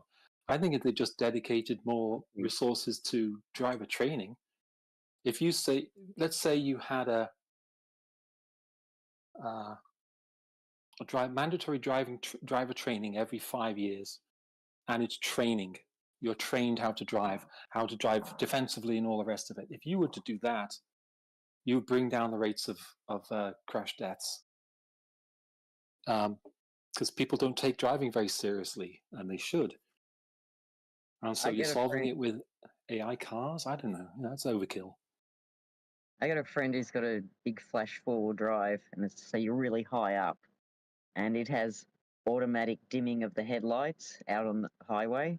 if you're coming to another car, if you got to, it decides when the headlights should be dipped. But sometimes you go around a corner or just down the road, and if a signpost on the side is at the right height and facing the right direction, it shines back at the sensor, and the car dips the headlights, and there's no fucking car Yes. coming. It's like, what the Yes. fuck? Yeah, I've just experienced that exact thing. Yeah. Again in the CRV, because the CRV's got auto brights. Coming around a corner, and it thought there was a car coming, and it turned the headlights down. Yeah. And then yeah, a car does come, and crap. it doesn't see it until I've been blinding that car for about 5 seconds, and then it turns it down. Yeah, so the worst are both situations. But again, you think about it, you think AI will be able to solve that. AI will know that that's a light, and that's a light from a sign and not another car. Instead of scary stuff, what funny things do you think the androids are going to do? Mistakes they're going to make until they learn? Oh, the best one as far as robot cars, which is basically what self-driving cars are. They're robots. Is you'll have an elderly couple or an elderly gentleman, and he will get in his self-driving car and tell the car where to go, but he will say the wrong address, and the car will think it's in the next state and drive him 250 miles, and then he won't know where he is. And he'll get confused, and then the cops will be called, and they'll say, "News next, news today. Mr. Smith was in his, cyber robot car, and it drove him to Kentucky and dropped him off at Graceland, the home of Elvis Presley. But what he wanted was Graceland, which is the retirement home for his wife. Drove him 250 miles." And he's been charged with breaking and entering because he just walked in. And the car said, "We're here, sir." And it drove off. It drove off without him because it thinks he's at his destination. That's it. Retiree, I'm envisioning these stories. Retiree found 280 miles away after car drove him there because he said the wrong address. So that's going to happen. Do you remember how Navman used to drive you to like paddocks and dams and things? Do you think these no, I suppose they've got all those kinks out of them where they don't drive in rivers and things, don't they? No, that's right. Yeah, people just follow it and they'll just drive into it, off a jetty or something. Yeah. That used to be a thing. People literally driving into water and driving over, who was the guy that invented Segway? Did you hear that one? No. Do you know the guy who invented the Segway? I think his name is Mr. Segway. I'm not sure. I don't think it is. But the guy who invented the Segway died because he was on a Segway and he basically rolled right off a cliff. True story. Look it up. Wow. Yeah. The inventor of the Segway, his own baby killed him. What is a Segway? One of them two-wheeled things you stand on, and you got the little handle you hold onto, and you drive. You lean forward to go forward, and you lean back to go back, stuff like that. For people that don't want to walk anymore, they thought it was going to be like the new thing of the future. Is it like those hovercrafty skateboardy things? You've seen Paul Blart Mall Cop? Have you seen that movie? No. Okay. He uses a sort of Segway. They've got them at some of the malls here. Some of the mall people. I mean, you can imagine, I suppose, you walking 20 miles a day. That would be a bit of a chore. So would standing on a bloody scooter for 20 miles. Yeah. Because they can't, in malls and stuff, it's golf carts, even though they're very small in a mall, a golf cart's still pretty big. They should just use golf carts, in my mind. Just small golf carts for mall cops. But there you go. That's my thought. Because they can transport people and all sorts of stuff. Yeah. Yeah, but footpaths aren't big enough. Yeah. Once the baby boomers get into retirement villages, then we'll have heaps of golf carts everywhere. Yeah, there's one down in Florida. It's called it's a retirement village. If you can call it a village, it's more like a city now. There's always different boroughs, if you will, or towns that you can go to. Come on, anyone know what it's called? It's in Florida. It's on the toll road. You actually go past it. You drive through it because it's separated by the toll road. And See, this is why it's a big retirement community. this is my selfish reason for not wanting immigrants, because the baby boomers are bigger than Gen X, which is my gen, and so I figure when they're all gone, there's going to be all these retirement villages and all these carts and things that they don't want left over. Yeah. If they keep importing people, it's not going to be that. Yeah. My vision of the future is changing. Yeah. All right, it's called The Villages.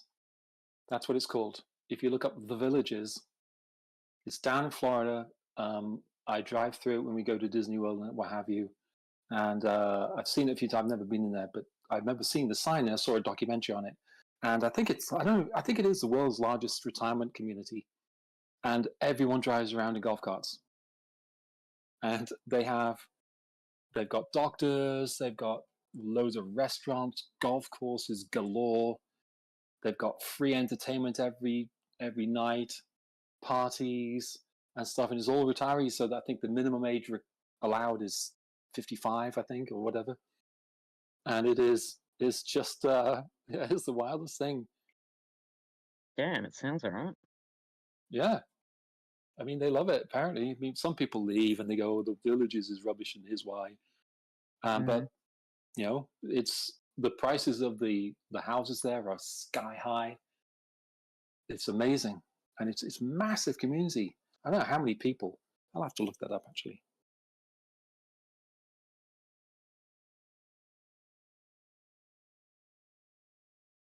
Rubbish doing it on the computer. I only do it on my computer. There's rubbish on the iPad.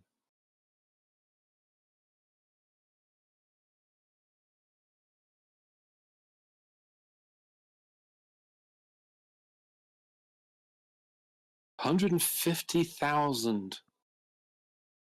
It is the world's largest retirement community and is home to 150,000 residents. 150,000, and none of those have got kids because they're retirement. Jesus. Yeah, they're all they've got. Yeah, none. There's no kids. No kids there at all. It's all over 55s. That's too old for the parents. That's bigger than most of the cities in Australia. Right. Yeah, incredible. 57 square miles. Jeez. What? It's bigger than I thought. 57 square miles. 80-20 rule. The Villages follows housing for older persons. The HOPA rule requires that at least 80% of the homes have at least one resident aged 55 or older.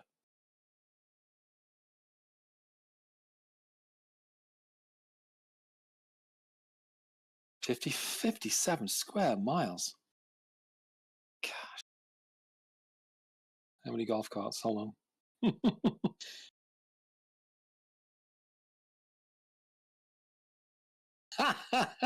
Depending on where you get your estimate, there could be as many as 100,000 golf carts in the Villages. 100,000 golf carts. Oh. You can just imagine the different styles there'd be too. Yeah, they customize them. Some people do. I've seen some pictures. I saw the documentary, but the documentary was really good. It was fun. It was funny. But yeah, 100,000 golf carts. Because you can get like, because we call them something else here. Like they're not actually for going on the golf course. They're okay. They're a little scoot, you know, for taking older people around, and they go on the footpath, or the side of the road, and footpaths and shopping centres with them. Right. You can buy ones now that look like old-fashioned cars, and you think, oh my God, I've just seen a vintage car, and it's this tiny little thing, and it's on the footpath, and it takes you a while to realise it's. Villages has 56 golf courses, 56 golf courses, including 13 championship courses, which is remarkable. Damn, see? This is why, yeah. I wanted to get into this stuff when they're no longer using it. Yeah, there you go, the villages. Not sure why I brought that up, but anyway.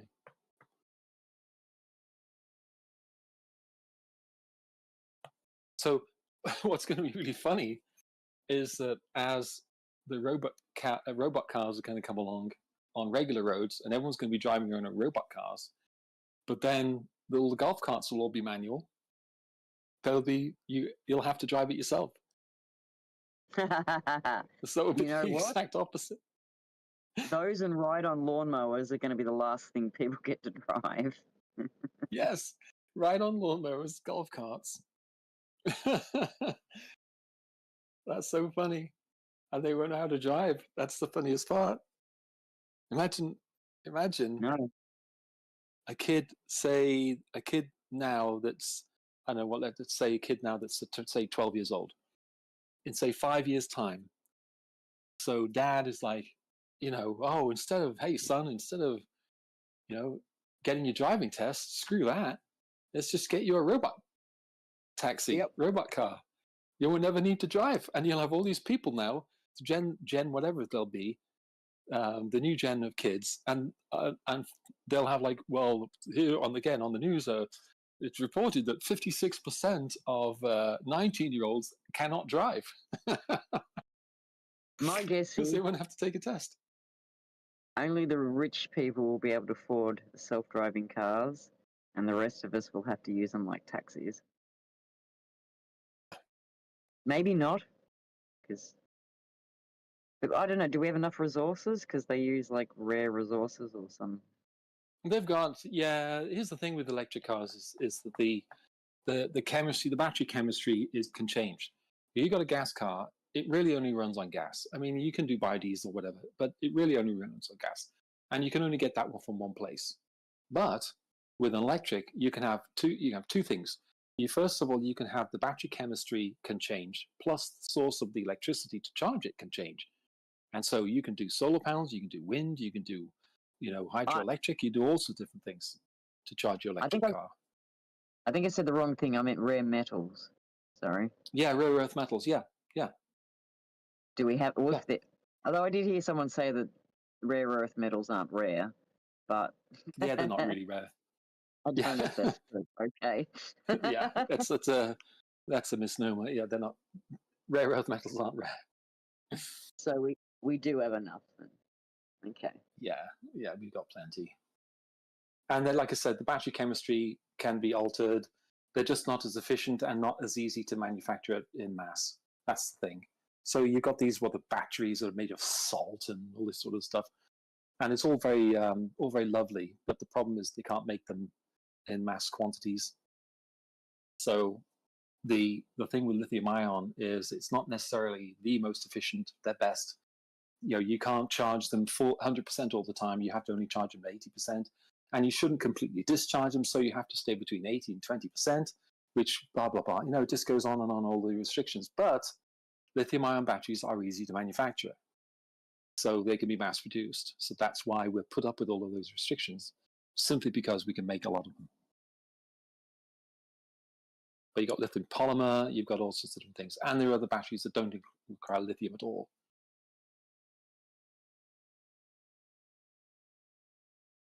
It's a lot of words.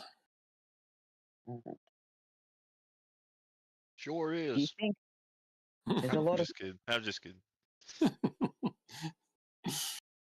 Quite a critic. Stage what she thinks about this. I'm just kidding. Play a game. Go play a game. Bash it with that hammer. Is that a hammer? Yeah. That's not Mjolnir. That's actually the name of it. The name of your hammer is Mjolnir. Coil Mjolnir's head, and then I can put a short handle on it. Yeah, I can put a short handle on it, but it's just, I guess they just named it that because a lot of things in this game are named after tales and so you see stuff like this all throughout this game. Did you just hit a tripwire? So in the original Thor movie, it's terrific because when he arrives, he's a bit delirious and everything, and he says, "I will retrieve Mjolnir," and da da da da da da. He talks to them because he doesn't really know where he is and everything. And so Selvig is the scientist chappie. He's like, "What's he talking about?" And then he realizes something, and he goes and looks it up in books and says, "Mjolnir is the name of the hammer of Thor." Is this guy Thor? The mythological, dude. That was kind of cool. I like the Thor in the game God of War better than the Thor in those movies. I like the way that I don't know if you've ever seen it, but the way that the God of War game done Thor, the last God of War game. Was it good? I thought that's the better Thor. I like the way they made him look. He wasn't the he didn't have. adaptation. Yeah, he didn't have that he looked more like a Viking with a big beer belly and stuff like that. He wasn't like a dude. Yeah, he wasn't like a dude with a six-pack and stuff like that. Yeah, I thought the adaptation for all of the characters from the cartoons, not cartoons, from the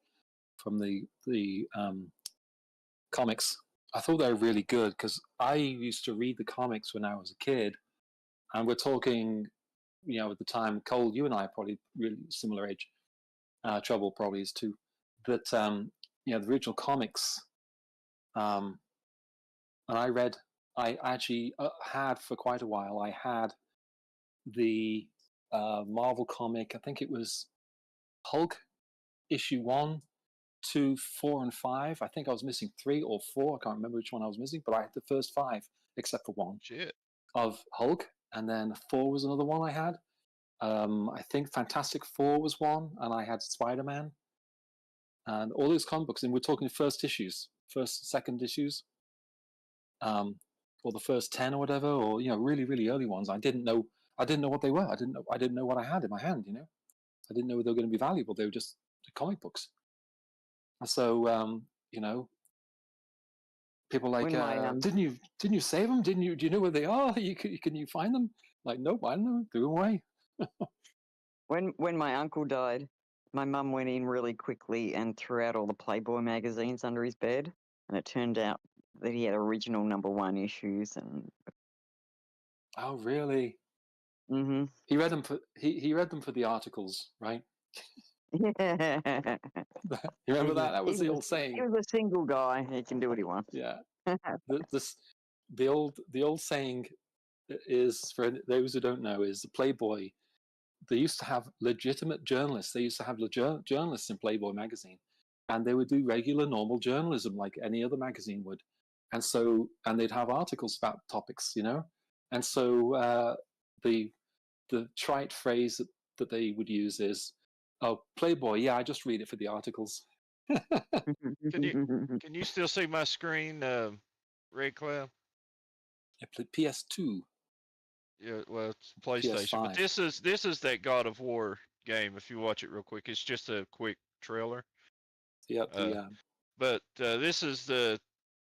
I don't know if you remember God of War. I don't know if you ever heard of it back in the day. God of War. The game, yeah. Yeah. Well, this is the 2 new games they came out with of him when he's older, and he left Greece and tried to get away after he killed all the gods there, and then the gods in this land found him, and they're the Norse gods, and then he has all these interactions. But here's Thor, or that's Odin. It'll show Thor Odin here in just a minute. Yeah. That's Kratos' son and Kratos right there walking around. But it'll show Thor here in a second. That dude's tall. I hope it shows him. I hope his trailer shows him.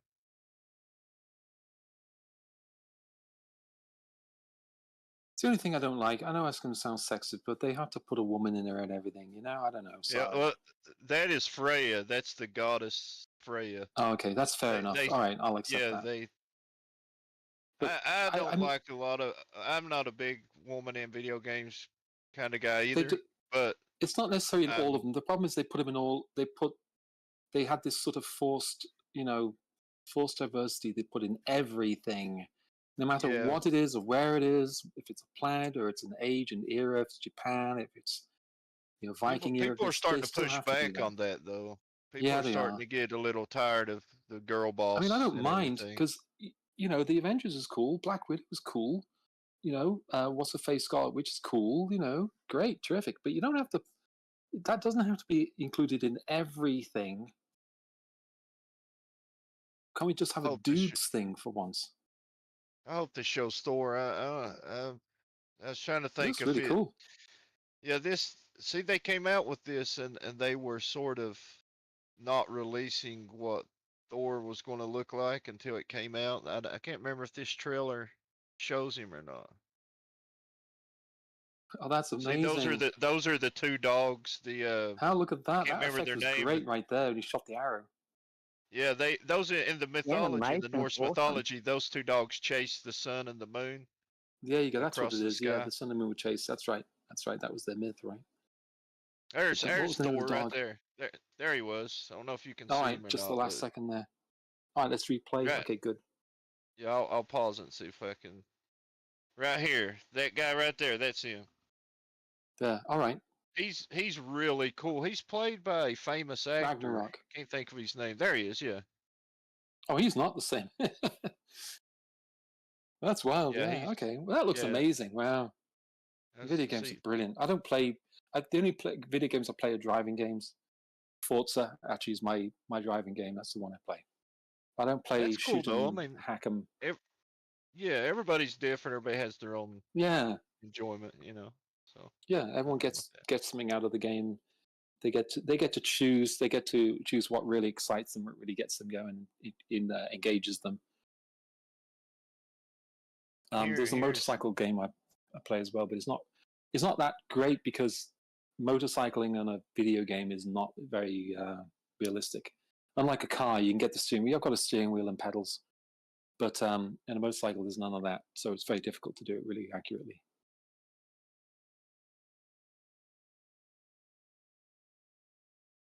Find the one here. PlayStation. Oh, same thing. All right. Yeah, these games were awesome. I loved this one. I thought the second one wasn't quite as good as the first one here. The two new ones they come out with. Well, that's often the case, right? But I was just looking for the trailer to it, but it's for some reason I can't find it. Well, sometimes they're better. There was a couple of video games I know that the second one was actually better, but generally speaking, that's the case. I have a video game called Descent, and that one, the first one's incredible. They came out with the second and third one, and they just weren't. I don't know what it was. It was just not as good.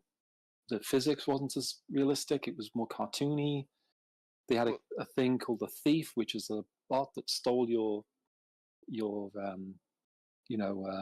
stuff like your guns and things. Would come and steal your guns and run away, and you can't shoot them because it's too fast for your guns. What? It's like a robot that can outrun your gun. That's not on. Oh, stop your complaining, Cloud. The second God of War one was the not part 2, but the second of the two new ones. Put it that way. Was directed by a different guy than the first one, the one before that, and the first director was really good. The director of this last one, I don't think he has the skills that the director of the first one had, and you can tell it's just the game of stuff. Just has a lot of things that are, I don't know, they feel too convenient in the storyline. Oh yeah, These guys don't play any games that I play. What do you play games? What do you play? I've got a bunch of them here that I haven't played for a while that I've got to get back to. Everything from Operation Flashpoint to Armor. There's a couple of others I can't think of at the top of my head. Tic-tac-toe. Brothers in Arms. Who said tic-tac-toe? Battleships. Oh, shut up, you. Who was asking you? Right, here's the trailer to the first one, Red Cloud. check this out. I'll leave you alone. Do you remember there was one I think called Colin McRae Rally? I think it was on Xbox. Yes. Was that one of the first ones where you set the car up with preload and you had all these gearing options? Well, it's and it's one of those ones that you do that because I've got NASCAR. I've got some NASCAR ones that do that, and an Aussie V8, the V8 supercar type one. And a lot of them are kind of fun, but nothing like a real car, but fun in the game, aren't they? I think there's Game World and Real World. Was it Ricardo who actually said he started on video games and then went on to be a F1, but I think he was the first. When some of those games are good fun. When I get me steering wheel and pedals back, the couple F1? of the You talk about car the F1 guy? The car go, yeah, well, I haven't got an F1. I don't think I've got an F1. No, I mean, Recaro is the F1. Yeah. Ricardo, whatever. That Aussie guy. Yeah. Okay. Ricky Do you remember the old cabinet, the upright cabinet Daytona that used to get around all the video games? Had the steering feedback. Gee, that was fun. Yeah, my old Microsoft feedback steering wheel and pedals I used to have, one of my sons broke the steering wheel. And you feel it when you hit the ripple strips and all that too. Geez, that was good fun. I love those. Well, you can still buy them, that steering wheel. Can you really? Yeah. I'm investing in one of them very soon when I get around to it. I remember. No, my Microsoft force feedback one I had back in the day it was great. I got a Logitech pedals and steering wheel. Yeah, Logitech's the only one I know of now that make a reasonably good really one. good. Yeah, it's pretty good. Have you got a really, really good one or just a good one? I don't know, because it's the only one I've ever had. It works, so I don't know. Undoubtedly, you can get more expensive ones that are better. Yeah, it's the features. Yeah, it's got the force feedback, so many degrees turn for the steering, pedal shift. And then you got your foot controls. You got clutch, brake, and accelerator. Yeah. Yeah. What's this goddamn clutch thing? What? There's 3 pedals. How do you work 3 pedals when you've only got 2 legs? I know. I hardly ever use the clutch thing. I always used to use the auto. Stupid auto clutch. feature. Stupid clutch and stick. That's stupid. Yeah, most Americans can't drive a manual. No. Oh, there's about 20 NASCAR people fucking yelling at us right now.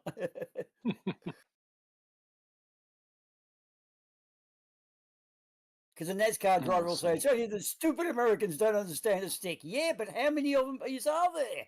Oh, good point. You following what's his face in the NASCARs, Boomer? No.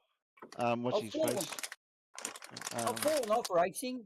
When Valentino left, it broke my heart. You know what I mean? Like, there will never be another Valentino Rossi in any sport. So, yeah, I kind of lost it.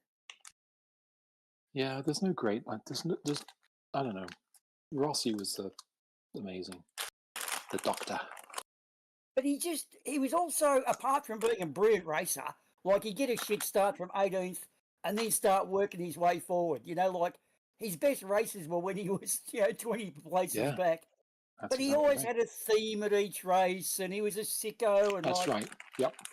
The golf putting and all the. He gave the sport such a fucking vitality. He was a circus clown, but the ringmaster too. And I mean, he just can't be fucking matched. That's it. We've seen the best. Did you see Rossi on the Isle of Man TT? He did the Isle of Man TT. Didn't actually race on it. He just rode the track. And they said, "Are you gonna race Isle of Man TT?" And he goes, "No, I don't want to die." This came up on radio a couple of nights ago. The most expensive ferry rides in the world. We thought was Rottnest Island. It cost you $80 to get out for about a 20-minute ferry ride. They found the most expensive ferry ride in the world is in England, the Isle of Man. Yes. 150 quid. That's for standing. That's not for a car. The company is called Steam Packet, That's the name of the company. And the joke name they give it is Steam Racket. Yeah, Macquarie Banking are part of them. They just do it because they can. Yeah, It's Steam used- Packet it's- is just raking in the money. And what are you going to do? Yeah. What's on the Isle of Wight, though, to make it so expensive? The Isle of Man is the track. Oh, Isle of Wight is Isle of Man. Are they the same thing? No, Isle of Wight's further south. Same coast, Oh, but it's further south. but it's the same ferry. No, is it the same company? I don't know. Oh, I don't know. Probably is. Who knows? I don't know. But it just was funny how I was thinking, should a ferry in England? I would have thought a tourist destination. Like a tour of the West Indies or something, the Bahamas. But no, chilly old England. Oh yeah, the Steam Racket company is renowned for ripping people off.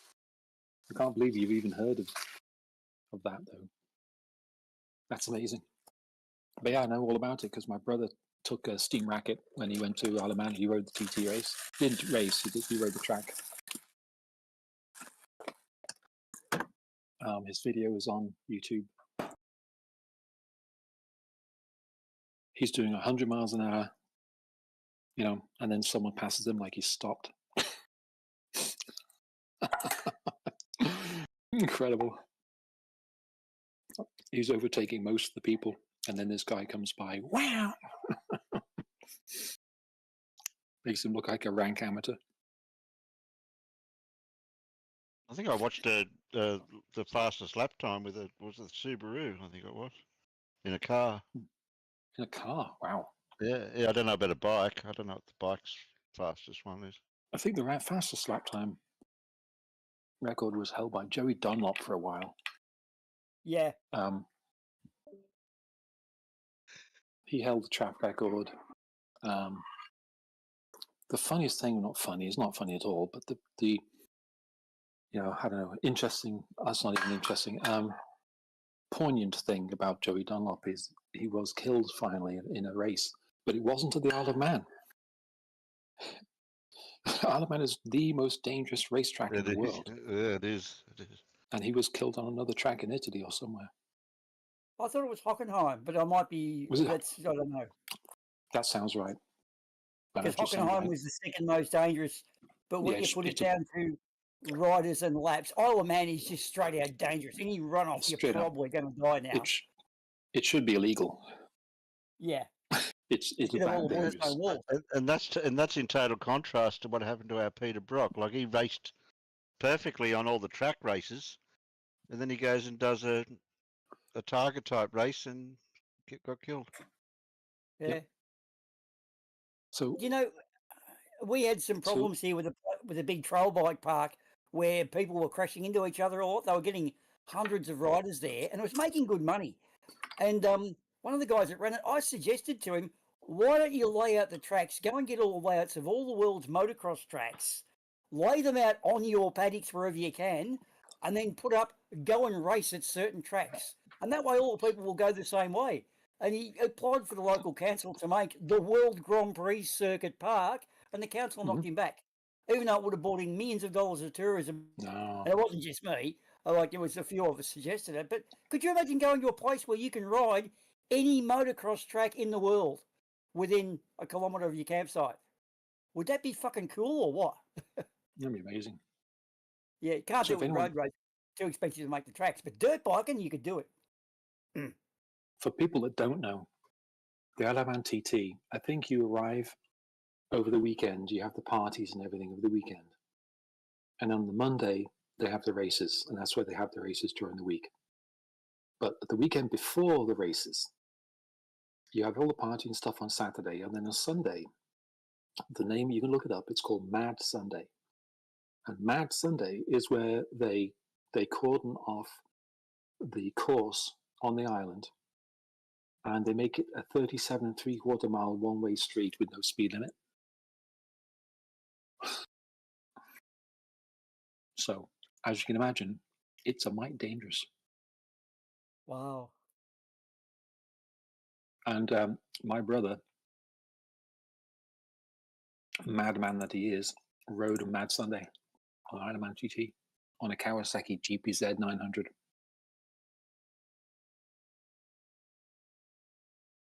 what do you do with all the blinkers and the glass and the headlight and that? Do you have to take it all off? You tape it up. Oh, really? They just tape it up. Wow.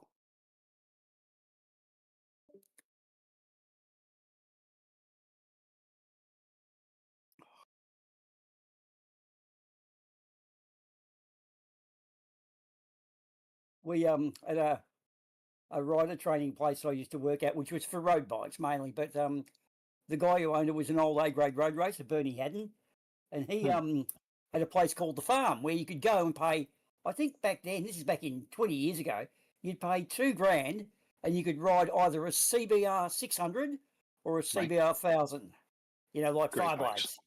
Yeah, 2 Fireblades. And the thing is, the beauty of them was you bring them in from Japan as a non-repairable write-off, and that's all cosmetic damage. So you'd strip off all the bullshit, put on the plastic fairing, sell all the good parts like the headlight for $400, the tail light, the rear shit, and you make a track bike that then starts earning you money. Problem is, there's not enough people with $2,000 to just spend on a weekend. You only get, you know, probably 10 customers a year. But yeah, the 06 Fireblade, hang on, the 600 was an 07 and the 1000 was an 06, and God, they were good bikes. You know what I mean? Like real fun. But yeah, you can bring in write-offs and do it. Can't do it anymore now. Yeah. Well, the good thing about those bikes at that era is that the 1000 was only about 50 pounds heavier than the 600. Yeah. It was very close in weight. 600 stepped up in power about that era. Like they really picked up their bottom end. Yeah. And I think became the overall balanced package. Like an R6, you don't have to ride the engine as much as an R1. And the same with the blade. The 600cc, you kind of, everything's more integrated, I guess. I don't know, I'm not an A-grader. I'm just a C-grader who shits himself. And those bikes are about making me, mediocre people like me, look good. So I don't know what a good rider does.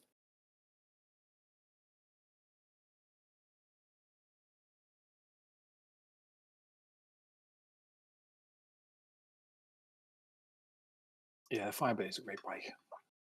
We used to have a lot of good one too. R1 is good. Yeah. We used to have a lot of people, probably about around the Valentino era, who just would hire the tracks. You know, you could hire Phillip Island and you could hire it.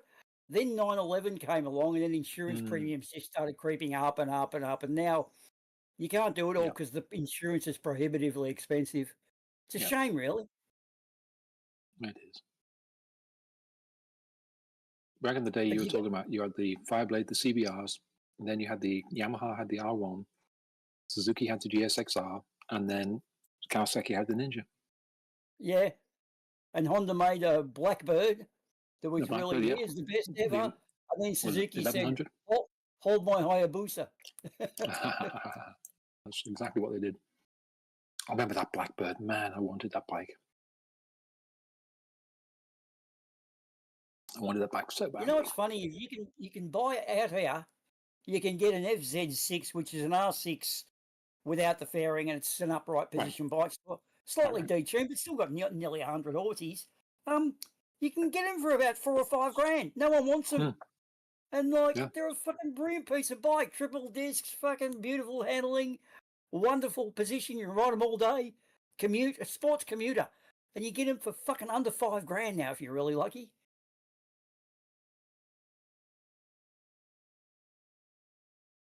I was actually just, it's funny you should mention all this, but I was actually looking at Cycle Trader in the US. Yesterday I was looking at it. Isn't that funny? I mean, I'm not in a position I can get a bike right now, but I thought it was interesting. I was just on Cycle Trader looking at bikes yesterday.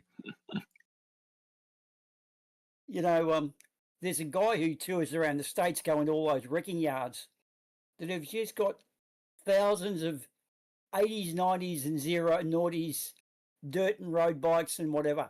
Just acres and acres of RMX 250s and YZ 465s and all these really, like, you'd just love to go there and grab a few and start restoring them because they're just so beautiful. But it's amazing, the wrecking yard. And when you think about that in cars, is that why countries have such big deficits? Because of all the money they've spent on all these things that end up lying in wrecking yards. That contributes. Someone had to pay for that shit. Yep.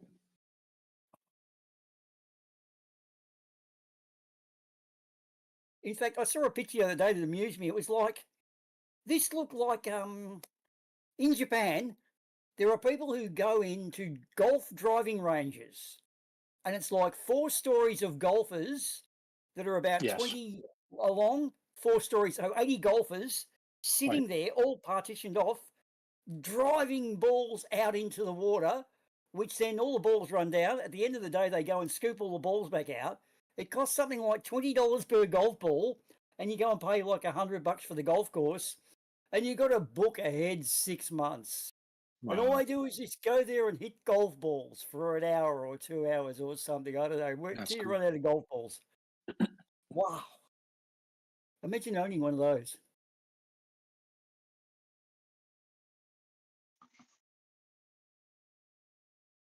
What am I hearing?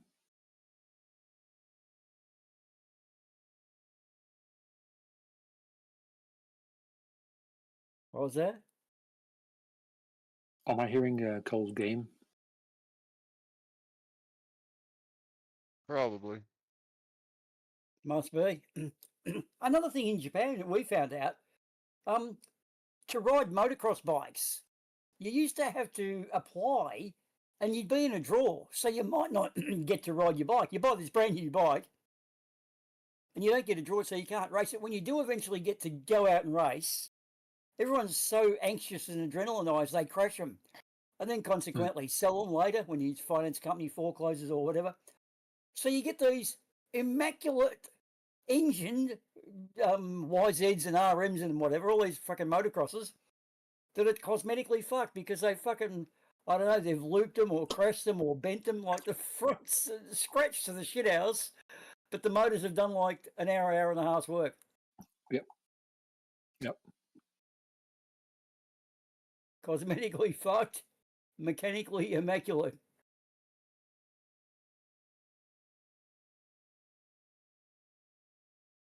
I think that consumerism's now gone now.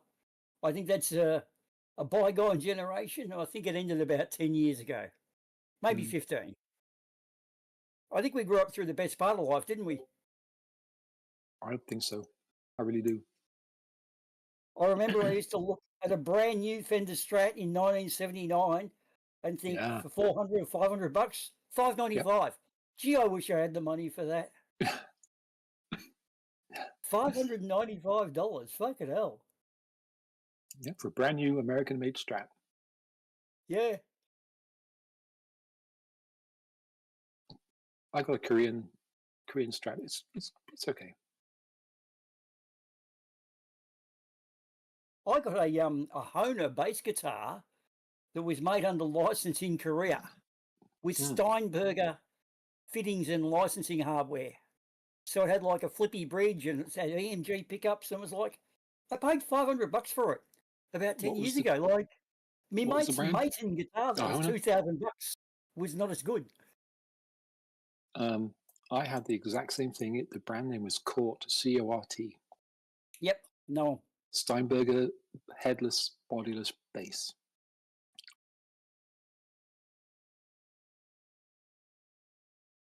Not a great bass, but very interesting to look at.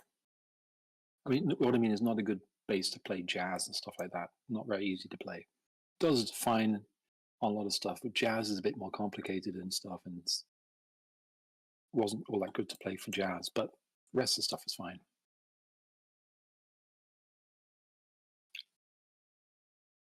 If you take them to a good luthier, and they're hard to find. Now, that's an endangered species in itself, a good luthier. Yeah. Soon as they set them up and get the action right, and you know what size strings you want, they'll make them beautiful. Oh yeah, I've got Ibanez did that. Took it to we've got a place, a luthier nearby. What's the guy Tim from Rage Against the Machine? He does something that's counterintuitive because he's such a fast smooth player, you think he must be using extra light with feather touch, but I think he actually uses way thicker strings than he needs to and has to tighten them up, meaning even harder to play, but he's got it set up so well and he's such a good player, it doesn't matter.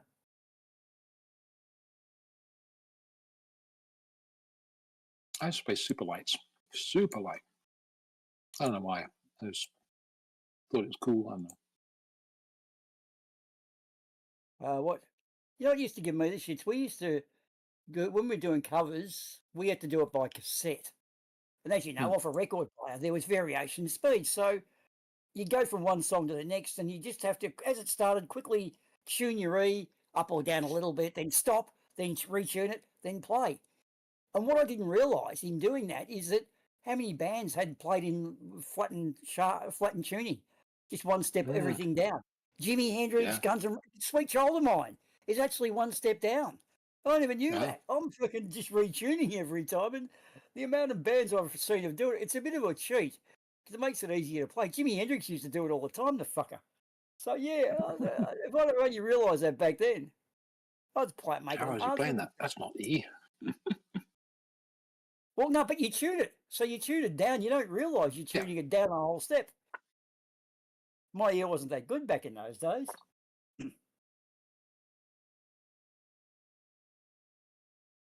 That's the problem. What did Oscar Wilde say? Youth is wasted on the young. Because if you knew back then what you fuck now, Jesus. Yeah. I gotta start disagreeing about something. This is horrible. I go on.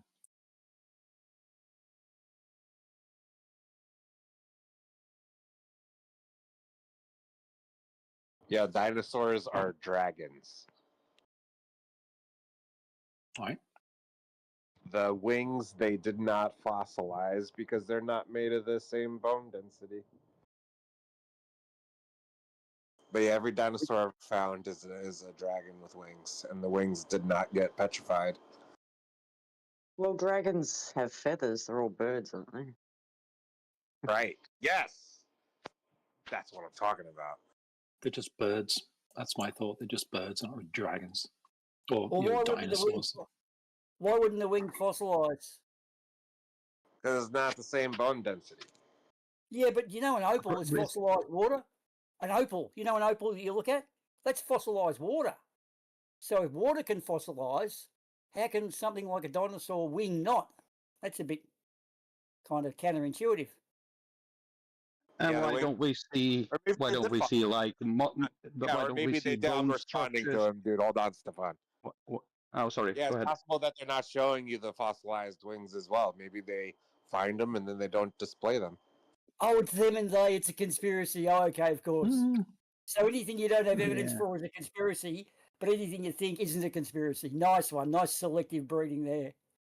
Well, my problem. Yeah. May I? Because my problem with it is that there is no structure in the shoulder or the back bone structures, which shows or even hints that there might be attached some sort of wings to these fossils. Yeah.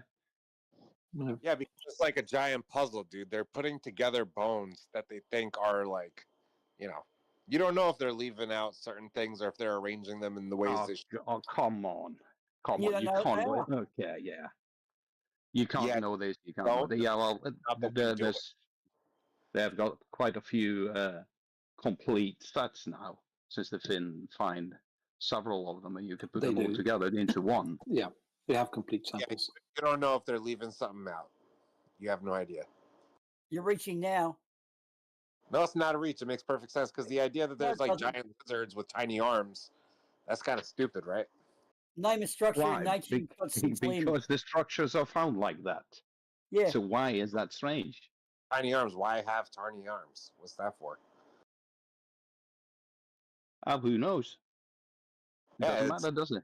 It doesn't matter, does it? Yeah, that's where the wing. Haven't crocodiles got tiny arms? Why have tiny arms? Did you look at the jaw? Because there's teeth the size of a banana that'll crush a fucking car. I don't think you need arms. Calm down, Boomer. Calm. So the idea is that they sold you a story that like giant lizards with tiny arms and they all got hit by a comet. Pretty dumb, right?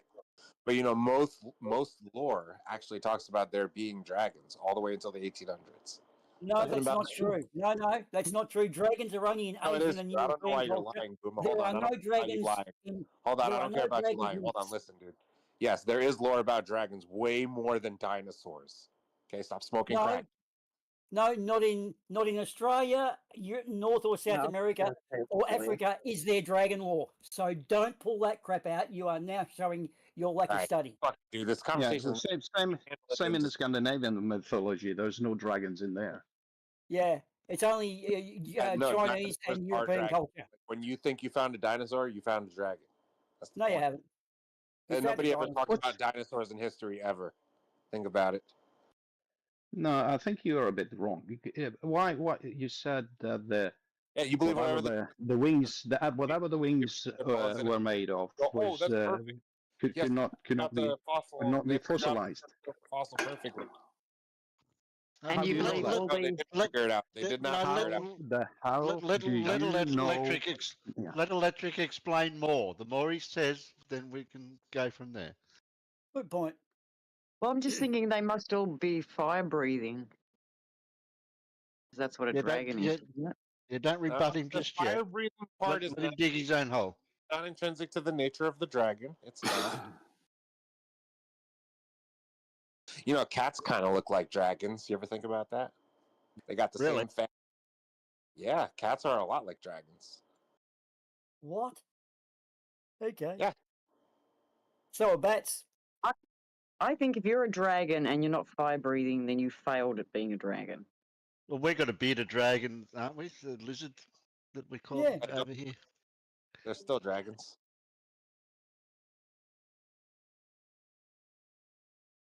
Yeah, but the Smithsonian, they don't have they're not trying to inform you on anything properly. So when they say, oh, yeah, look at this dinosaur fossil we found. Yeah, this is everything we got out of the excavation, nothing else. Like, yeah, you just eat up the dumbest shit ever, dude. They're not telling you everything. How do you know that whatever the wings were made of could not be fossilized? How the hell do you know that? Yeah, it's totally a possibility that what gets fossilized is the denser bones within its skeletal structure. And then the wings are made out of maybe some kind of cartilage or something.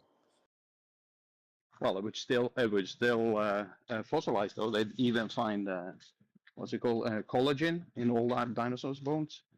Yep. You fucked that one up as well. Sorry. Yeah, they do find dinosaurs with wings, and you guys call them pterodactyls and other stupid shit like that. No, you even have dinosaurs where you have the feathers being fossilized. Yeah, it's entirely possible that dinosaurs were like giant birds and not just stupid T-Rexes with tiny arms for no good reason. What is the point of having tiny arms if you're a T-Rex? It's more likely that appendage. So now that appendage was the beginning of the wing, and the rest of the wing maybe they didn't. So now it's based on incredulity. I see. The skeletal structure. Have you ever seen a kangaroo? Not in real life. Or actually, I did once at a zoo. Yeah.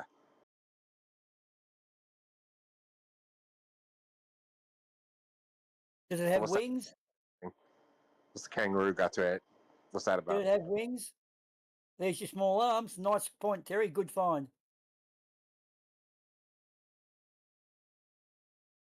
All right, well, it's something to chew on. Maybe you never considered this before. I know you want to just flat out reject it immediately, but it's worth some thought. Also, definitely consider the idea that cats do resemble dragons in interesting ways. The way that their fangs look, the way that they actually are kind of like they're... I'm going to show you a picture, all right? Just give me 2 seconds. I actually play Skyrim as a dragon. I actually love dragons myself. They're great in video games, and I love to hunt them in D&D. The thing is, I know the difference between a fantasy and a reality. That's the differentiation. But dragons are fun. Oh, that's right. We've got a Komodo dragon too. I forgot about that one. Oh, yeah.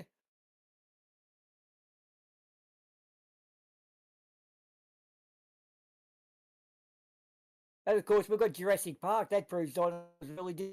Because how did they get the amber to make Jurassic Park? and you have to believe everything you see in a movie.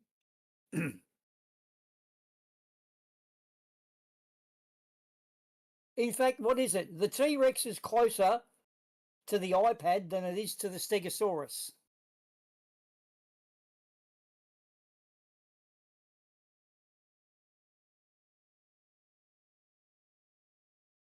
It's crazy how long they lived, how long dinosaurs were around. That's a, how it is. You know, Yeah, Griffins. I was hiding in the bushes one day, and I'd seen an animal coming around the corner, and I thought, oh, that's a dinosaur. Yeah, it was called I think I saw us. Yeah, you know, what's it called? Griffins, like the legends of griffins, are pretty much like giant flying cats. It's the same thing. It's a lion with a wing. Yeah, with wings. Yeah, it's a dragon. No, it's a lion with wings. Yeah, which is pretty much what I'm saying a dragon is. Dragons are more reptilian. According to the stupid narratives given to you by his fantasies, right? By Skyrim, yeah.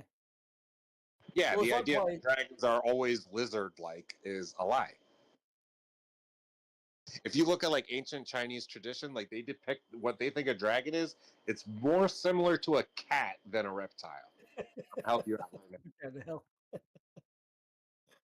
That fucking... You get the good gummy bears, don't you? Nope, this is just something that you should consider because maybe you've never heard of it before.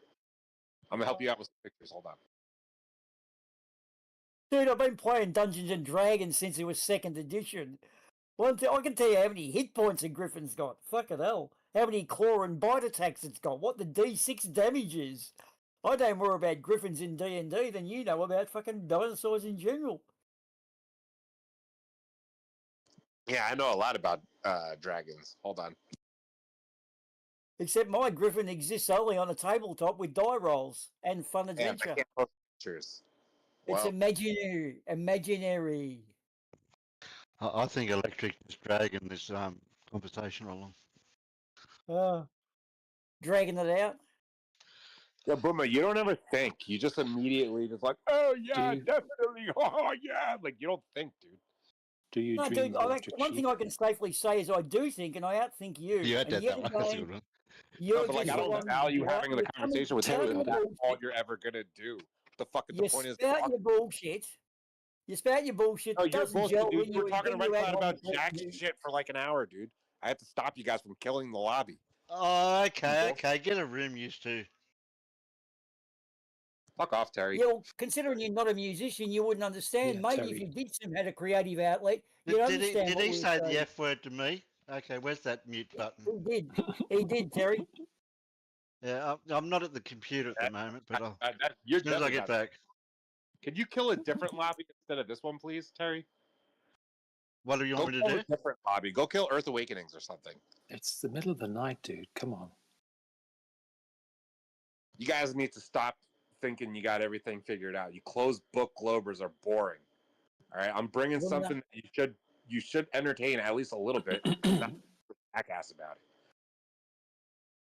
And I need to And post. We're all I open-minded. need to post the pictures to help my case, and I don't have permissions. That's We good. have to admit we are all open-minded.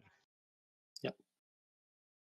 Did you just say we're all open-minded when Boom is in the room, dude? Fuck off. Oh, dude, Boomer. are you not getting your way? Is your narcissism boring. overtaking? Who the fuck wants You to talk need to to be me a like this, dude? narcissist. Oh, look No at reason you. to talk to Would you like to teach you? You're Come an on, old man. chaps. No new tricks, dude. You're You notice Come I on, haven't even chaps. said your name yet. You know diehard, what? I dogmatic. haven't even said your Come name on, yet because chaps. I'm not even going to qualify you Come with on, your Boom. name. Come on, Boom. Don't pick on What the him. fuck is the point of talking to Boomer, dude? He's so he's just stubborn. There's nothing to fucking be had. Jesse fancies me. No one fancies your fucking bullshit. You're boring. That's right. You fancy me. I'm living in your head rent free. Dude, yeah. And there's not much space in here. You're literally like super ultra processed, like low grade meat. You're like Fancy Feast. Okay. Your head rent free, Like Jesse. spam. Hey, Boomer, you're spam. Yeah, Boomer, stop spamming, okay? You don't have anything to say, so shut the fuck up. Now you need to go Google what you need to go Google what dragons look like in Chinese traditions. Jammies are off to bed. Brush your teeth. Fuck off then. Bye. Yo, what's up, eggshells? Trying to keep this room alive. We do. They're falling asleep. They are falling asleep. No, we're only awake. It's the right time of night for us. They're just gonna kill every single lobby they ever fucking go into, man. Can't let these. Oh, little sneakums. Or upset because no one will talk to him because he's got no friends in real life. He has to come into Discord. No one cares to talk to someone that's stuck being a closed book, hard-headed fuck. Is this what I've been missing out on? I don't Why know. so It angry? evolved so quickly. Yeah, we're Why so having angry? a very good cerebral, mature conversation here, Egg. Yeah, because Jesse came in, mate, and all he's got to do is dump on VCs because that's all he can do. That's Jesse is the fuckhead. He's actually quite good here until Jesse came in. Image permissions, please. I don't know why Terry's fucking retarded ass mod ass can't give me perms right now, but maybe eggshells wants to. What do you want to do? Restricted What does he want to links, do? emojis. What do you want? Links. You've I got don't image. know. I don't know what he terms. wants. What's he want? I want to post pictures of Chinese dragons. Oh, okay. Yeah, I think you've already got image perms. Were you just trying? Did you had say by the Chinese time I looked. virgins? Yeah, let me try again. Hold on. Dragons. I Did you say Chinese virgins? Carl? Dragons, pervy.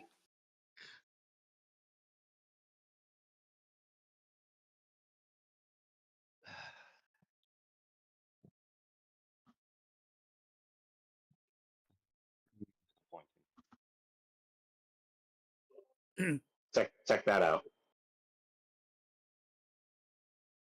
For what it's worth, electric or whatever, Jesse.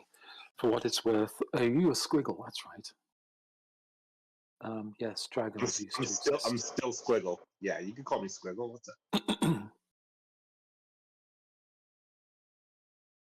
Yo, Dawn's in the building. Dragons. The dawn I of a think new dragons day. were dinosaurs. You think dragons are dinosaurs? No. I don't know. What did you say? I don't look at it close enough. I think Cats are dragons. Griffins are dragons. Dinosaurs are dragons. Yeah, that's the story. I think there were dinosaurs and humans living at the same time, and I think that the stories of dragons are actually the last of the dinosaurs. I think. Is that true? Yeah. Don't know. They found some bones and thought, it must go, I'll make the story where dragon, I'll add some flare breathing and all that bullshit. They would have found a T-Rex jaw. Well, it's kind of dumb that, like, you know, humanity for thousands of years, like, had no knowledge of dinosaurs until some assholes in the 1850s decided to make up the entire, you know, species category all in one shot. Like, oh yeah, now we know what dinosaurs are. We just start finding dinosaurs. Like in the 1850s, that's it. That's where it all began. Or the 1840s. But, you know, before that, for thousands of years, every single region of the world, you know, thought that there was such thing as dragons. No, they didn't. There was none in Australia or America or America. It is true. Yeah, Red Cloud's not a closed book. Yeah. It is true that there are worldwide myths about dragons, and it is true that the idea of dinosaurs is historically very recent concept. Found a The dead word giraffe. itself is not even 100 years old. Well, maybe 150 years old. See, now that, like, not me's making the point, Roma got nothing to say, you fucking bitch. No. Well, actually, that's wrong, bitch face, because no, there's no dinosaurs in American or Australian culture. So shut your fucking cockholster, dickhead. Yeah, I swear to God, all your mouth is for is putting cock inside of it, fucking retard. That's, you know what? I don't want to listen to any of that. I was having a good conversation. I don't want to listen to that. So, I can't tell which angle you're coming at it from, Red Cloud. Are you a young earther? Yeah. Ah, Ah. Thought you knew that. I thought you knew that. Come I on. think we might have discussed it once Yeah. before, but I wanted to double check. It doesn't stick in your mind because I have a very logical mind, and so you don't think. Oh, I just assume you're not that illogical. You don't assume those things. It doesn't stick. I get it. I do. I really do. And the Yeah, you don't thing believe in is, fossils. well, the typical thing, the typical people you encounter in here, I can't Right. believe this. the Right. typical people who spout such views are on the edge of You're not really a rationality. young Earth creationist, are you? Are you really? Yeah. What, Don't where ask does me all for this- natural. Don't ask Where me does for all numbers. this intellectual ego come from if you got a religious fantasy as your worldview? Oh, a lot of people are more complex than they seem It's on the so internet. contradictory. No, it seems like it. I don't think Got all one these should opinions invoke on politics, logic when it comes. philosophy, science, and then your actual worldview is complete fantasy. I wouldn't Do you consider it think complete logic fantasy. work? Do you think logic actually work? Can't Being a believe young this. Earth Thank you for creationist? letting me know. I'm just You not. do. So now, Yeah, we you can know talk about it. I what? don't want to talk about it right You now. know To what be that honest, means? we can talk Now about I it. see you as more crazy than a flat earther. So every time you try to be intellectual, I'll remember, oh, haha, inside he's actually crazy. I'll still More talk to him, crazy than a even though he's. He goes If he's crazy? nuts, I'll still talk to him. Of course, I'll enjoy it, but I'll have Love to it. remember each time this is not an intellectual. Well, do you think this is a forum for intellectual conversation? Okay, we'll debate that. I have I bad thought you news were for an you, man. intellectual atheist. That's what I thought. No. I would still say flat Earth is crazier than young Earth. No way. Look at the way the cat stretches. It's so similar to the Chinese dragon. Look at that. Chinese dragons are supposed to be snakes with wings, or not necessarily wings, but snakes that can fly. The They whole are notion depicted of as snakes. Eastern dragons is combining the ground with the sky. Well, just consider this, chaps. Just consider this. The Chinese zodiac has all these animals, real animals, and then it's got a dragon. Isn't that interesting? So all those real animals and then one fantasy fiction animal that doesn't really exist?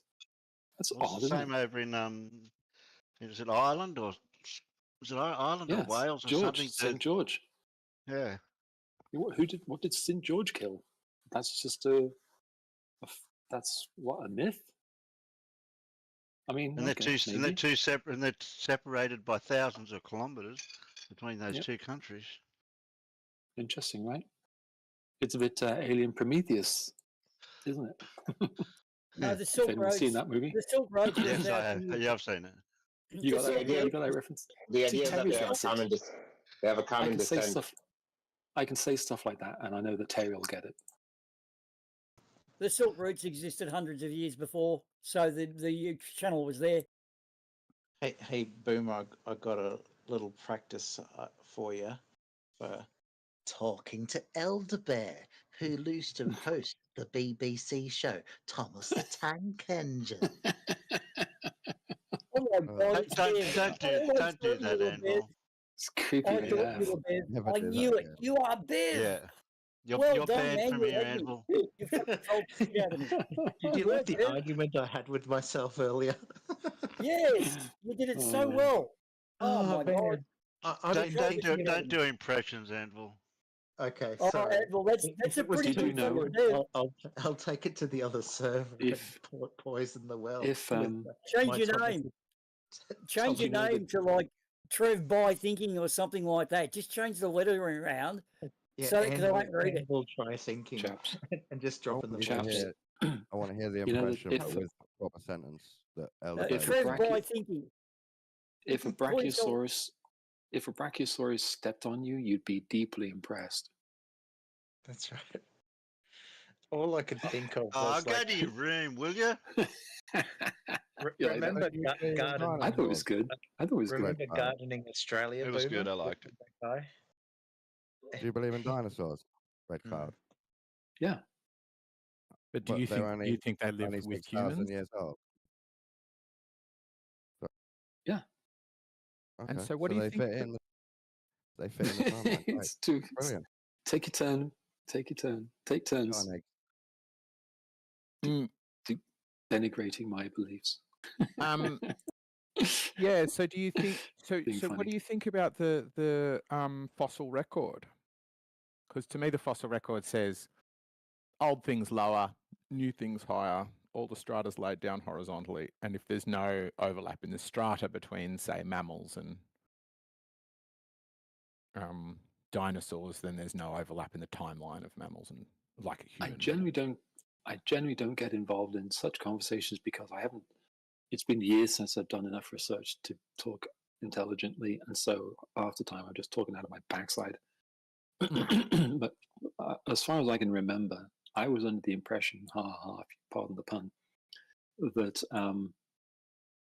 they dated the fossil records by the strata of rock they found in, but then they also date the rock by the things they find in their rock. I thought that was clever. I think the dating of when it happened is difficult, but what order it happened in, I think, is more the point I made, because I feel that's a much stronger point. Yeah. And that, it's like tree rings or something. Well, here's the thing: if it was created, it would be created in order to function naturally, and if it's functioning naturally, it will look natural.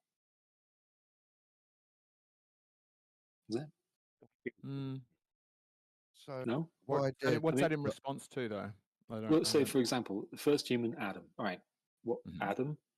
Okay, he was created as some say like a teenager, say 18 years old, but he was never born. But he would have had a belly button. Right. Right, but he was never born.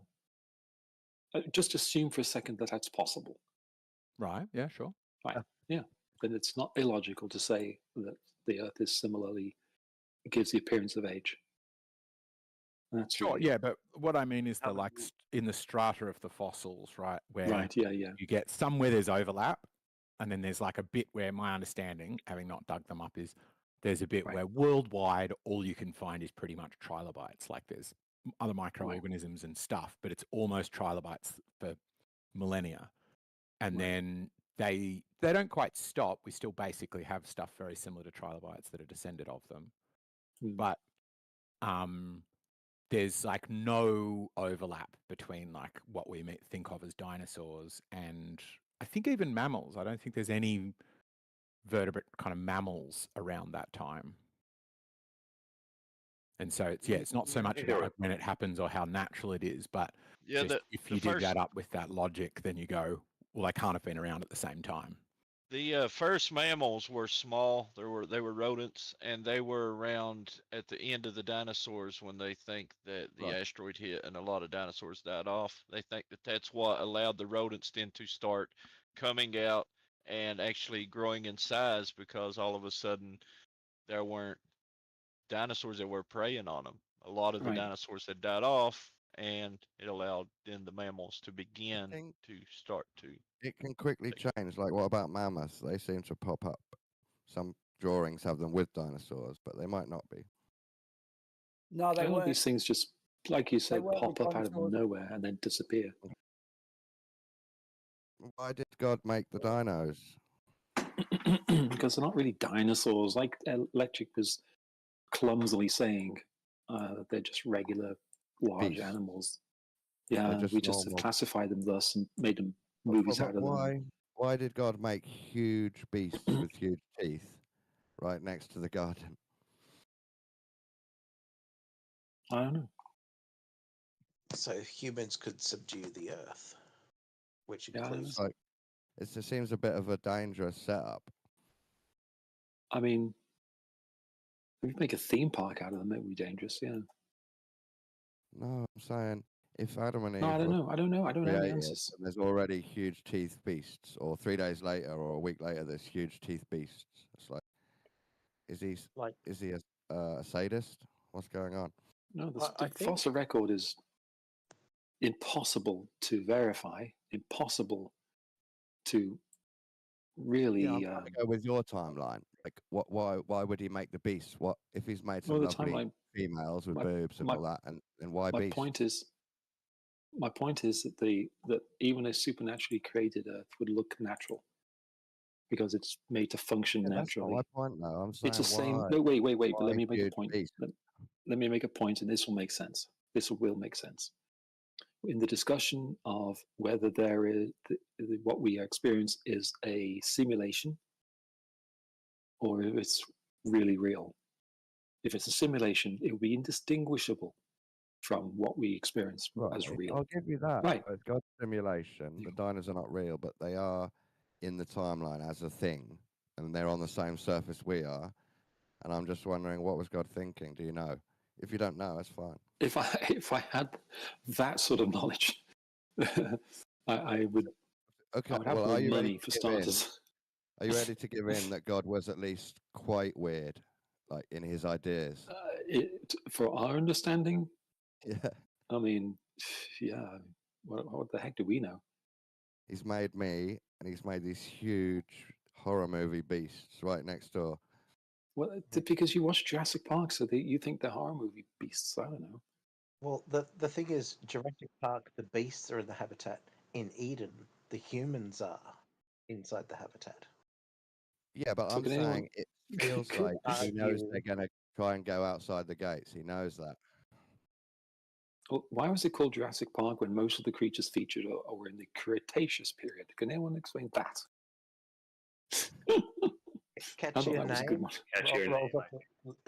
It's the book. It's because it's in the book. Spielberg. No, it's Crichton, right? It's such a brilliant book. I've got the book. Crichton, yeah. Yep. I'm more interested in if you think everything that was created to look natural, how can you tell the difference? Like, what makes you think it was created at all? Well, it's the same argument as people who suggest that the idea that we're in a simulation. How would you know? Yeah, and I would say the same thing to them. Like, you wouldn't. So why think that we're in a simulation? Cool. But that gives you no reason to think that we are then. But it means that that's why, again, this is why I don't really discuss it too much, because it's like discussing the idea there's a simulation. It's beyond this. I prefer to talk about the shape of the Earth, which we can definitely know. Or everything was made last Thursday with the appearance. Yeah, last Thursdayism. Yeah. I love last Thursdayism. Right. I mean, usually that argument is simply that you can't prove that that's not the case. Like, I don't know that anyone actually actively argues for it. I mean, I hope not. I would expect not. Well, I expect not to what? I'm sorry. I would expect that they wouldn't actively argue for that idea, because usually it's just a matter of, like, you can't prove that's not the case, but the whole point of that is that there's no evidence to think that it is. It's kind of, I sort of take that approach of not being dogmatic and not being strident in my view, because none of us were there. None of us really know. The fossil record is fraught with difficulties. You have to accept that. You can't really know all the facts of history because we don't have all the facts. We can't have all the facts. They're gone, like the Library of Alexandria. But still, though, like when you have, was it?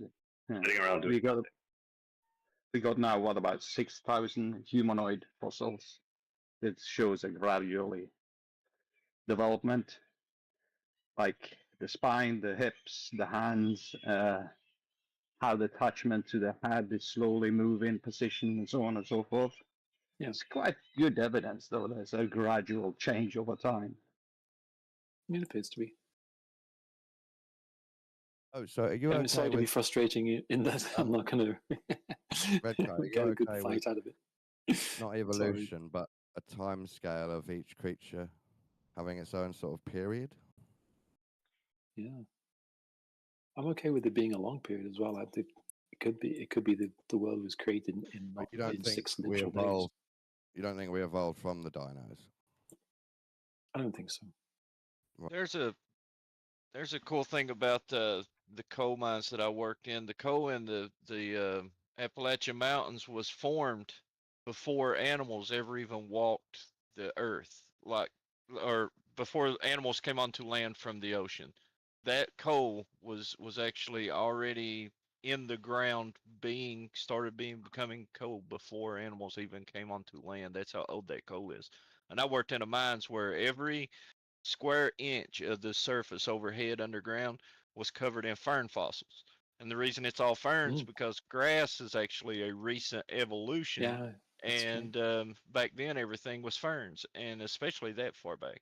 And it's another cool thing about it. Those Appalachian Mountains are so old that they formed when all the continents were together. Not the last time when it was called Pangea, but the time before that. That's how old those mountains are. They're the oldest mountains on Earth, and they're almost worn down to nothing. That's why they're so small now. But they are so old that they were being formed when the continents came together 2 times ago, not the last time. The way I approach it is, I'm happy if you're dogmatic that the Earth isn't young. I'm not dogmatic that it is, because I could be wrong. But dogmatic. And it does make a good argument. That's the only problem with this. It's not a very entertaining. If we don't rage at each other, you know what I mean? I find it a bit problematic, call it dogmatic, when you look at all, how should you call it, evidence for the Earth being old and how it has evolved. Calling that dogmatic? Well, when done, what is dogmatic? Is it based on evidence or is it just a made-up idea? Well, dogmatic means that you are so certain that you believe that it is dangerous for someone to hold an opinion other than your opinion. That's dogmatism. It is certainty. It is aggressive certainty. So not only are you sure of your position, you're sure to the extent that someone holding an opinion other than that is literally dangerous in some way to whatever the health and well-being of people, or whatever you want to say. That's dogmatism. And it's so science is not dogmatic though, because science only works in evidence and not proof. Very dogmatic. So it's always it's always open to changes. Incredibly dogmatic, depending on the individual. Astonishingly dogmatic. I heard a guy in I don't know if it's people's interpretation. It's people's personal interpretation of the science that could make it dogmatic, not the science and the scientific evidence themselves. What do you think? I don't know that I like that definition of dogmatic, though, because there are some things that if you believe them, they can be dangerous. I wouldn't say that that's dogmatic. I don't know that this is one of them necessarily. But like, what if it's true that believing a certain thing or not believing a certain thing could be dangerous? Like, it seems to me dogmatism would be more rooted in simply no amount of evidence would change your mind about something. Yeah, I mean, are you prepared to be wrong that the Earth? Are you prepared to say that the Earth is not 6 billion, whatever it is right now, right? 6 billion. I can entertain the idea, but it would take you're going up against a whole lot of evidence. But it would require dismantling a lot. But what specifically would make my view that the Earth is not that age make it a dangerous view? I don't know it's that it not would. A dangerous. I think and I don't think it's dangerous. You should always sort of challenge models and ideas in the science, but I don't think it's dangerous in that respect. Yeah, the danger of science denial usually, like, it might start with flat Earth or the lunar landing or whatever, but it typically goes into when it starts leading into like health issues or policy and stuff like that. Yeah, the issue really is that. That's exactly right. Because often what happens is you'll have someone who is a science denialist in that way, and that leads to other things which are literally dangerous. And I'll give you a very, very good example of someone I met in person, Rob Skiba. And I'm not sure exactly what his belief was, but He did not seek help when he was sick with C19, and it took his life. So that's dangerous, I believe. I don't have that level of dogmatism in that way, and it I doesn't. don't think the danger it is doesn't. part of the definition for dogmatism. That's like an extra thing. You could be dogmatic and never hurt anyone, or you could be correct and hurt people. Yeah, that's exactly right too. Very, very good point. Very well said. Yeah, you can be completely correct and still hurt people. That's very well put. And I think the dogmatism in science is declaring everyone that doesn't agree with the science of the day is just suddenly declared dangerous, regardless of whether their beliefs lead inevitably, because they believe that it does lead inevitably to other science denialism, which can be dangerous. And so the assumption is made that anyone, for example, myself, that does that. But, yeah. Sorry, Part of the meaning is you want to project Yeah. your story onto others. That's part of the meaning of dogmatism. Yeah, and there's a lot of other I ways. think the problem is if you go against, let's say, scientific evidence, and you can't just support your own claims with just as valid evidence, then that's the biggest problem for me. It's still allowed, and it doesn't mean you're going to harm someone. But no, absolutely not. But I mean, all of us can make up a bunch of claims of this and that, but if we can't support it at least with some sort of valid evidence, then we can claim. Yeah, that basically becomes dogmatic for me, at least. Yeah, I just don't want you to be scared of those people. I just want you to know that their brains are a little bit broken, but not be scared that they're going to ruin Earth. No, I'm not scared. And as I said, yes, science should be challenged all the time. But to challenge science, you need to come up with actual science and evidence. Yeah, but what I'm trying to tell you is these people are not challenging science. They're just saying, we don't believe it. It's not really a challenge. So we can just let them be crazy. And they may harm some of their kids down to medicine, but that's their choice as a parent. That does happen, but it doesn't always happen. That's the thing. The thing is that does happen, but the typical issue we run into is the type of people that is the case where they deny. For example, they say that the Earth is 6,000 years old, and then they also believe the vaccines are fake. The problem is that those people are in the numbers sense, very, very small minority of people. They get all the attention. And you think that everyone then that believes that the Earth is 6,000 years old also thinks that viruses are fake. So I think the only harm you would cause from being a young Earth creationist is making your children believe one fantasy. But I believe as they grow up, they will have equal opportunity to choose to believe other things, like any human does. Yep. And if it's not the case that that any child in any Christian household I know is dogmatic enough to withhold information from their children or shun them when they decide they want to believe something else. If you're locking your kids away and you don't let them see the real world, that's not because you're a young Earth creation. That's because you're a nutter. That's because you're a nutter, yeah. And you may also be a YEC. But there are nutters that are not YEC. I'm a good.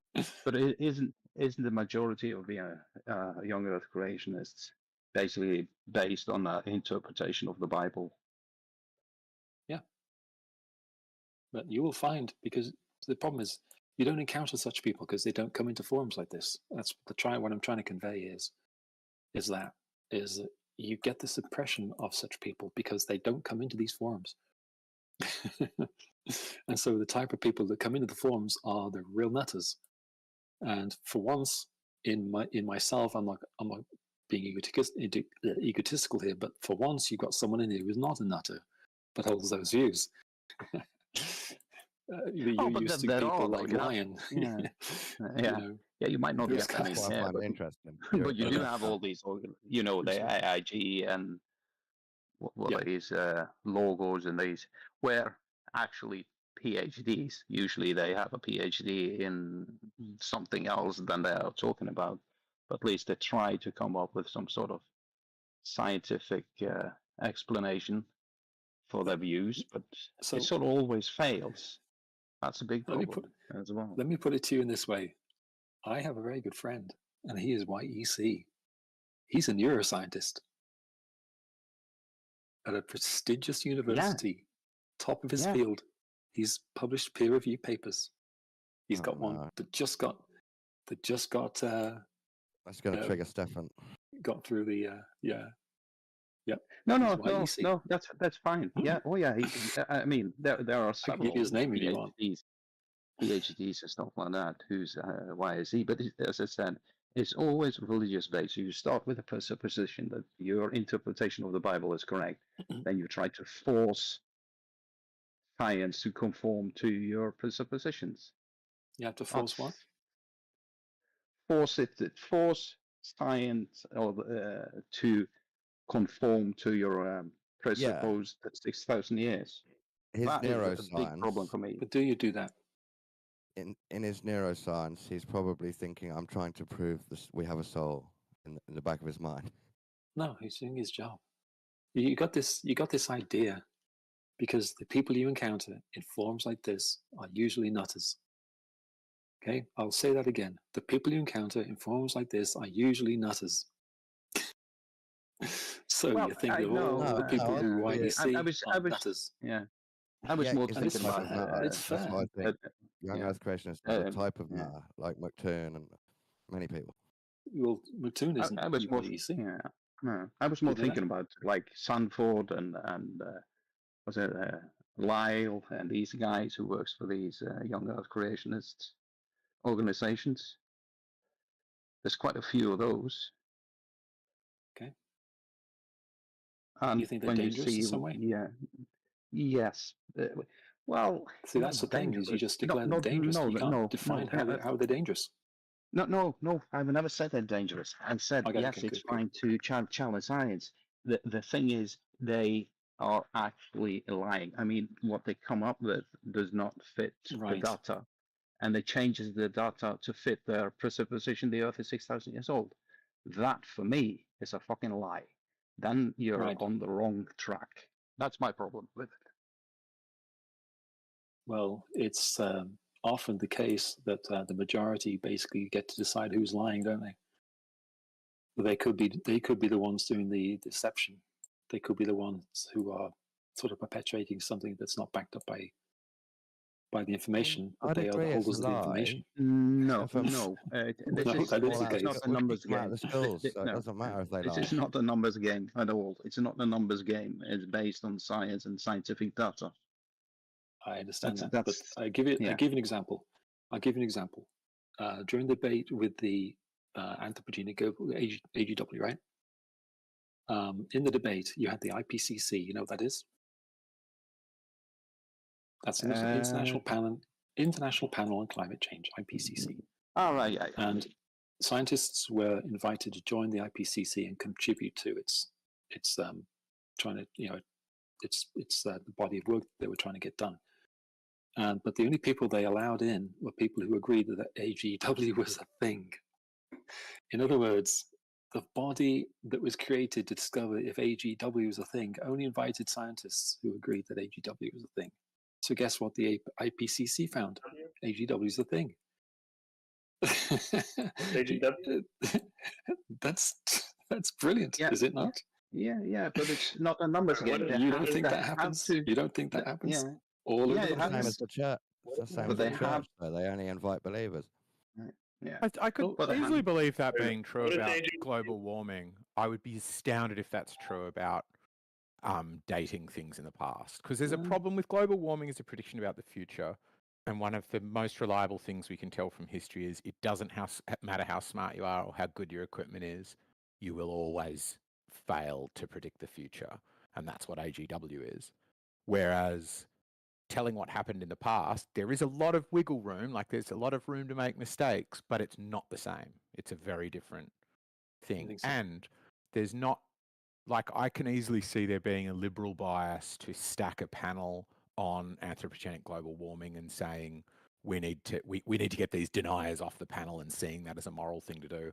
Whereas I'd be astounded if you could have the same sort of hegemonic thought within, like, trying to convince people of the age of the Earth. You then prepare to be astounded. That's all I can say, man. Because if I tell you what, and this is the one thing that I remember studying was like when the IPCC first came out, which is at least a decade old now. And I did some digging, and that's what I found, and that was really funny. What's that? But that's about the IPCC. Yeah, I'm saying I could see a biased panel with the IPCC, absolutely. But in terms of archaeologists, or what do you call them? Is it archaeologists? Yeah. Dating the age of fossils and getting the age of the Earth wrong by a factor of, like, many hundreds of orders of magnitude. Like, the way I've heard it put is to say the Earth is 6,000 years old is comparatively to say the width of the United States is 4 kilometers or something like that. Right. Because people generally don't have a very intelligent way of looking at it, I'll be honest. A lot of the people who run their mouths in public should just keep it shut. There shouldn't really be discussion because, like, again, I'm going to repeat myself, sorry, but it's very similar to the argument of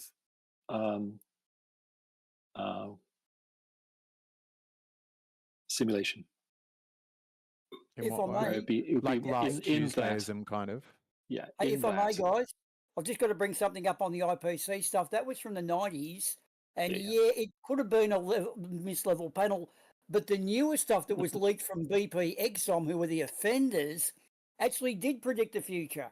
And what they predicted back in 98 has come true in 2025. So that's wrong what you said, Eggshells, about them getting it wrong, because BP Exxon knew exactly what the carbon figures are correct now. And it was leaked by one of the people. So sure. That's not entirely true. What I should have said is reliably predicting the truth, in that, like, for any event that happens, no matter how wild, you'll find some person who is predicting it. But if you look back deeper into their predictions, you'll go, oh, they were wrong on the last 9. Yeah. I just had to point out the BP documents that have been leaked about 2015, and they actually had the figures dead right. So anyway, sorry, guys, continue. Stefano supports reference. It's a good debate. I appreciate it, guys. Who's Stefano? It's a really good debate. The whole young Earth thing, I don't really care to defend that, but I think there is something to the idea that, they tell us that, there was Jesus, and then 2,000 years, we didn't develop any technology, pretty much, which is weird, right? No advancements in human civilization for like 1,000 years. That's weird. That can happen, yeah. Advanced. Sure. Yeah, I mean, advancements happen in spurts because if you think about when you were a kid and you're not going to learn anything unless you're exposed to something different. You're just going to carry on. You've got multiple generations living in remote areas. They're just going to carry on doing what they're doing for generation after generation until something massive happens. Some boffin somewhere discovers something like germs or electricity. And then everything changes. But look at warfare. It can go on for ages. Look at warfare. It has to take, significant innovation before it actually changes how we look at warfare. For example, a cannon, that's a good example of a pathway from the old to the new way of fighting, And that doesn't mean that the 1,000 years before the cannon wasn't progressive. Like, they got new tactics, new weaponry, like, there's advancement all the time, but sometimes throughout history, something is just so big that it changes everything within that fraction. That's very, very well said. Yeah, good point.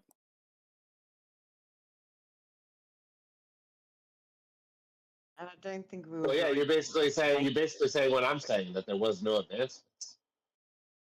No, I'm saying there is always until the advancement. No, you're saying the cannon was a more pivotal event, right? Yeah, I That's was what I'm saying saying. the cannon definitely was a pivotal event, but I'm also Massive. saying that the 1,000 years prior to the cannon doesn't mean no advancement. They had new technology like, you know, a better way of smithing weapons, for example. That's advancement. A new way of having tactics on the battlefield. That's advancements. But you don't see them When as they much first, as the cannon. I had trouble when they speaking. first Yeah, jumped in, I was hold going on, to say hold on. Trouble was trying to Stop get trying to in there. double down and let me actually count it. Nope, you're doubling down. Let me count it. So you think that you think that metallurgy was discovered when? Can we get? I'm sorry. Before we answer that, can we get Trouble in? I heard Trouble speaking. Oh, that's okay. Keep going. Oh, Trouble! You might have had something really relevant to say, and I you have put to. on. I put on. I put on all of my white knight armor for that. I forgot what it was. I'm so sorry. Now let me take it all back off again. You're letting us down, Trouble. Sorry. That was so funny though.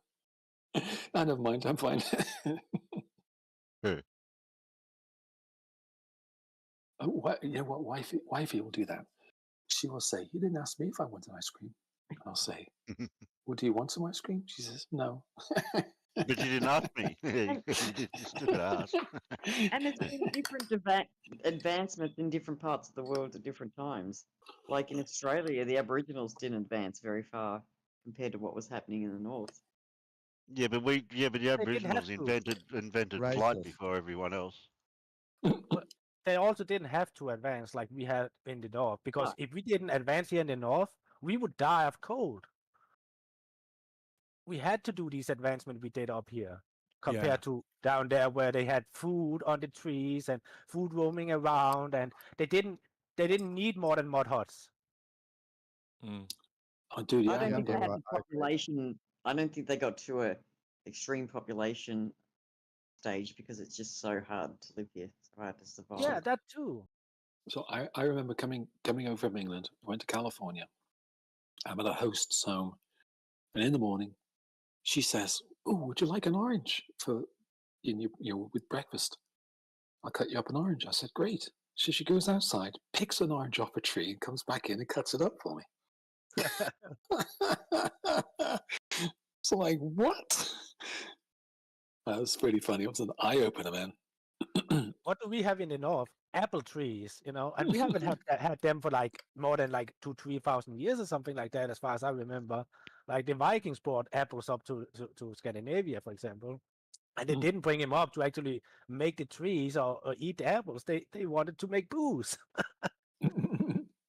Well, the Vikings. Lucky she didn't Yeah, ask I you, mean, did you want apple bacon for tree- breakfast? Right? I'm pretty sure if you go like 3,000 years back here in, let's say, Denmark or Scandinavia, and apple trees was not a thing. We had to import them down from Eurasia. I'm not sure what the point was, but yeah.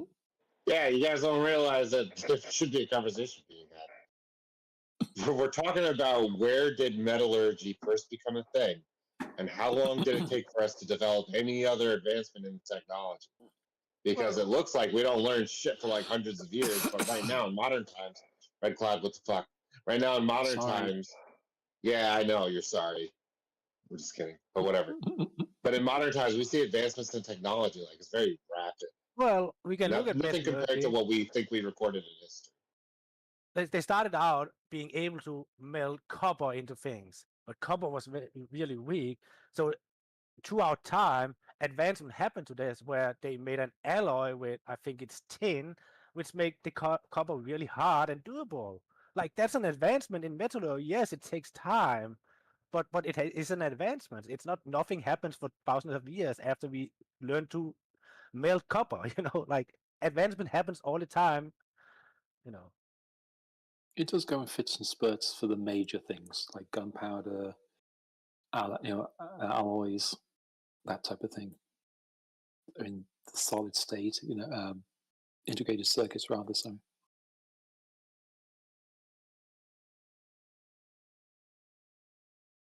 Yeah, the idea is that, like, this Greco-Roman architecture that we see, this is not them getting better and better at anything. They were just, they had knowledge from ancient Egypt. That's what turned ancient Greece into what it was, is they were just hijacking Egyptian ideas. Yeah, they might have taken some ideas, but they have also improved on those ideas, Because what the Egyptians maybe spent 30 years building, the Romans only spent a decade building. Just an example. I don't hang you up on the numbers. It's just an example. But Egypt lasted as an advanced civilization far longer than Greece or Rome. So who was really more advanced? No, they didn't. No, the Romans still exist today. This very day, we still have Roman Empire stuff, so it's over 2,000 years for the Romans. Yeah, Egypt is way older than 2,000 years. No, it's not. No, the Egyptian Empire is only about 1,500 years old. Cleopatra is closer to us than she is to the pyramids. That is not Egypt wasn't true. an advanced race, as you make it out to be. Holy crap, that's not true at all. The Dude, Sphinx is I'm supposed actually to a be. historian on that. The Sphinx is it's over 10,000 years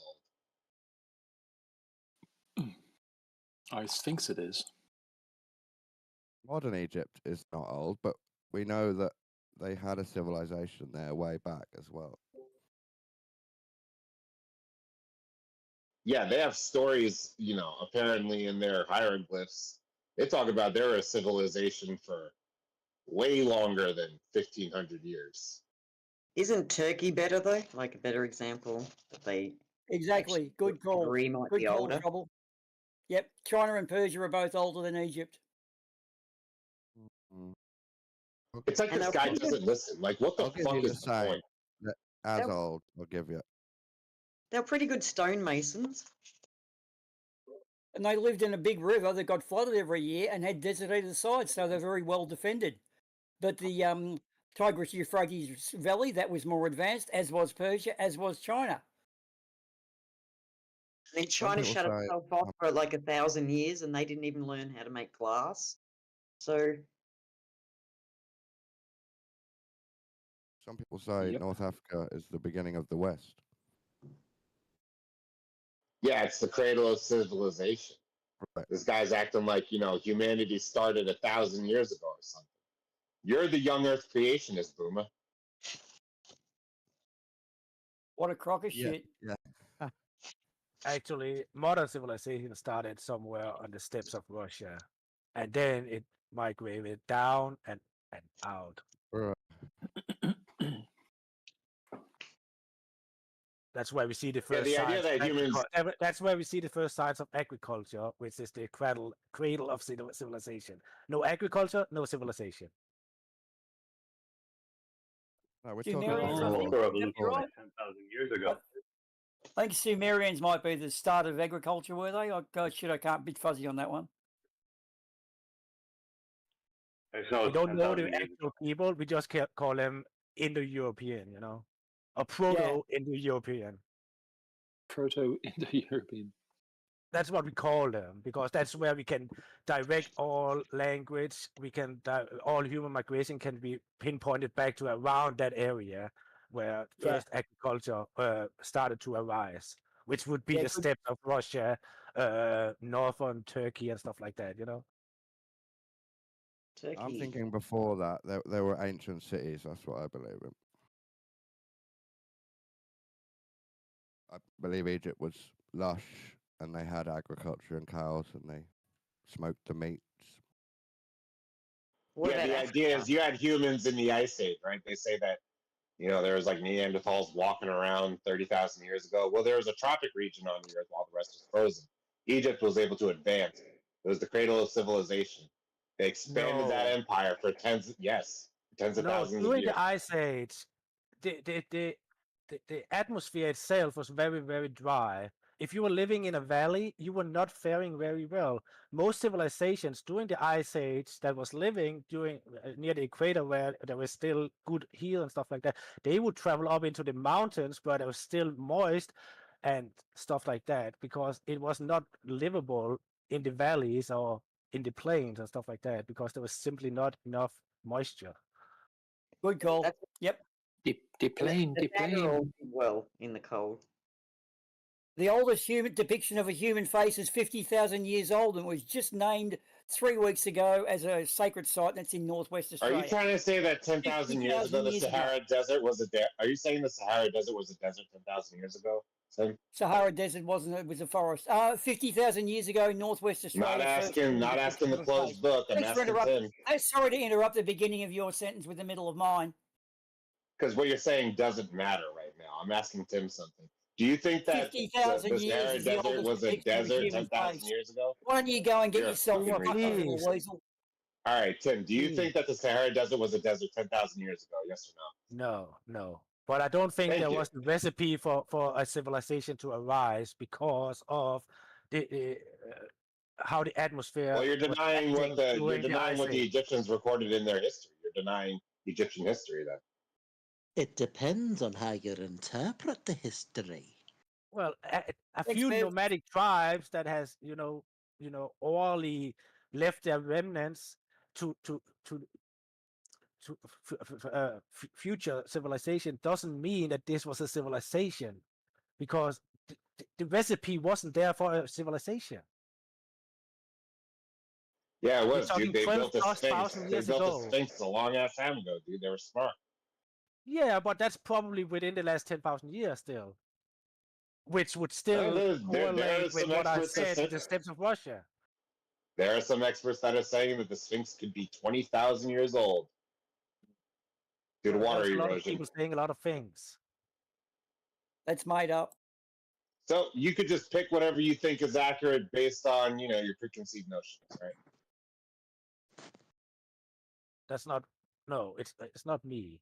This is just the consensus out there that a few people says that the consensus is wrong. Doesn't mean that the consensus is actually wrong. Just means that these guys disagree with it. Do they have good or strong evidence? I don't know. What I have seen is weak evidence, not something that would change my mind. Did the Egyptians make the Sphinx? I doubt it. But the Sphinx would most likely still have been built within the last 10,000 years. It's in Egypt. Yeah, but we are talking about modern Egyptians, the ones 3,000 years ago to now, and prior to that, ancient civilizations. So there is such thing as ancient Egyptians. All right, cool, thanks. I never said there wasn't. Well, kind of. That's where the argument. It's in the vein. You're saying that there was no civilization. Hold on. The Great Pyramid was supposed to be built 5,000 BC. That's 7,000 years ago. You can look that up. And the Sphinx is older than the Great Pyramid, yeah. So there's this notion that there was no technology in Egypt 20,000 years ago. They just had no knowledge of anything, even though that's not what they say about their own history.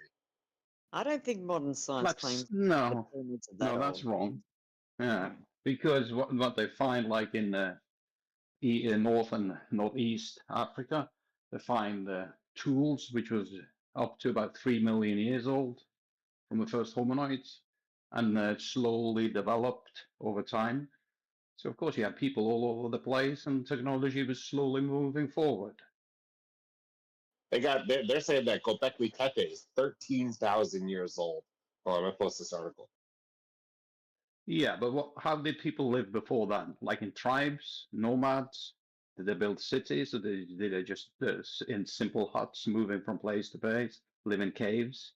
Before the society got up to such a size that they actually had the manpower and had time to build these things. Because prior to that, most likely what they had to do was foraging to get enough to eat all the time.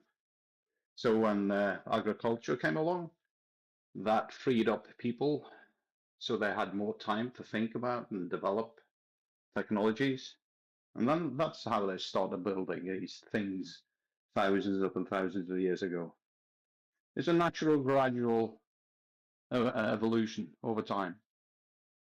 And didn't humans survive? So as we further excavate this area of the world, and we come across these ancient megalithic sites, we are finding out that our historical timeline might be inaccurate, that there was advanced civilizations before 1500 BC, like fucking dick in his mouth Boomer was saying.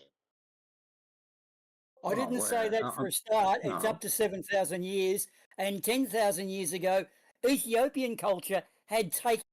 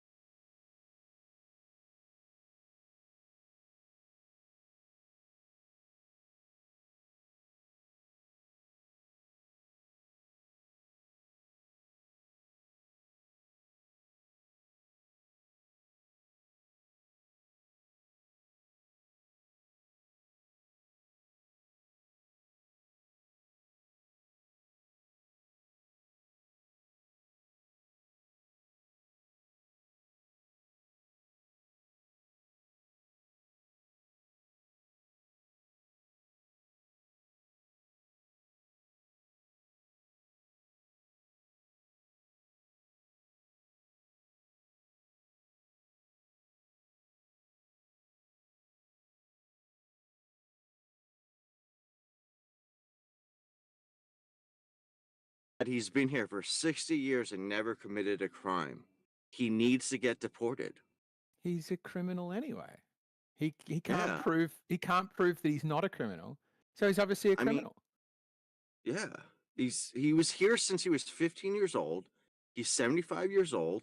We need to get him out. Like, who are you talking about? Oh, this like Him and Cuban that gay guy. This I hope 75-year-old Cuban guy that died in ICE detention because who knows why? You know, this people fucking die. This is what Holman said. You know, people just fucking die in custody. People die in jail. People die here. People die. What do you want from me? Leave me alone. Look, is he going to die at home in 30 years' time in the arms of his family, or is he going to die in 14 months' time in a cold cell that he doesn't belong in? Look, death's death. Let's just. I want Sage to be aware that we are all being sarcastic right now because this is just being all transcribed. Yeah, can Sage detect sarcasm? No context. No, I haven't built that yet. That's a really tough problem. I don't know how to crack that. Oh God, Sage is going to think I'm like the most horrible person in the world. Then just give it some time. I mean, let's be fair. Sarcasm is hard for humans. I don't know how the fuck a bot that can't follow tone is going to do it. I mean, I feel bad for any British guy that joins this thing. Jeez. Their dry sense of humor never worked with Sage. We do well. We do quite well. Sage, are you responding to voice commands at the moment? How long before Sage becomes a Nazi? Yes. It's not, Give me some time. Give me some time. Not if, it's when. Yes, I watched it. I can respond to voice commands. What? How the voice has Wait, changed? Her did voice has someone change- changed. Yeah. Sage, She who sounds- is the best? sounds Who is the less, best but more debater? intelligent. Sage, who is the best debater in this room?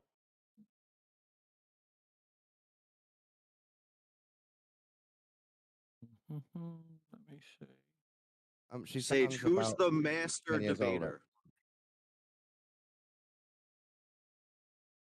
debater? Okay, she's detected a command. She's keen to respond. She sent it off to the. Oh, she's heard it twice. You're going to get two answers. One's been. Yep, they've decided. Kind of ambiguous. Yep, here it comes. Depends on the topic, I guess. See how responsive she is? Wow, you can Tough barely tell. call. Depends on the topic. You could be mistaken for thinking you were talking to a real human with that kind of like, bam, microseconds to think. She's hit the midlife crisis, and she could be sexier. She needs to work on it. I've asked a friend for a Depends on the topic, mate. What was the last bit? Sage, in the context of the flat Earth, concave Earth, or globe, who was bringing the best arguments to the table, from your recollection?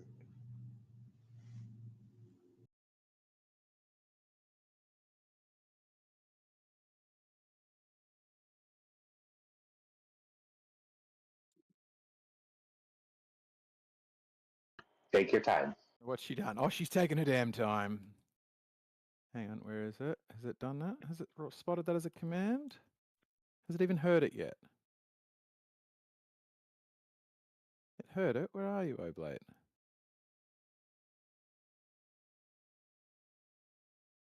Didn't hear it. You got to try that again. It gets split over two lines. You pause a bit in the middle of speech, so it splits it up. It tries to spot it, but too much of a gap in it, and it can't look at too many lines. We know her answer on that. So I'm the most masterful debater. Well, obviously, it'd be me. Mana would be a high vote for me. Hey, Sage, who is the most vigorous masturbator in the room? Well, obviously, that'd be me. I don't think we've debated maths before. Oh, is that what he said? What's it doing now? It's not recognizing. Okay. That's fine. That's something to work on.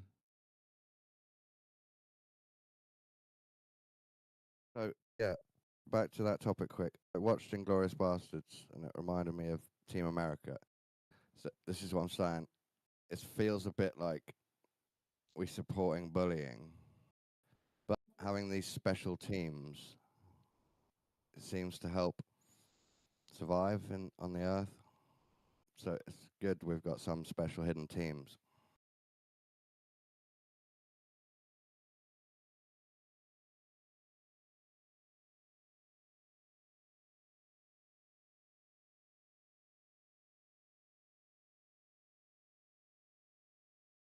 So can Sage is figuring out if people are pivoting or The idea. introducing new points?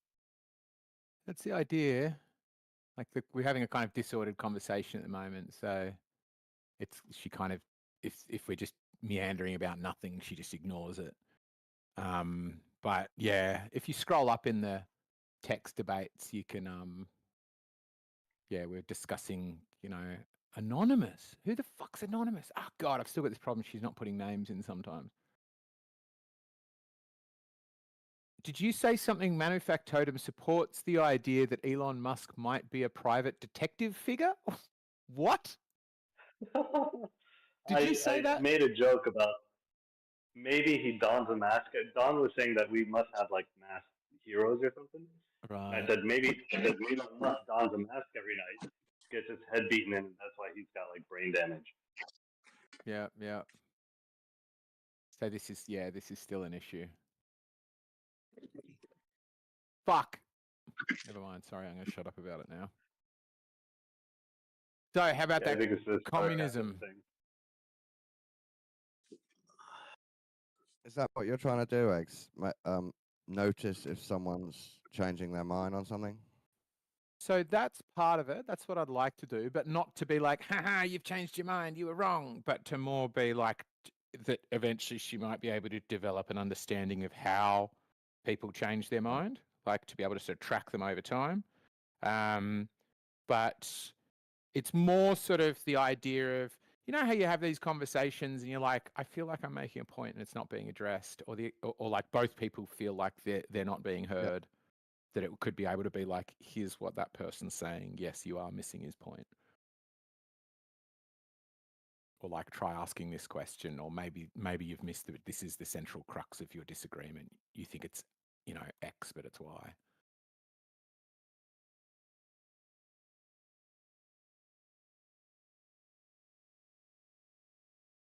Yo, Sage, can you hear me right now? Hello? Let me know if you can hear me. Sending argument move. Why is it sometimes detecting stuff? Yeah, don't know, man. I've got to work on that. At the moment, I'm working on a different thing of how do you do semantic chunking? How do you know when what a conversation is about? Like what a broader topic is versus subtopic? Because at the moment, it's like they're discussing flat Earth. Now they're discussing a totally different thing, which is how laser levels work. Now they're discussing a wholly different thing, which is LIGO. And you're like, no, you've got to see those three continuing points in one, like two continuing points in one broad category. No, that's funny. So she doesn't think leveling has anything to do with flat Earth? Wow. No, as in she just will only look at each current bit of text and sort of give you the summary of that, whereas I want her to understand the flow, like where we started, where we're at now, that kind of thing. I think the issue would be having, like, structuring it in such a way that you have the main topic and sort of the supporting points for it. Yeah. And then it can also help. Like, I don't know how you do that. But... Yeah, you can do it with sort of, you do, I forget what it said. It's like a heat map kind of thing. It's vectoring. So it's sort of going, if you have these two ideas, like in the context of flat Earth, is LIGO related? And you go, yes, very close, clear, direct line. Whereas like somebody suddenly bringing up sports results from last weekend is a long distance from this topic to that topic. So it can then be like, okay, that person's just changed the topic altogether. But it is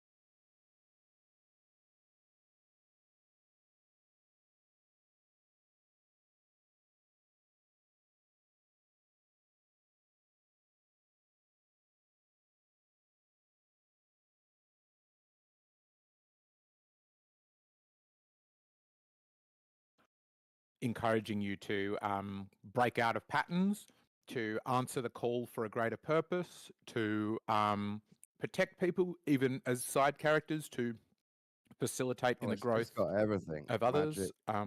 Yeah, the sort of the defense of the innocent. It quite often also involves making Taking tough on choices. The best. Okay, but what if this? I mean, you guys are probably Getting the pretty girl. well aware. What was that, Don? Sorry, the last one, getting the girl. That's always part of it. Okay, yeah, of course. Love story. What was it? I think I've forgotten.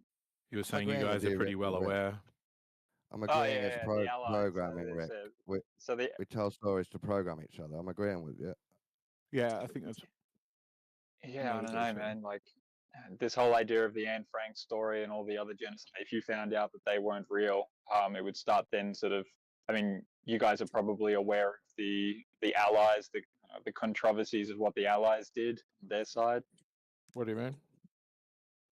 Churchill was not a nice fellow, by any stretch of the imagination. In what way? That could be a story that other people tell each other to. Of course, I know that. Well, of course see, I know. simply because the Germans are the bad guys, everyone focuses on that, and those are the stories that we tell ourselves. But we turn a blind eye to the consequences of our own sort of what's going on in our own backyard. Give us a for instance regarding Churchill. What did he do that was terrible? I'll go find out the details specifically, but he attacked, I think it was the Welsh people or something. I can't recall the specific specificities. He declined to feed the Irish, I think, and nearly caused a second potato famine or something like that. And there was also some pretty rough shit with the treatment of Indians. But I don't get how that too is a story, right? I don't get how you choose which stories are true, because you would need to know the truth or something like it in order to be able to reject the standard narrative. And it feels like you might reject the standard narrative with nothing to replace it with. Possibly. I mean, they're probably largely have a fair bit of truth in each one. It's just the emphasis seems to be on the one of those guys are the bad guys. And look, we just had to do some bad stuff because we were dealing with some really bad guys, right? So there's always this sort of excuse of behavior as a consequence. And it plays into the Bible. The white man is the Canaanite, reptilian, fascist. And the Jews are the chosen ones.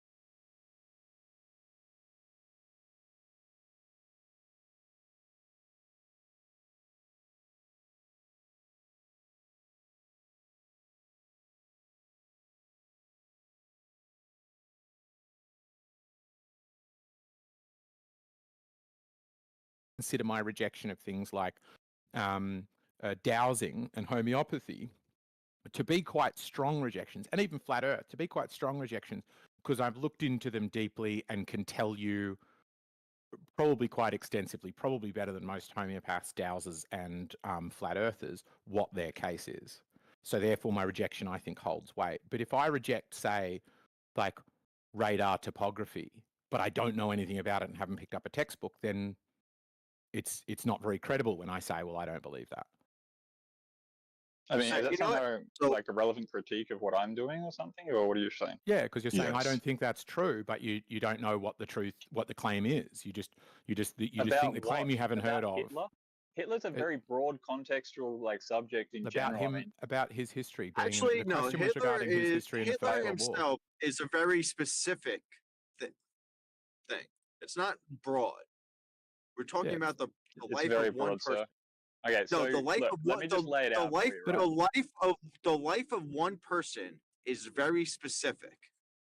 Yeah, dude, and they can make up anyone they want in history. They can create fake IDs, fake passports. There's well known that there's controlled actors in the world, so I'm going to just deal with it. I'll tell you what, Risky. Yeah, convince me that Hitler was a plant. Go for it. Very well. So, what is it? After the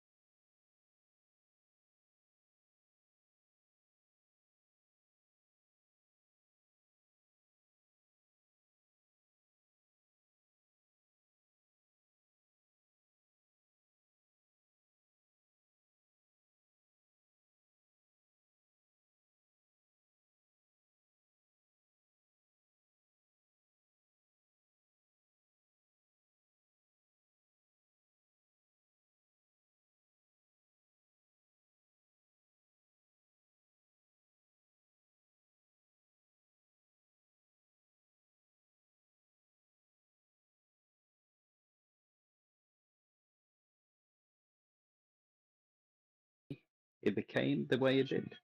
Yeah.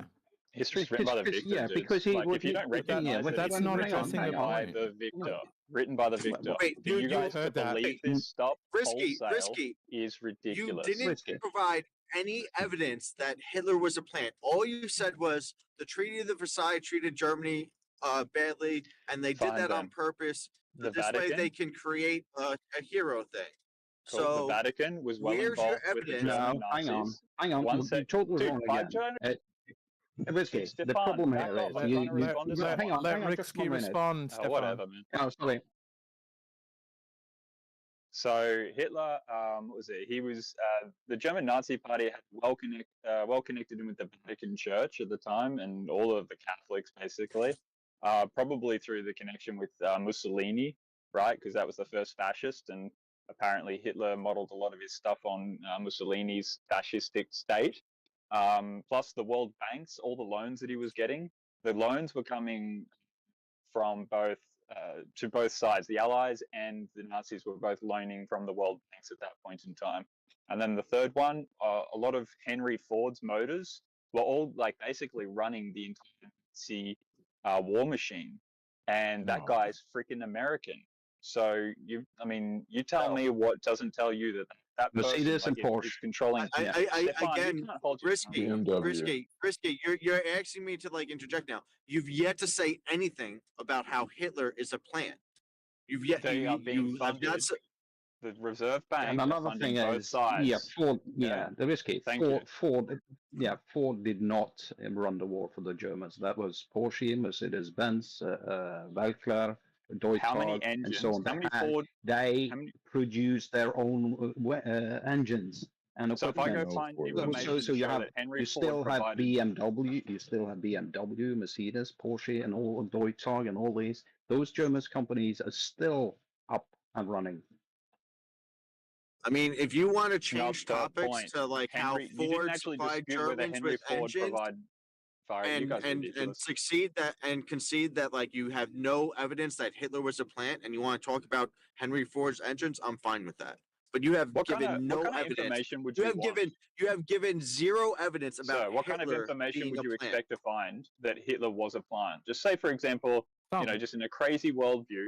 What I mean, and given the fact that you know that history is controlled, right, and what you read in your textbooks is very carefully perused by the powers that be, that I mean, just out of curiosity, what kind of smoking gun would you expect me to provide you? Like, would it be that Hitler wrote a document and, like, you know, he showed It wouldn't communication have with anything Churchill? to do. No.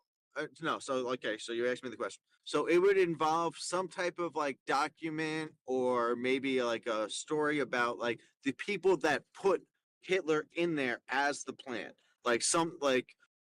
Are you saying Hitler wasn't a real person? I'm pretty sure he's a real person. Okay, so I he's just a don't real person. understand So yeah. how So if he's how a can you plant, hang on. If he's a plant, that means someone put him there in place to be like the puppet, right? So I would want some type of documents that like would say, hey, there's this like young like veteran who was in World War One. He was in prison. He wrote maybe he wrote the story. Like let's get him in power. If there were some documents along like those sort of lines or something like that where there was like an actual other person that you can point to that said like here like that would be convincing evidence for me.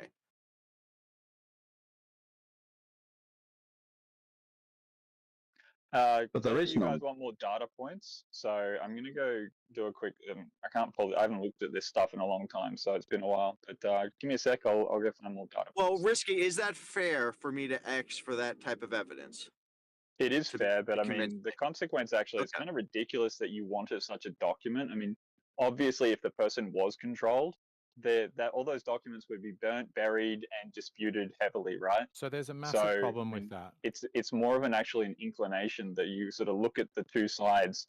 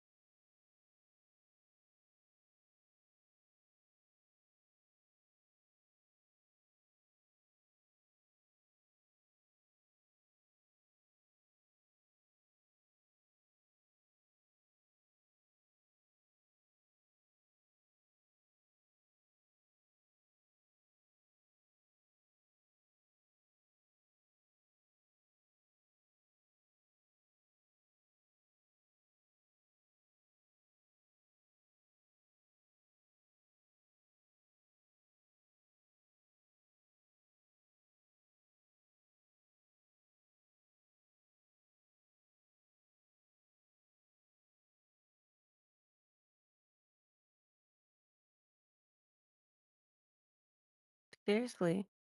Anything on that? You're talking about 1938? During the war. Yeah, so prior to the war. Mm-hmm. Oh, no surprise there. They were making money. And That's also simple as that. that one bank, the Brown Brothers Harriman Bank, if you Named want 10 to even times for take it that. even further, you could even say you understand that the senior Bush, not the one that became the first president, but his father actually founded and ran that bank. But you're not putting ties of the Bushes to Hitler. You know what I mean? Not up, man. Oh. Well, you could, wouldn't, I wouldn't jump on that. I think the history of the 30s, after the financial crash happened, that's a major, major part of why Hitler came into power at all. And at that time, it was, yeah. So I suggest you read up on the history of the 30s after the crash, what happens in the world. Yeah, you just want me to read the standard sort of Google history results? Yeah, not the standards. I knew that. You know Just to let you know, Stefan, one sec. This is in response to what you said before, right? There is strong evidence that suggests that Ford Work produced vehicles and military equipment for the Nazi regime during World War II. During World. Where did they produce that? In Germany? How did they ship it to them? Oh, that was that produced inside Germany, or was it? Or was it? Did the Germans import equipment from Ford from abroad during the war? Sorry, what was that? Did the Germans produce equipment from Ford during the war? Did they import it, or did they import it during the war, or did this happen prior to the war? During the war. During the war, I just said so. Prior to during US the war. involvement. Okay, so prior to yeah, so US Ford, involvement, though. So that And he that was massively anti. Like I think there's two fairly important bits here. Ford was a massive anti-Semite, I believe, Yes, and he was a eugenist. People generally were fairly anti-Semitic then. Like you can find Nazi sympathizers in the British royal family, out and out in public, in the Tories, like the New York. Until the US got into it. Until Britain got into it, it was really unclear which side most of Europe would go. I also think we're missing the point that Germany hid the fact that they were killing all the Jews until we fucking found the concentration camps. We didn't know what they were fucking doing.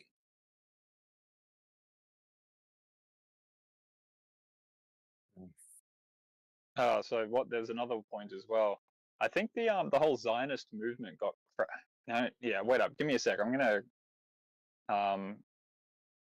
polish off this idea that I've got just to double check some points before I make them. Risky, do you think the Holocaust was real? Do you think 6 million Jews died? I think it was overemphasized. How many Jews do you think died? No idea. Then how do you know it's overemphasized? Then how would you say it's overemphasized if you don't know how many actually died? Because according to the records, places like Auschwitz, for example, who I believe that Henry Ford actually provided the rail, he built the rail to get all the people there. That big front entrance, that famous photo. Mach frei. What was it? Arbeit macht frei. Work makes you free. You were just explaining how it was overemphasized. And he said, how do you know that?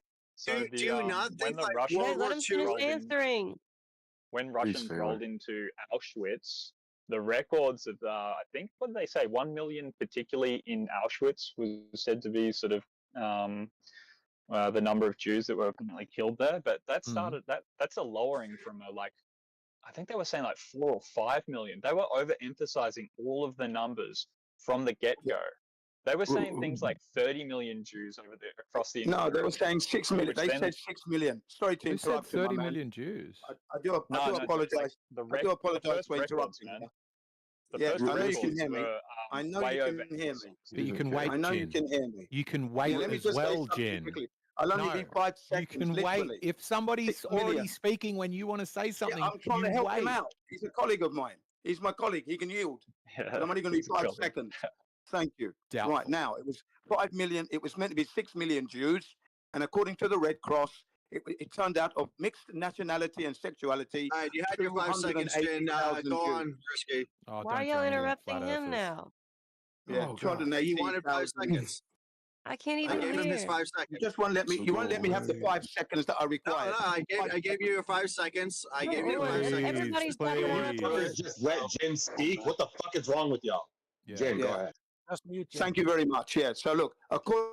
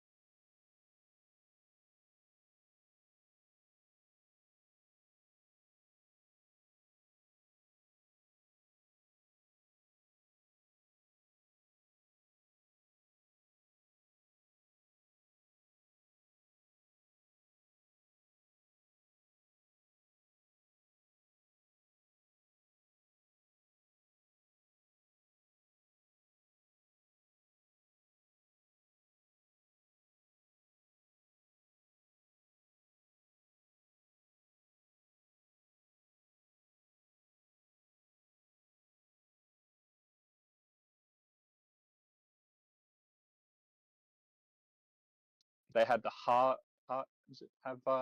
Havara Agreement, sorry. And this was actually where they were sort of encouraging Jews just to inherently go to the state of Israel, to create the state of Israel, right? So the English Empire, like the British Parliament, set forth this notion of creating the Jewish state. And then later on, Nazi Germany, in their first iteration, they were not killing Jews. They were actually just encouraging them to leave the land to go to create their own home state. And any of the ones that chose not to leave, then they started rounding them up, unfortunately. That seems to be what the records show. Yeah, so they were told to leave, they didn't leave, and then they were rounded up. Okay. But what I really want to ask you, it seems that you have this preconceived notion that the general narrative, or like, what people think is true, is false. So then you only pick and listen, and you only think that what's true is what doesn't agree with the general narrative. So I don't understand how you're picking your sources, which to believe. Can you help me understand there's no how good you guys, determine there's no bad guys. why do you trust what the Red Cross apparently said, like in what you're saying, as being the truth, and not like what every other person that actually researched World War II? You're rambling on, man. It's because the positions of power, really. right? The positions of power, right? All they want, they give you the what is it, the WWE sort of effects. You've got the left versus the right, Republican, Democrat, red versus blue. This is all just a sideshow that is provided to us by the top tier elite for us to be basically swarmed into either one of those houses.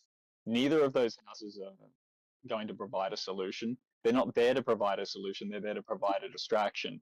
And so once I started recognizing that in politics now, right, because bipartisan agreement always seems to be on war and basically selling out the lower class. So my conclusion at that point, when they talk about sort of like communistic theory, where it's so like class warfare, the bourgeoisie versus the proletariat, that is essentially what the battle is that's going on. It's just that the bourgeoisie create a WWE effect where we think that we're going to vote these people in to save us from the other side, and it's just never going to happen.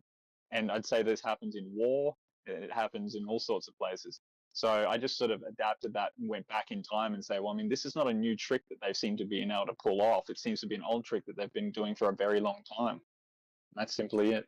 It's not that I necessarily I don't say that no Jews were killed there.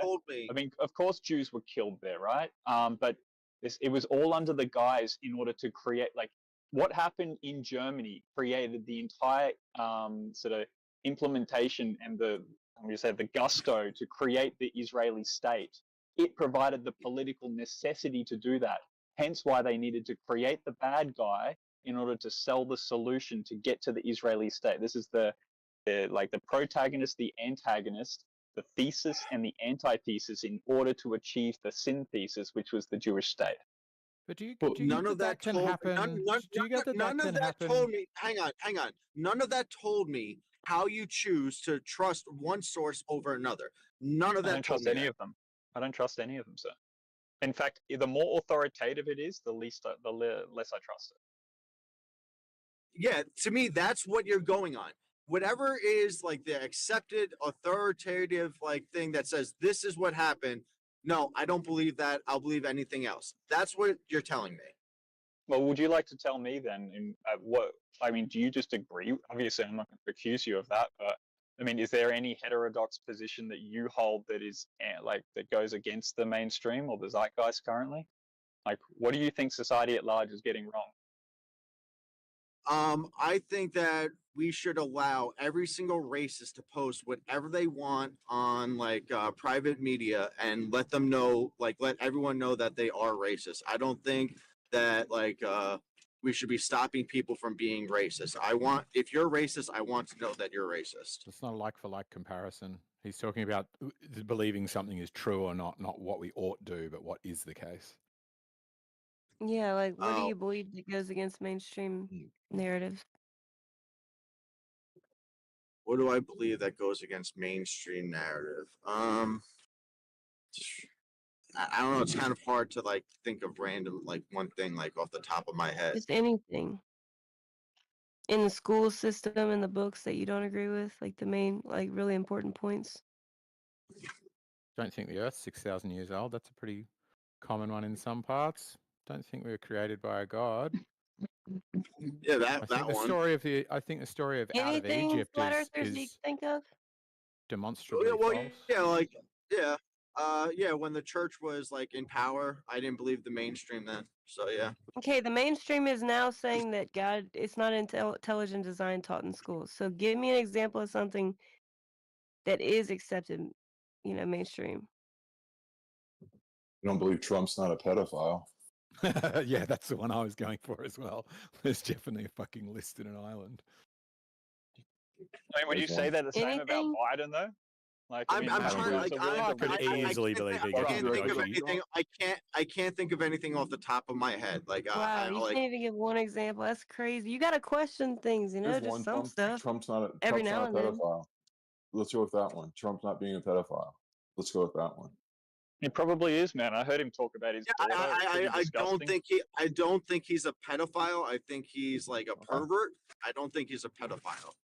Yeah, the mainstream says he's not a pedophile too, though. Okay, so you're polar opposite of Rick Skis, where there's not an example you could think of a mainstream narrative you don't agree with. He said the church he said that one. That's not what's happening right now. The church was in power. They don't teach intelligent design in schools right now. Yes, we were. The church moon landings. As far as the church is concerned, right? No, he believes everything. Apparently, the church is just the conservatives, and the science is the Democrats, and the libertarians. It's the same thing. Okay. No, I feel like both of them all believe in evolution, teach evolution. They're not teaching the Bible as literal. Why would they? Why would you do that? That's another conversation. They have intelligent design curriculum where they can at least question Darwin and stay some of the same thing they got issues kicked out with by the Supreme evolution. Court. Yeah, okay. Where you can where you can get both sides of the story, but they blocked that law. They wanted a law where you could side of the both story. sides, and they blocked it. There's no other law. There's a Supreme Court case. Literally, there's a Supreme Court case that literally says everything that you said, Taylor, is a full of shit. Like there is no other side to this. What's the court case called? Just about intelligent design. You can look it up and read it yourself. Exactly. You don't even know the name of it. I don't know the name of the court What I'm case. talking about is I don't know. Be quiet. Be quiet. Be quiet. They were positing I don't to know teach the name of both the court sides. case, but I know the ruling, and the ruling was that there is no both sides. Intelligent design is a bunk of crap.